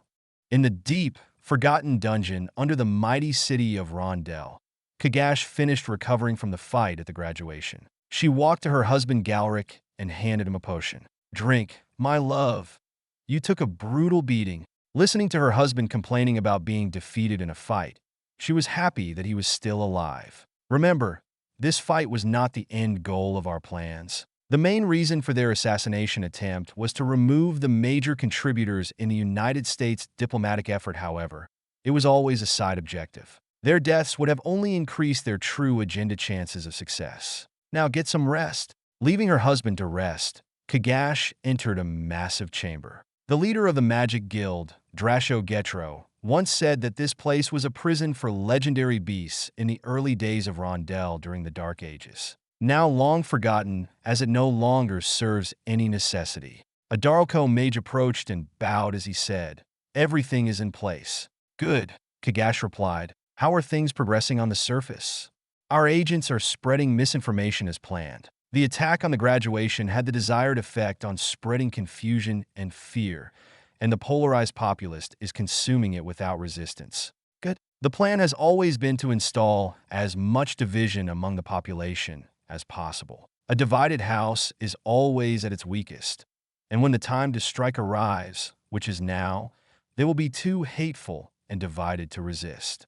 Strangely, it was far easier for Kash to divide the city than she expected. She wished it was harder to be a more worthy challenge. But this war has done most of the work for her. Her people at Darko have told stories of how mighty Rondell was, how much of a threat to the magical order they were, and how their elitism has prevented outside forms of magic from blossoming. Finally arriving at the city, all she saw was a hollow husk of what she was once told. A city in decline got used to being on top and in control of things that could not adapt to outside factors. Right now, there are riots across the city as the pro-Empire and pro-NATO sides clash against each other. Neither trust each other nor assume they tried to murder their leaders. What about Rory? Mabel, Elvira, and Jasis defeated her. However, the Americans used their large flying machines to bring Giselle and Fry in. They saved Rory and brought her to the villa. Kash merely let out an amusing cackle as she responded. "These other worlders never cease to amaze me." NATO's abilities continued to impress her. The ability to redeploy their forces to faraway regions quickly without teleportation spells amazed her. Last she heard was that Giselle was imprisoned for her crimes against murdering elves, and Fran's body was still scattered across Falmart. It never crossed her mind that NATO would use other apostles beside Rory and Carlin. And Vanguard 7? As planned, we have the guilds laying siege against the other worlds and the Imperial forces. However, the ones who were attacking the villa have been repulsed. The Americans brought what they call a gunship and had destroyed the adventurers and guild mages' forces. "No matter, they're all going to burn once this is over," Kash stated. "Get everyone ready." In the center of the chamber was a large ring encompassing most of the chamber's length. Dozens of mages in black robes were on the rims, kneeling as they chanted. 2 mages were walking in the center of the ring, pouring blood, creating a ritual symbol. Demon blood, the only source of power on this world that can destroy this city. The only source that could summon a being that puts the flame dragon to shame. The room went dark, and then green flames appeared all around them. The mages began chanting as the demon blood spread. The sole reason why Kash and Galric went to the Aran labyrinths, the key to Rondell's destruction. Kash began to chant, placing her right hand on the thick, goopy blood. Her hand began to shimmer until an ominous glow enveloped her hand entirely. She continued to channel all her mana into the blood, draining her strength equally. Hearing the thumping sound, Kaga saw a giant hand placed on the blood and began doing the same thing. Looking up, she saw Galric kneeling next to her, his helmet off. Listening to her husband speak in his cursed, dead language, she started to cry. He said, "We started together and shall end this together." Galric then kissed his wife as a burst of light appeared at the center of the ritual circle. The rim burst into flames as a hand emerged. The defense at the villa had been a success. The adventurers and mages were fleeing to regroup, and the villa was no longer under siege. At one point, the attackers got close when they broke through the inner gate. However, Pina led a counterattack of knights and rangers, preventing the enemy from getting inside. Cato walked to the balcony and laughed. "So, this is what it is like to fight with your kind. Lelei, my dear, your letters do not do them justice." "I am sorry, master. I tried my best to describe the events," Lelei shamefully replied. Sharpe shook his head while smirking and added, "Lelei, he was joking." "Now what?" Mimosa asked. "Look at all that destruction out there. We cannot let these riots continue." "Agreed." Looking out, Sharpe saw the chaos. According to Sarah, the IRS showed that most of the fighting are civilians of each faction. However, he knows the Empire will take advantage of this situation. They never let an opportunity go to waste, and neither will he. Mimosa is right. Gather up supplies. We're going to turn this around. Rory walked in, looking out into the battle, licking her slips. "About time. I can feel the souls passing through me. It is beautiful, but we cannot forget they are out there." "Leave the apostles to us, Colonel," Fryan assured. "You all worry about saving the city."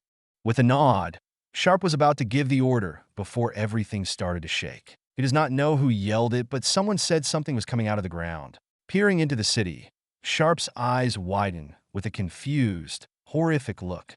A giant winged, horned monster with a body engulfed with flames, carrying a flaming sword, broke through the ground, letting out a mighty roar.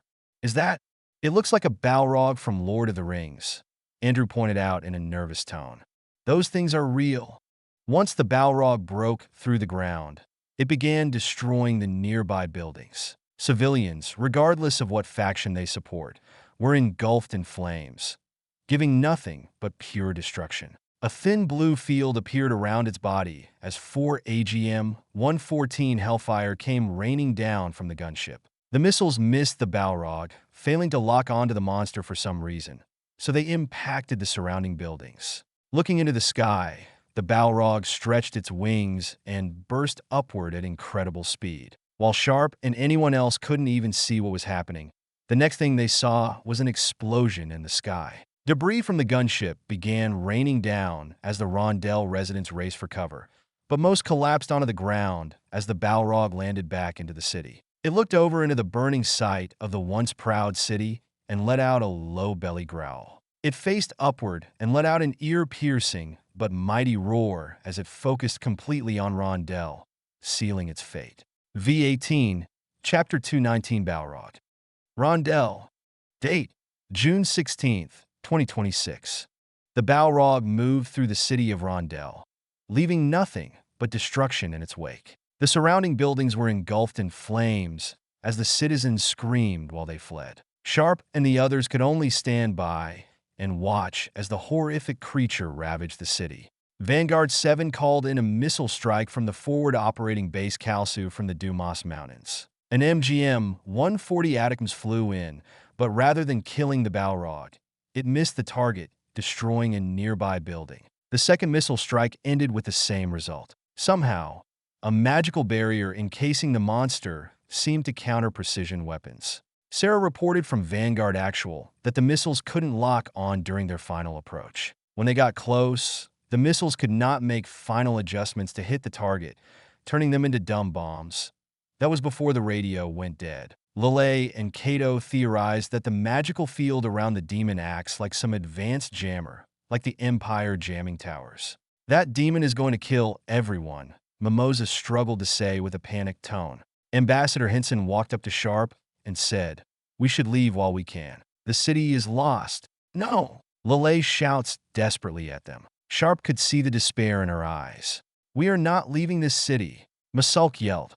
"Masulk is correct," Cato added. "This city has stood for 3,000 years, faced hundreds of wars. It cannot fall now." Henson pointed to the Balrog, burning a few mages who tried to resist. "What on earth do you want to do? Your magic is useless, and we can't kill it. This isn't about a failed mission, but survival. If we stay, we are dead, all of us. Why don't you use more missiles?" Yao asked. That is how we killed the flame dragon, and they seem to be the same size. If one missile won't work, use multiple ones. You do that against the Empire all the time? We do that in the open field, not in high-population cities, Yao, Alicia pointed out. If we conduct a rocket artillery bombardment, we might hit it, but we would also kill hundreds if not thousands of civilians in the process. Forget missile strikes then, Lelei said. We can use the harbor and direct the river against the Balrog. Being a fire demon, which should be its counter.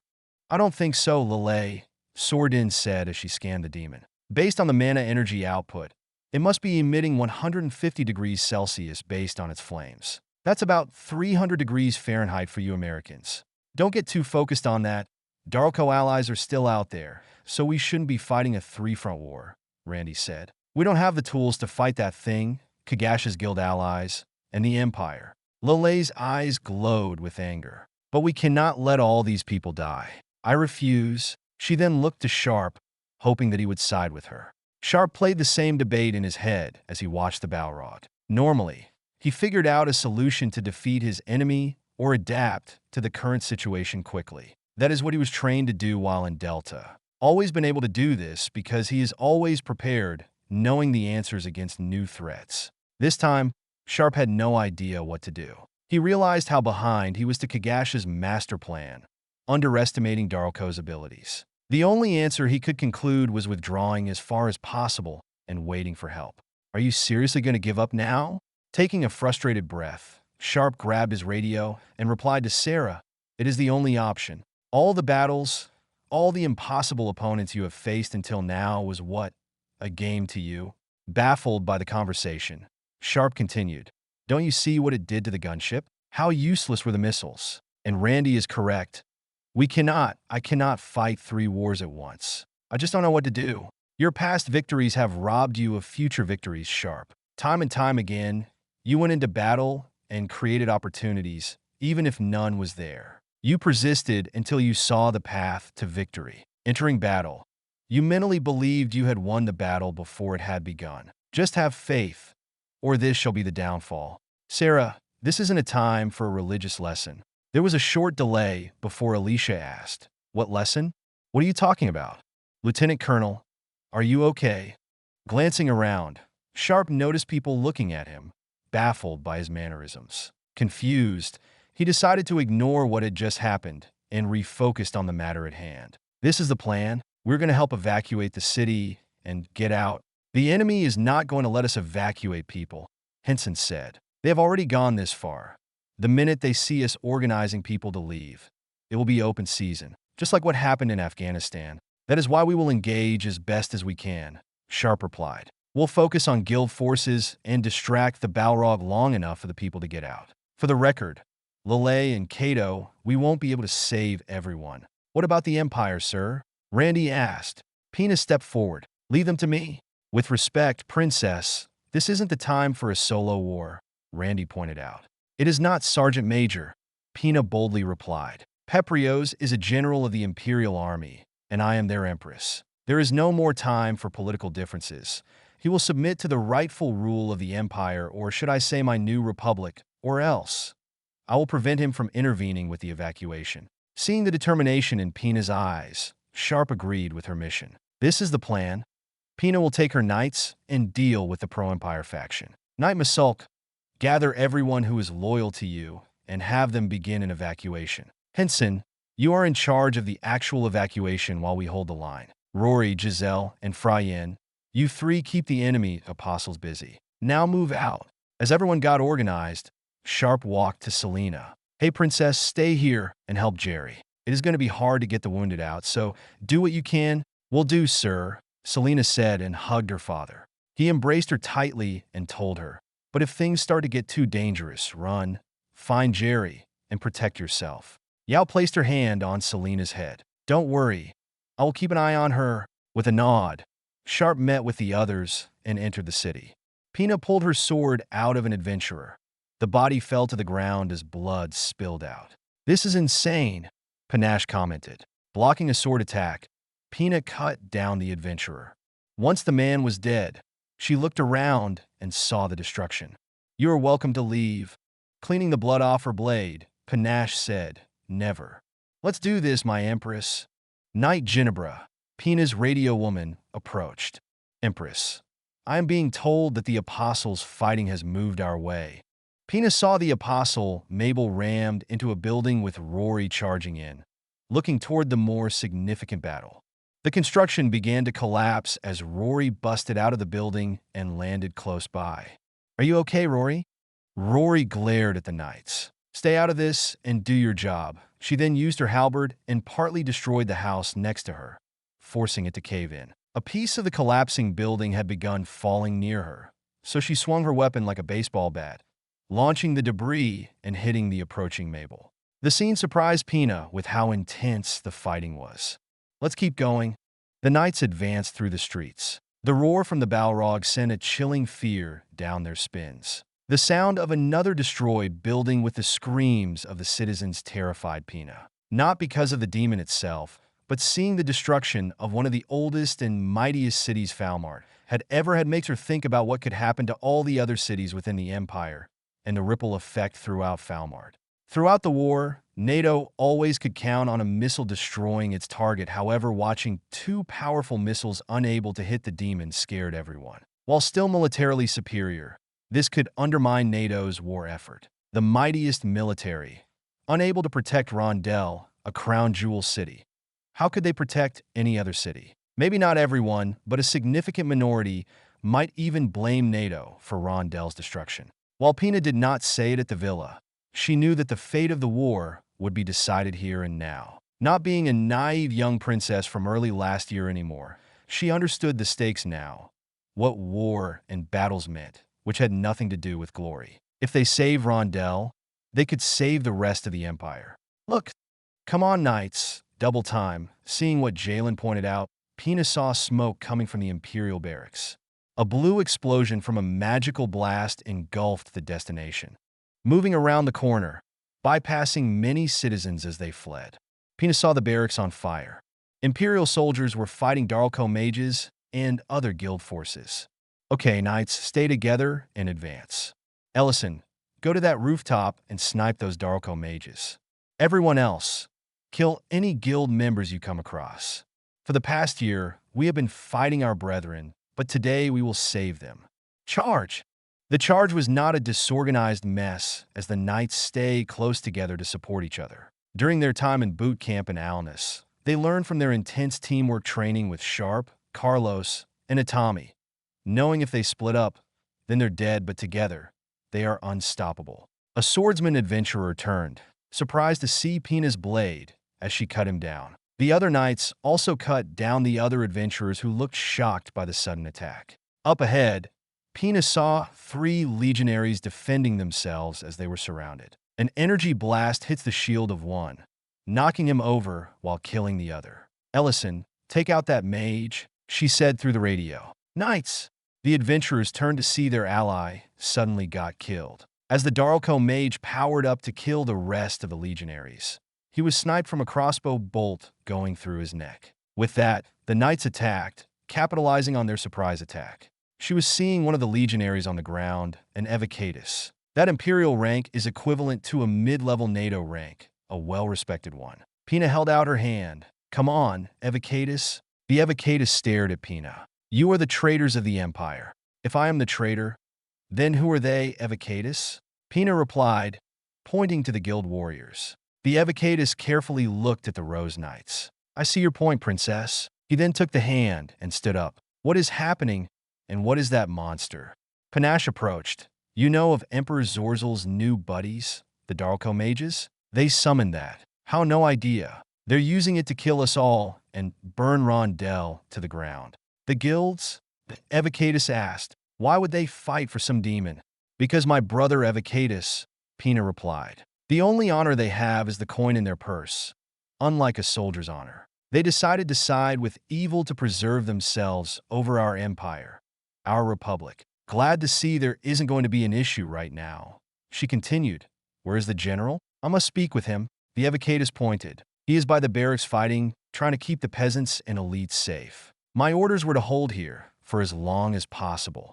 Then let us help, Panache said. Agreed, Pina replied. Knights, help the Evocatus. Hearing Panache organize the knights and begin fighting the attackers, she rushed through the battle. As Pina moved through the chaotic battle, seeing a group of legionaries about to be flanked as they fight summoned golems, she blocked one of their swords with her shield and cut down the adventurer. It looked like the legionaries were caught off guard in what the Terrans call the divide and conquer tactic. Keep holding the line, soldiers. As Pina spoke, she saw a dwarf charging, about to ram his hammer. The dwarf kept striking, forcing Pina to back away. She took out her single-hand crossbow and fired its single shot. The mini arrow punctured the dwarf's armor. While the dwarf was distracted, she swung her blade. Both weapons collided, and Pina guided his hammer to the ground. She stepped on it to prevent him from attacking. Taking out her bowie knife, she stabbed the dwarf in the neck, twisting to kill it before he could use his superior strength. Seeing more guild forces approach, Pina approached an Imperial Minotaur. I need you to get me past them as fast as possible.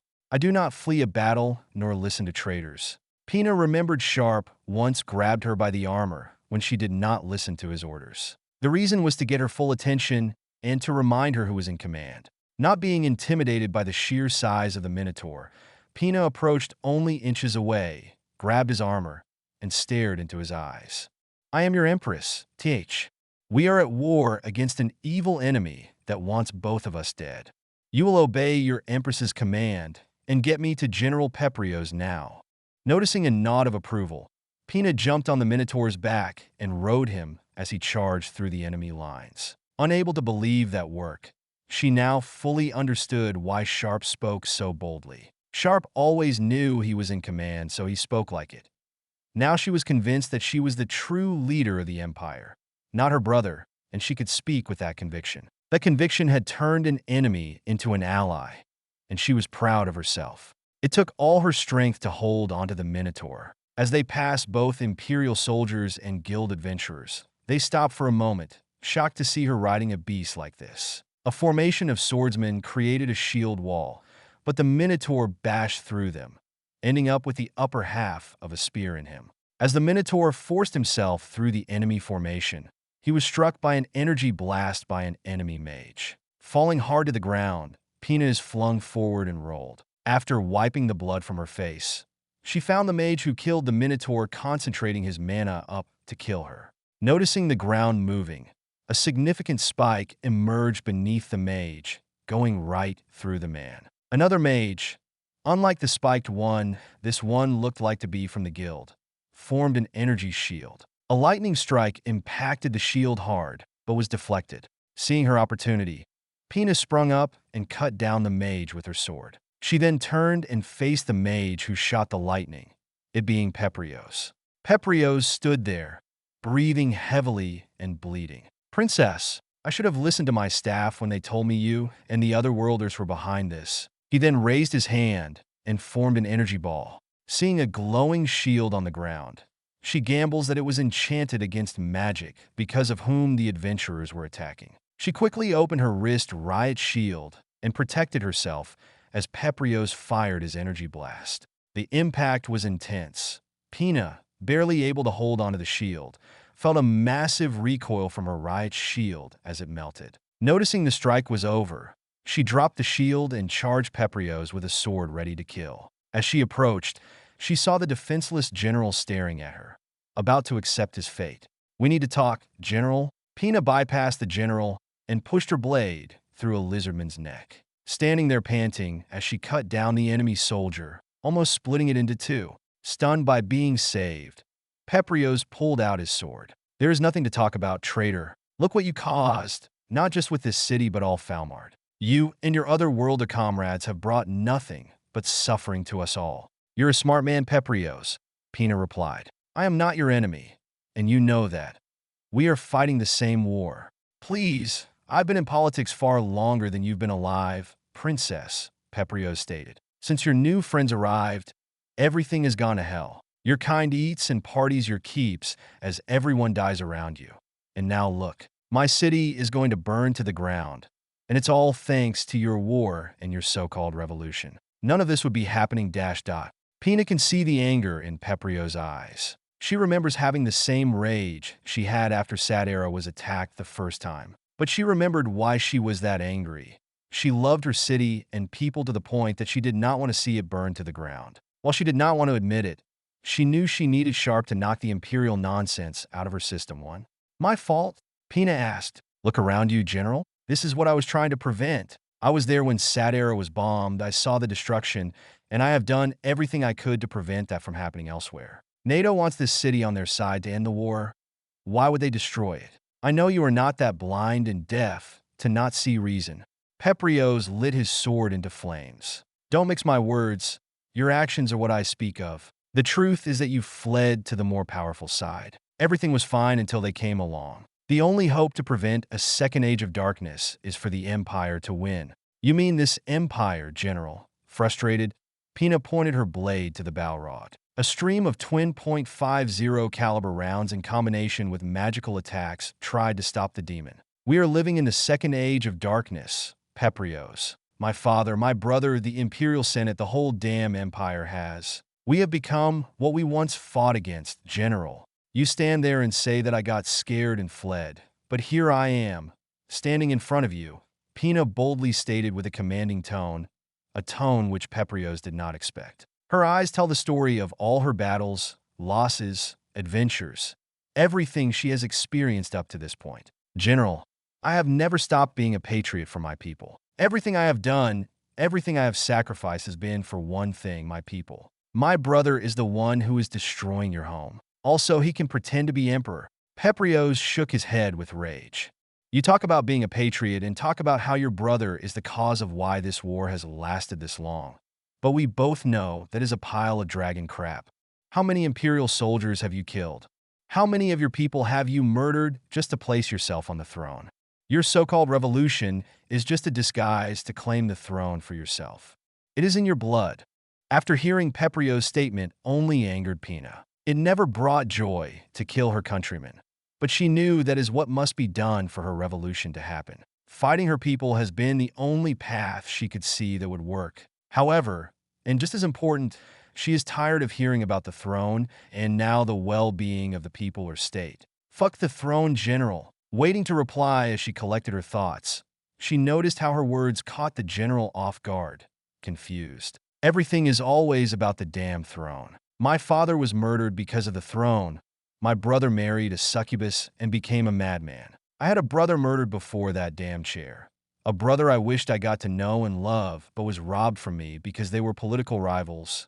Look at that monster again, General. Look around your city. Who caused it? Peprios? The Empire has become a joke, a shade of its former self.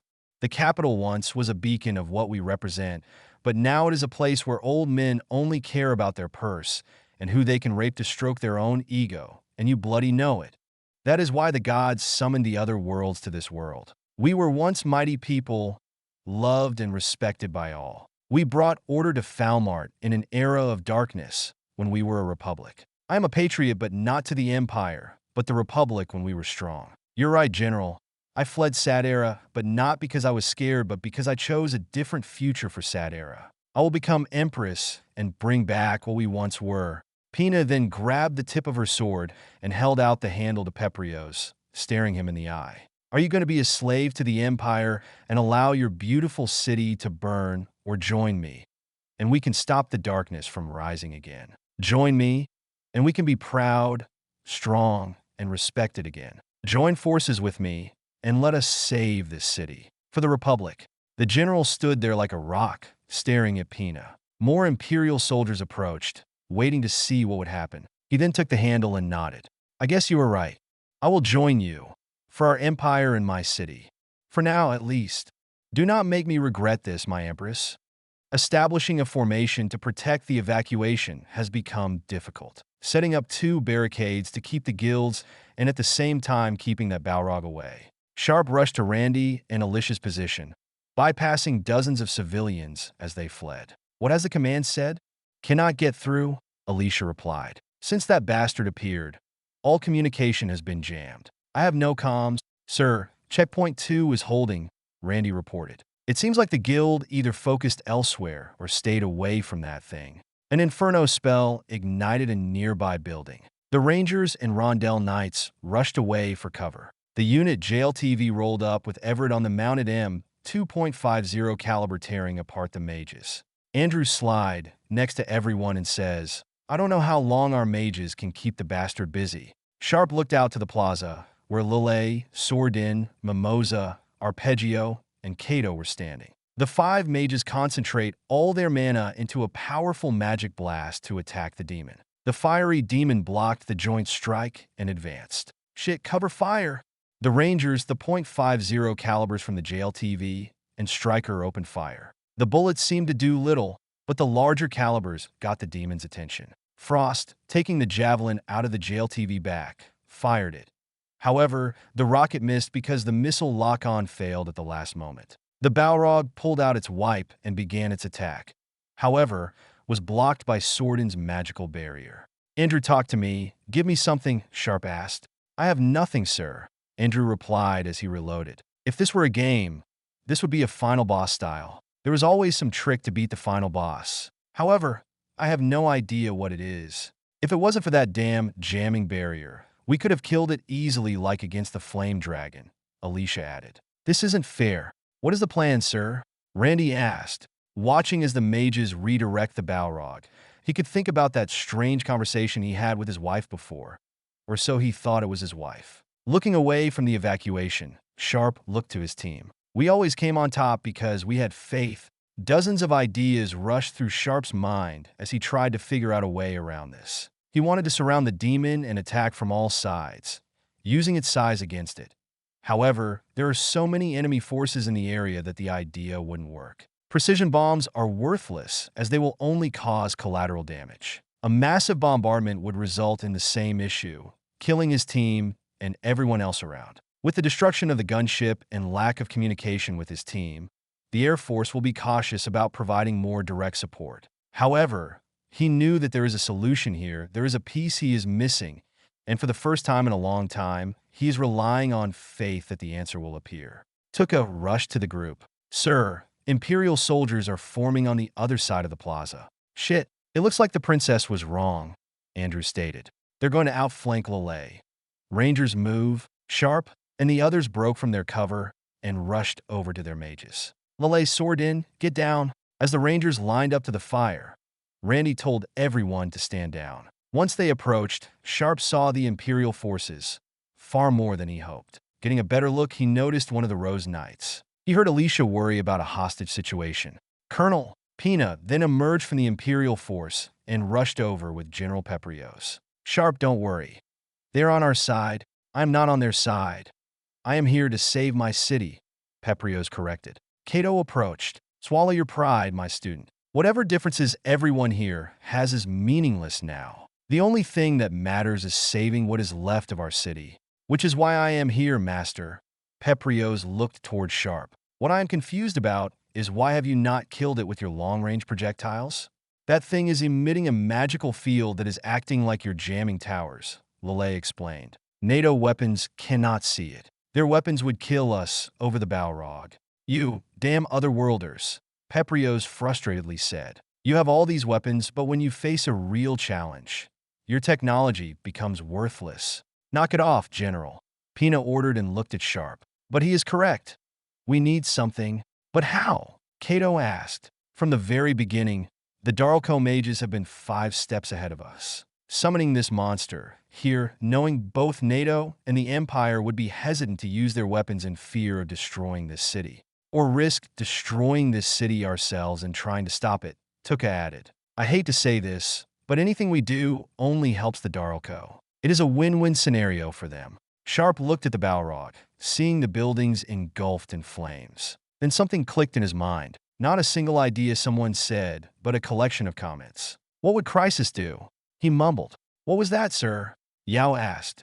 Ignoring Yao, he continued to watch the fight against the Balrog. Andrew rushed to Panache and both directed the legionaries, who were manning a Scorpio. The Scorpio fired an armor-piercing enchanted javelin, the one that has been able to pierce NATO medium armor vehicles. One of the other enchanted javelins froze the Balrog's arm, but only for a moment. While everyone else watched the attack fail, the doomed to failed attack gave Sharpe an idea for victory. "Tuke is right. We cannot stop this thing here. Whatever we do, we will end up destroying the city, including us. There is nothing we can do here. Everyone is shocked by Sharpe's statement. Lelei was the one who asked first. Are you saying we are going to abandon the cities? Sharpe looked at Lelei. I did not say that, Lelei. He then looked towards everyone. Our heavy weapons can kill it.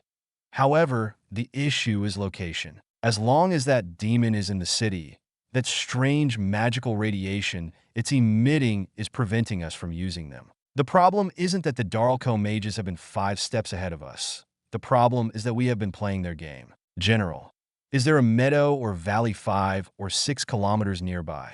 Pina converted kilometers into leagues so Peprios could understand the distances. Yes, but why does that matter? Good. We will head there now and set up a staging area, Sharpe said. That should be far enough for us to contact Vanguard Command and call in a missile bombardment. But I thought your missiles don't work, Tuke asked.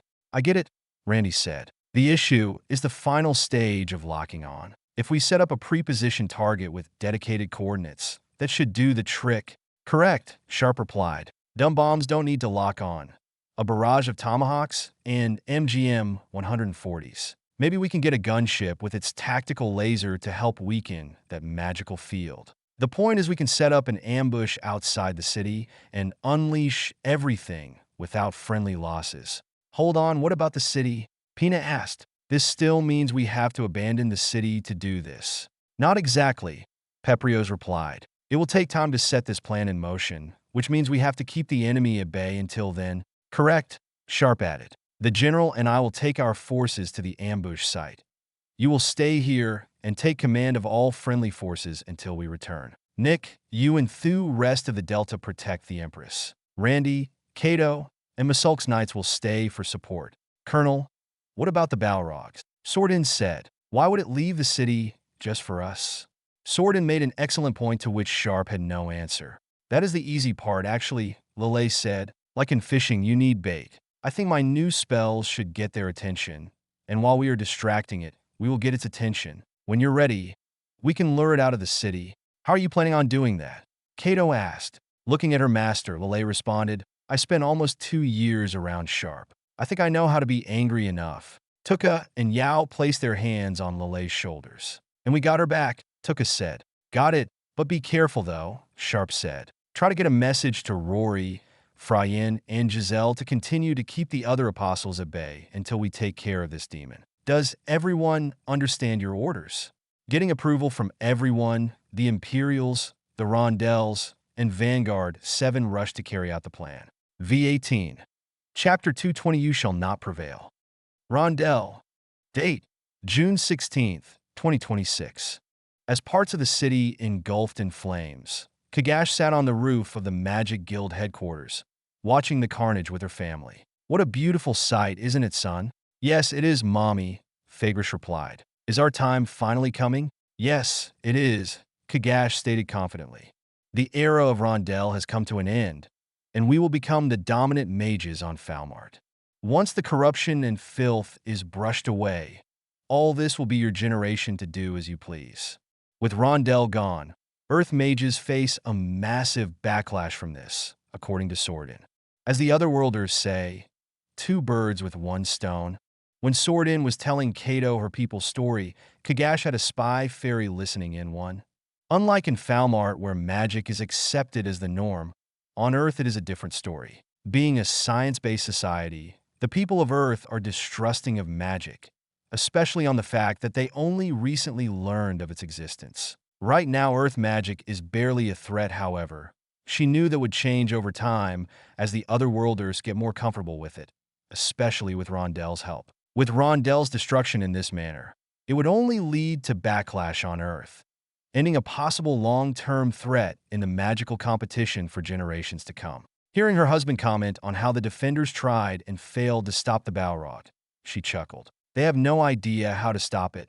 But what if NATO uses their missiles? What if that Grand High, which pulls some powerful sorcery like she did with that magic sword? Fagrish asked.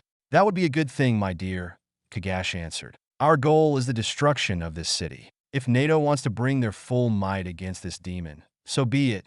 The city will be destroyed one way or another. We have won. That Grand High Witch and her sword might be powerful, but it is clear that she is no match against the demons. There is a reason why Zuffmet told us about this demon. As the battle rages on, Kagash looks toward the illusion of their leader, Lord Vokar, watching the fight from Sadera. "Are you pleased, my lord?" With a delayed response, Vokar said, "Yes." Zuffmet is pleased. Kagash found it strange that a god was working so directly with mortals. However, she trusts their lord. Zuffmet showed them where the demon was at Aaron, that it could summon the demon realm and brainwash the apostles to serve the League to prevent them from switching sides. "Watch, my dear. Remember this day. Rondell, residential district." With the greatest threat to Rondell in over a millennium, the towering Balrog continued to ravage the city. Half of the city lay in waste as the demon destroyed everything in its path. Even with the Rondell, Rose Knights, Imperial Army, and Vanguard 7 united, so far they have only been able to slow the demon down. In this strange twist of fate, Lelei couldn't believe the similarities of this moment with the Fellowship of the Ring when Gandalf faced such a monster. It has been hell to contain the demon, trying to prevent it from destroying everything. Lelei also found an even stranger sight of Imperial soldiers who were mortal enemies only 10 minutes ago, assisting the Rangers and Rose Knights. Having no love for the Empire, it has been a struggle to turn her back towards them, especially how quickly everyone had accepted it. Pina plans to battle against the demon while Sharpe and Peprios are setting their trap. Watching Kato and Mimosa cast blizzard spells against the demon, the temperature around the demon dramatically dropped as hundreds of ice shards struck. The Balrog unleashed a mighty roar as flames exploded in all directions, canceling the spell. Lelei saw her opening. She gathered her mana in preparation for her newer spell, Sonic Shock. It is her Sonic Boom spell, but this time focusing it into a concentrated blast besides an area of effect spell. The Sonic Shock hit the Balrog while shattering glass windows around the nearby area, but all that did was anger the demon as it took its sword and swung it at Lelei. Seeing the strike, Lelei formed an energy barrier. The force from the blast is unbelievable as it took all her strength in keeping the barrier up, draining much of her mana. Following the attack, Tuke unleashed an explosive-tipped arrow, impacting the demon, stunning it a bit. Sordin arrived, utilizing her powerful ice magic, and began dropping the temperature all around. The ground around her iced over as the frost coated the buildings nearby. However, the Balrog used his wing to block the attack, causing the surrounding area to be swallowed up by the steam. "Are you okay, Lelei?" Tuke asked. "Yes, but I had to use so much of my mana," Lelei replied. "But I think we got its attention." As Kato approached, Sordin was by his side. "We need to keep it away from people's homes." "That is not the only problem," Mimosa said. "I've been thinking about the plan, and there is a hole in it. Those wings, they are a pain in the ass," Sordin added. "They keep blocking our attacks." "That's part of the problem, but I think what Master Mimosa meant is that the demon will just fly away once he senses danger, like what happened with the gunship," Lelei corrected. Watching the Balrog, she continued, "Teacher, can you use your sword to take out its wings?" "No," Sordin said. She then smiled as she snapped her finger. "The demon is too powerful, but all we would need to do is wound the wing." "That could work," Arpeggio said. "If you look at the wings, they emit far more fire than the rest of the body. When that gunship fired those missiles, the demon's wings reacted first. I don't see a staff or other enchanted tool to project such a field, and it has to be coming from somewhere. I think the wings are the heart or a key component of its power." "All right," Sordin said. "The problem is once I summon Excalibur, I cannot use any of my magic. All my remaining mana goes into summoning the sword. And there's a good chance that once I use it, that demon will probably be focused on me." "Not necessarily," Mimosa said. "Kato, remember that abnormal hobgoblin we fought?" Kato smirked. "How could I not? Our victory celebration after that battle was something I shall never forget." Almost protecting himself from Mimosa's wrath, he continued, "What we had to do was lure it outside of the town. While the hobgoblin was focused, we struck this strange hunchback from its back, killing it. All we have to do is continue the plan," Lelei explained. "Correct," Kato said. "This is our plan, ladies. Lelei, Arpeggio, and Tuke will lure the demon to Pina's army. Once that happens, Sordin will summon the Excalibur and strike its wings. Hold on, Sordin urgently stated. This is a one-time thing. If I do this, it has to count. The amount of heat that demon emits will fry any of us before we get close. Then I will use it, teacher, Lelei said. When it is time for me to lure it out of the city, I can use the Excalibur to neutralize its wings. We don't want to play our hand before Sharpe is ready. That is very dangerous, Lily, Mimosa said. Are you sure? That is all we have, Lelei replied. And I know I can do it. Agreeing to the plan, the four girls ran through the streets. A group of Rondell Knights to the left are helping some people escape from fighting Darlco Guild allies. Looking around, Lelei still saw citizens trying to evacuate. Quite a number of those people were those whom Lelei recognized from class or the markets.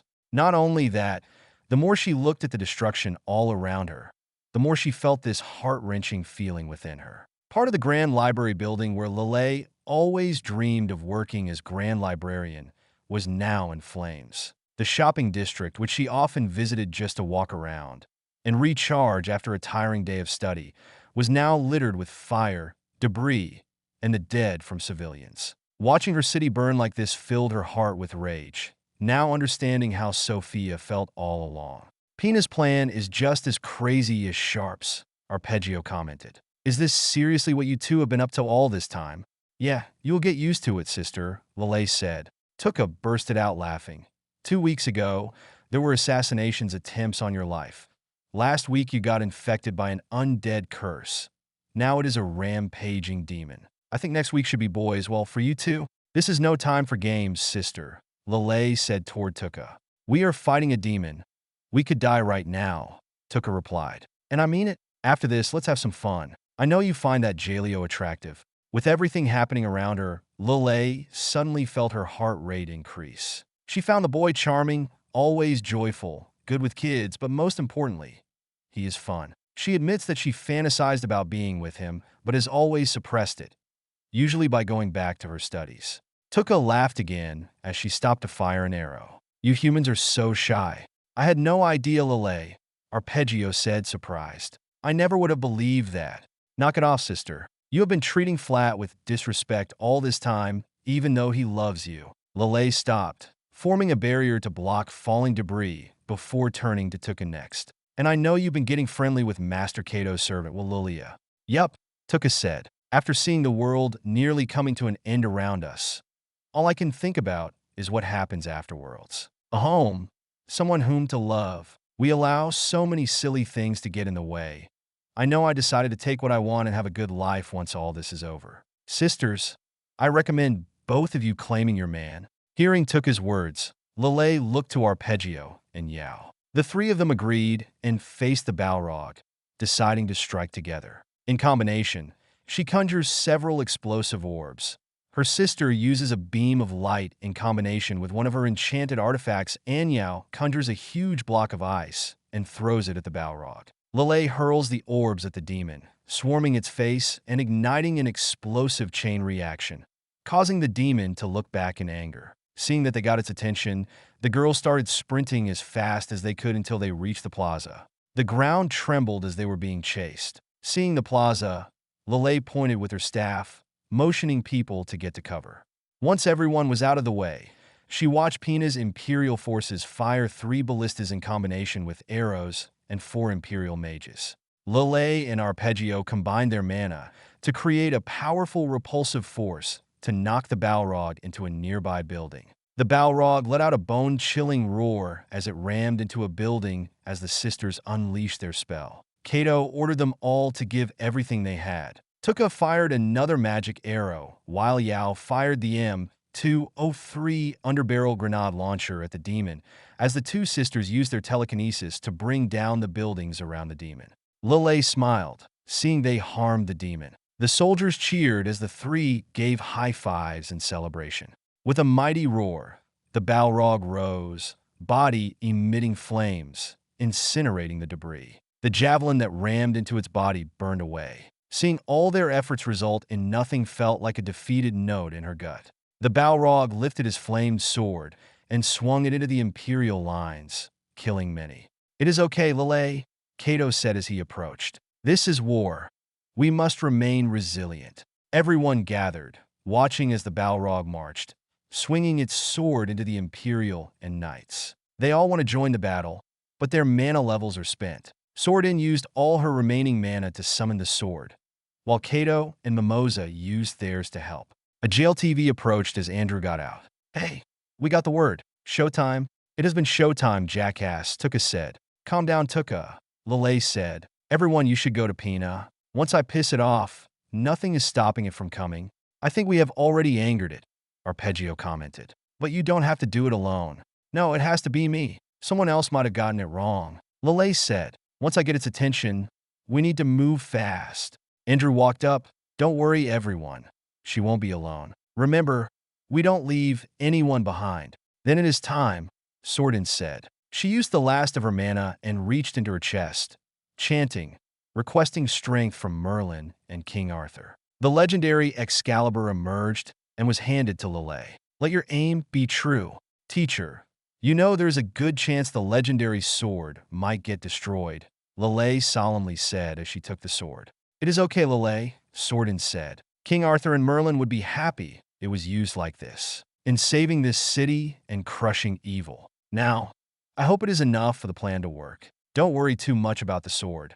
The Lady of the Lake created it to be used by not just King Arthur, but people with the heart of a warrior and a hero like you." Arpeggio hugged Lelei and then handed her a bag of amulets. "Take these. They will amplify your mana for the attack." Tears on her eyes, Sordin held Lelei's face. "Lelei, you are the best student I ever had and the key for my kind's re-acceptance to society back on Earth. May God be with you." Sordin wished Lelei good luck. "Don't die on us, little nerdy sis," Tuke and Yao said. As everyone left the area, Andrew got back into the jail TV, ready to go as fast as possible. Lelei took a long, deep breath as she turned to the Balrog. "Balrog, you shall not prevail." During her battle with Valkyr, Fryen taught her a new way to do magic, combination magic too. It was the only way she was able to defeat him. With her telekinesis, the 4 amulets form a circle with the sword being placed between them. Moving her staff right behind it, she began chanting, lighting avalanche, hypersonic projectile, combined spell. The sword glowed a goldish color as a strong electric current formed. As she focused all her mana into this one attack, her clothes waved through the magical current, her body feeling the intense energy that is being concentrated. Fire! A massive wave of mana burst out as the sword was launched short at hypersonic Mach 8 speed. Even the Balrog could not react. The Excalibur impacted the magical barrier, causing a chain reaction until it pierced through, cutting the right wing from the body. The Balrog let out a painful roar as its wing dropped to the ground, magma blood oozing out. Lelei dropped to her knees, drenched in sweat, lungs breathless. Her muscles are screaming in pain, unable to move. She looked up and saw the Balrog turn directly at her, with fear and anger in its eyes. It let out a roar, holding its sword, and started walking towards her. "Get up," Lelei mumbled, but her body refused. Suddenly her body stood up, and that is when she noticed Andrew picking her up. "Let's go," Andrew said, putting her in the passenger seat. He quickly got into the driver's seat and drove off as soon as he could. The demon's sword slammed into the ground where they once were. As Lelei slowly gathered her strength, she watched as Andrew drove out of the gate after being cleared in advance by Ambassador Henson. Looking in the right mirror, she saw the demon right behind them. "This reminds me of Jurassic Park." Andrew busted out laughing. "You spend too much time around the Colonel, Lelei, but what you did back there was amazing. Now let's get there." Melugis Valley, 7 kilometers south of Rondell. "Calm down, Colonel," Peprios said. "We must have faith that their mission will be carried out." "He just does not like leaving his team behind," Alicia explained. "To be honest, I don't like it myself." Peprios crossed his arms, annoyed. "A general is only as good as the men that serve beneath him. If you are saying your people are not up to the task, then we should go back." Sharpe replied directly at Peprios. "Oh, General, they are more than up to the task. But a true leader stands side by side with their men and faces the danger together." "Coming from the people who use long-range weapons," Peprios replied. "Most of your generals fight through one of your talking devices." "Yup, that just gives me more of an opportunity to kick your ass," Sharpe replied. Peprios shook his head. Correct me if I am wrong, but you are just a lieutenant colonel, far below a general. That makes me the highest ranking officer here. You're right. Sharpe moved one hand high and the other about midsection. A general is up here, and I am about here. However, he then moved the high hand and lowered it to his knees. While I am still here, you are on your way down here. Fuck, Alicia said. If I knew now all you guys were going to do a dick measuring contest, I would have rather died in the city. Colonel, this is Vanguard Actual. They are coming, Sarah said. Get ready. Thank you, Actual. And after this, let us head back to the condo for a bit. Sharpe replied. The Imperial soldiers and Rangers stormed away, getting into position. Sharpe grabbed the AT-4 and prepared himself as the striker drove off with Alicia. He wanted constant radio communication with the base, so she needed to be outside the magical field the Balrog emits. General, we will only have one shot with this. That bastard has to stop here. Otherwise, all this is pointless. You have nothing to fear, Peprios stated as he tightened his gauntlets. As you Terrans say, bring the rain. Looking out, Sharpe saw the JLTV coming out of the trees. Behind them are trees engulfed in flames as the Balrog burst out of the forest, charging close after them. All right, I will fire first and then you. As the demon approached, Sharpe fired. The rocket exploded before impact from the intense heat.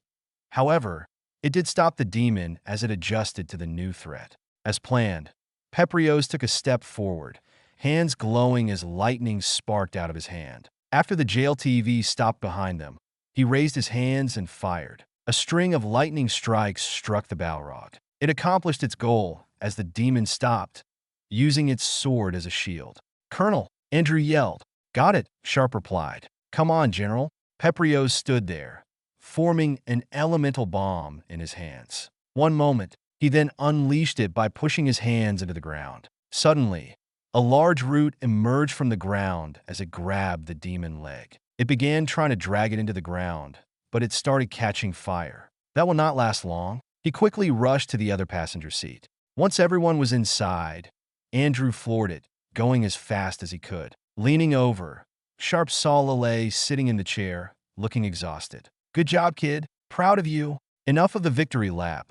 The demon is going to leave the trap, Peprios said. General, form a barrier around this vehicle, Sharpe said. He then looked back as the Balrog broke free from the summoned root. As the Balrog began moving after them, a massive explosion happened next to it, forcing the demon to stop. Another explosion went off nearby as U.S. Army Tomahawk missiles coming from Forward Operating Base Kalsu, atoms from Italica, and hypersonic missiles from Alnus.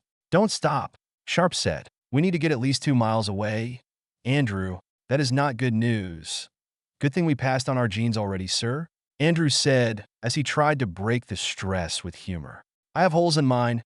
I'd rather live long enough to buy a new one, Sergeant, Sharpe replied. The vehicle stopped due to the lack of an opening into the forest, only 1.5 miles away from the safe distance. Barrier General, with the amount of ordnance that is about to come down here, we're going to need it. As a barrier was formed around the JLTV, everyone looked out to the Balrog. Due to the long-range missiles not locking on because of the magical field around the demon, the only option was a massive scale bombardment. Luring it out here, away from the city, NATO could unleash everything without holding back. According to Sarah, she said that General Stanford made this operation a priority. While unable to lock on, missile after missile land all around the demon. While most of them miss, it still felt the explosions from each impact as it stood on ground zero. The constant missiles that were raining down from all directions had stunned the monster. It flapped its one wing, trying to fly away, gaining a little lift. However, a missile struck its back,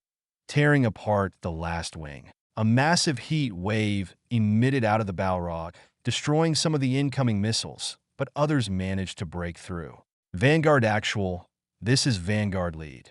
The target is contained for now, Alicia said. Ready for strike package hammer. Roger that, Sarah said. C-130 overhead. Dropping Moab in 3-2-1, dropped. Let the angels of heaven come raining down and slay the demons of hell.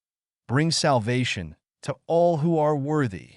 Looking towards the sky, Sharpe saw a C-130 with a bomb coming out of its back. Moments later, that bomb, one of the most powerful conventional munitions in human history, landed on top of the Balrog, exploding in a fiery blast that consumed a full square mile. While out of the range from the explosion, the heat blast came hitting the barrier Peprios formed. "Hang on, everyone!" The vehicle shook violently as the blast moved past them. A moment later, the explosion was over, and Sharpe looked out, seeing the Balrog standing there. At first, he thought it was still alive. However, as the dust dissipated more, most of its flesh was gone, half of its chest, a leg, and both of its arms gone. The flames that once engulfed its body were now out, only leaving a black ash shell. The body tipped over and smashed onto the ground. Ender got out of the vehicle and stood on the hood. "We did it! I cannot believe we did it." Getting out of the jail TV, Sharpe gazed at what was left of the corpse. A part of him struggled to accept that it was dead, but Andrew was correct. The demon was dead. Lelei walked to his side. "Your plan worked, and you were able to piss it off," Sharpe replied, enjoying the moment. Lelei looked up toward Sharpe and smiled. "I learned from the best." Patting her on the head, Sharpe smirked. "That is not a nice thing to say to Sarah." He then looked at Peprios. "Going to be honest, there was no way we could have done it without you and your men." He then held out his hand. Peprios stood there. "Pina was right about you people and what is going on. Crisis was right." He then took Sharpe's hand. "But the job is not done. We might have killed the demon, but both of our forces are still stuck in Rondell. Even if we get there before they are all slaughtered, we just don't have enough men." Hearing Sarah's voice, Sharpe held out the radio so she could speak. "That is why God said always have a woman by your side. Someone has to do all the preparation work for you guys." Noticing the striker and caravans of Imperial soldiers arriving, Sharpe looked to the sky and saw MH-47G Chinook arriving en masse. "I love you, honey." "General, you asked for an army, you got one." Only one of the Chinook landed nearby. Colonel Young with Captain Bailey walked out of it, escorted by some rangers. Sharpe approached and then saluted. "Lieutenant Colonel," Young said, "didn't I send you out on a diplomatic mission?" "Then I would say mission complete, sir," Sharpe replied. "They should have been here already," Sharpe mumbled as he paced. Young looked towards the destroyed landscape with a demon corpse in the middle of it. "We really need to work on your terminology, Sharpe." He then looked towards the legionaries. "What is going on here?" Sharpe looked toward them. "Allies, sir. Empress Pina was able to turn the Imperial garrison in Rondell to our side. I will inform you in detail later, both in AAR and personally." "So, what is the plan now?" "Empress now?" "Interesting," Young said. "This is the plan, Sharpe. I have 10 Vanguard units plus the 101st ready to take that city. If the League thinks we are just going to sit by and allow this madness to continue, think again." He approached Sharpe and whispered, "Can we trust them?" "Yes, sir," Sharpe said. "If it wasn't thanks to them, we would all be dead, and we are going to need them." As 2 more Chinooks landed, Sharpe saw First Lieutenant Johnson, Captain Charlie's, and many of the other Vanguard team leads. Rose Knight leaders Beefeater and Boses, Colonel Anderson of the 101st that was assisting. There seemed to be tension with the NATO side and Imperial side, as everyone was trying to figure out how to deal with one another. Among the 101st, he also saw the Rondell Mage Jaleo, who lived in Alnus. Lelei quickly rushed up and hugged him, confusing the boy. Johnson elbowed Sharpe, joking about the sight. "I will kill him later. But she did good today, they all did." "What are we expecting in Rondell?" Young asked. "A bloodbath, so we better hurry," Sharpe said. Young turned around. "Everyone loads up now, Rangers, Knights, and Legionaries. We got a city to save." Once on the Chinook, Sharpe saw Rangers and Legionaries standing side by side. There was unease between them, being enemies mere moments ago, but they all know about the common enemy they have now. It is going to take both groups to save Rondell. Bailey approached and patted Sharpe on the shoulder. "Nice job, sir. Always having fun without me." "It is not fun until we plant the flag on that Darlco couple's corpses," Sharpe replied, getting a power bar for Lelei to regain her strength. "I heard Delilah gave birth." "Yup," Bailey happily said. "Our twin girls, Dora and Donna, have been born. Wish I was there with Delia, though. By the way, what happened to Selena?" "Comes with the job," Sharpe said. "She's at the villa taking care of the wounded." "Roger that, boss," Bailey said. "When we land, my team will head to the villa and make sure she is safe." "Thanks, buddy," Sharpe said. He then stood by the ramp as it was closing and faced everyone. "All right, Rangers, Knights, Airborne, and Legionaries, let's roll out."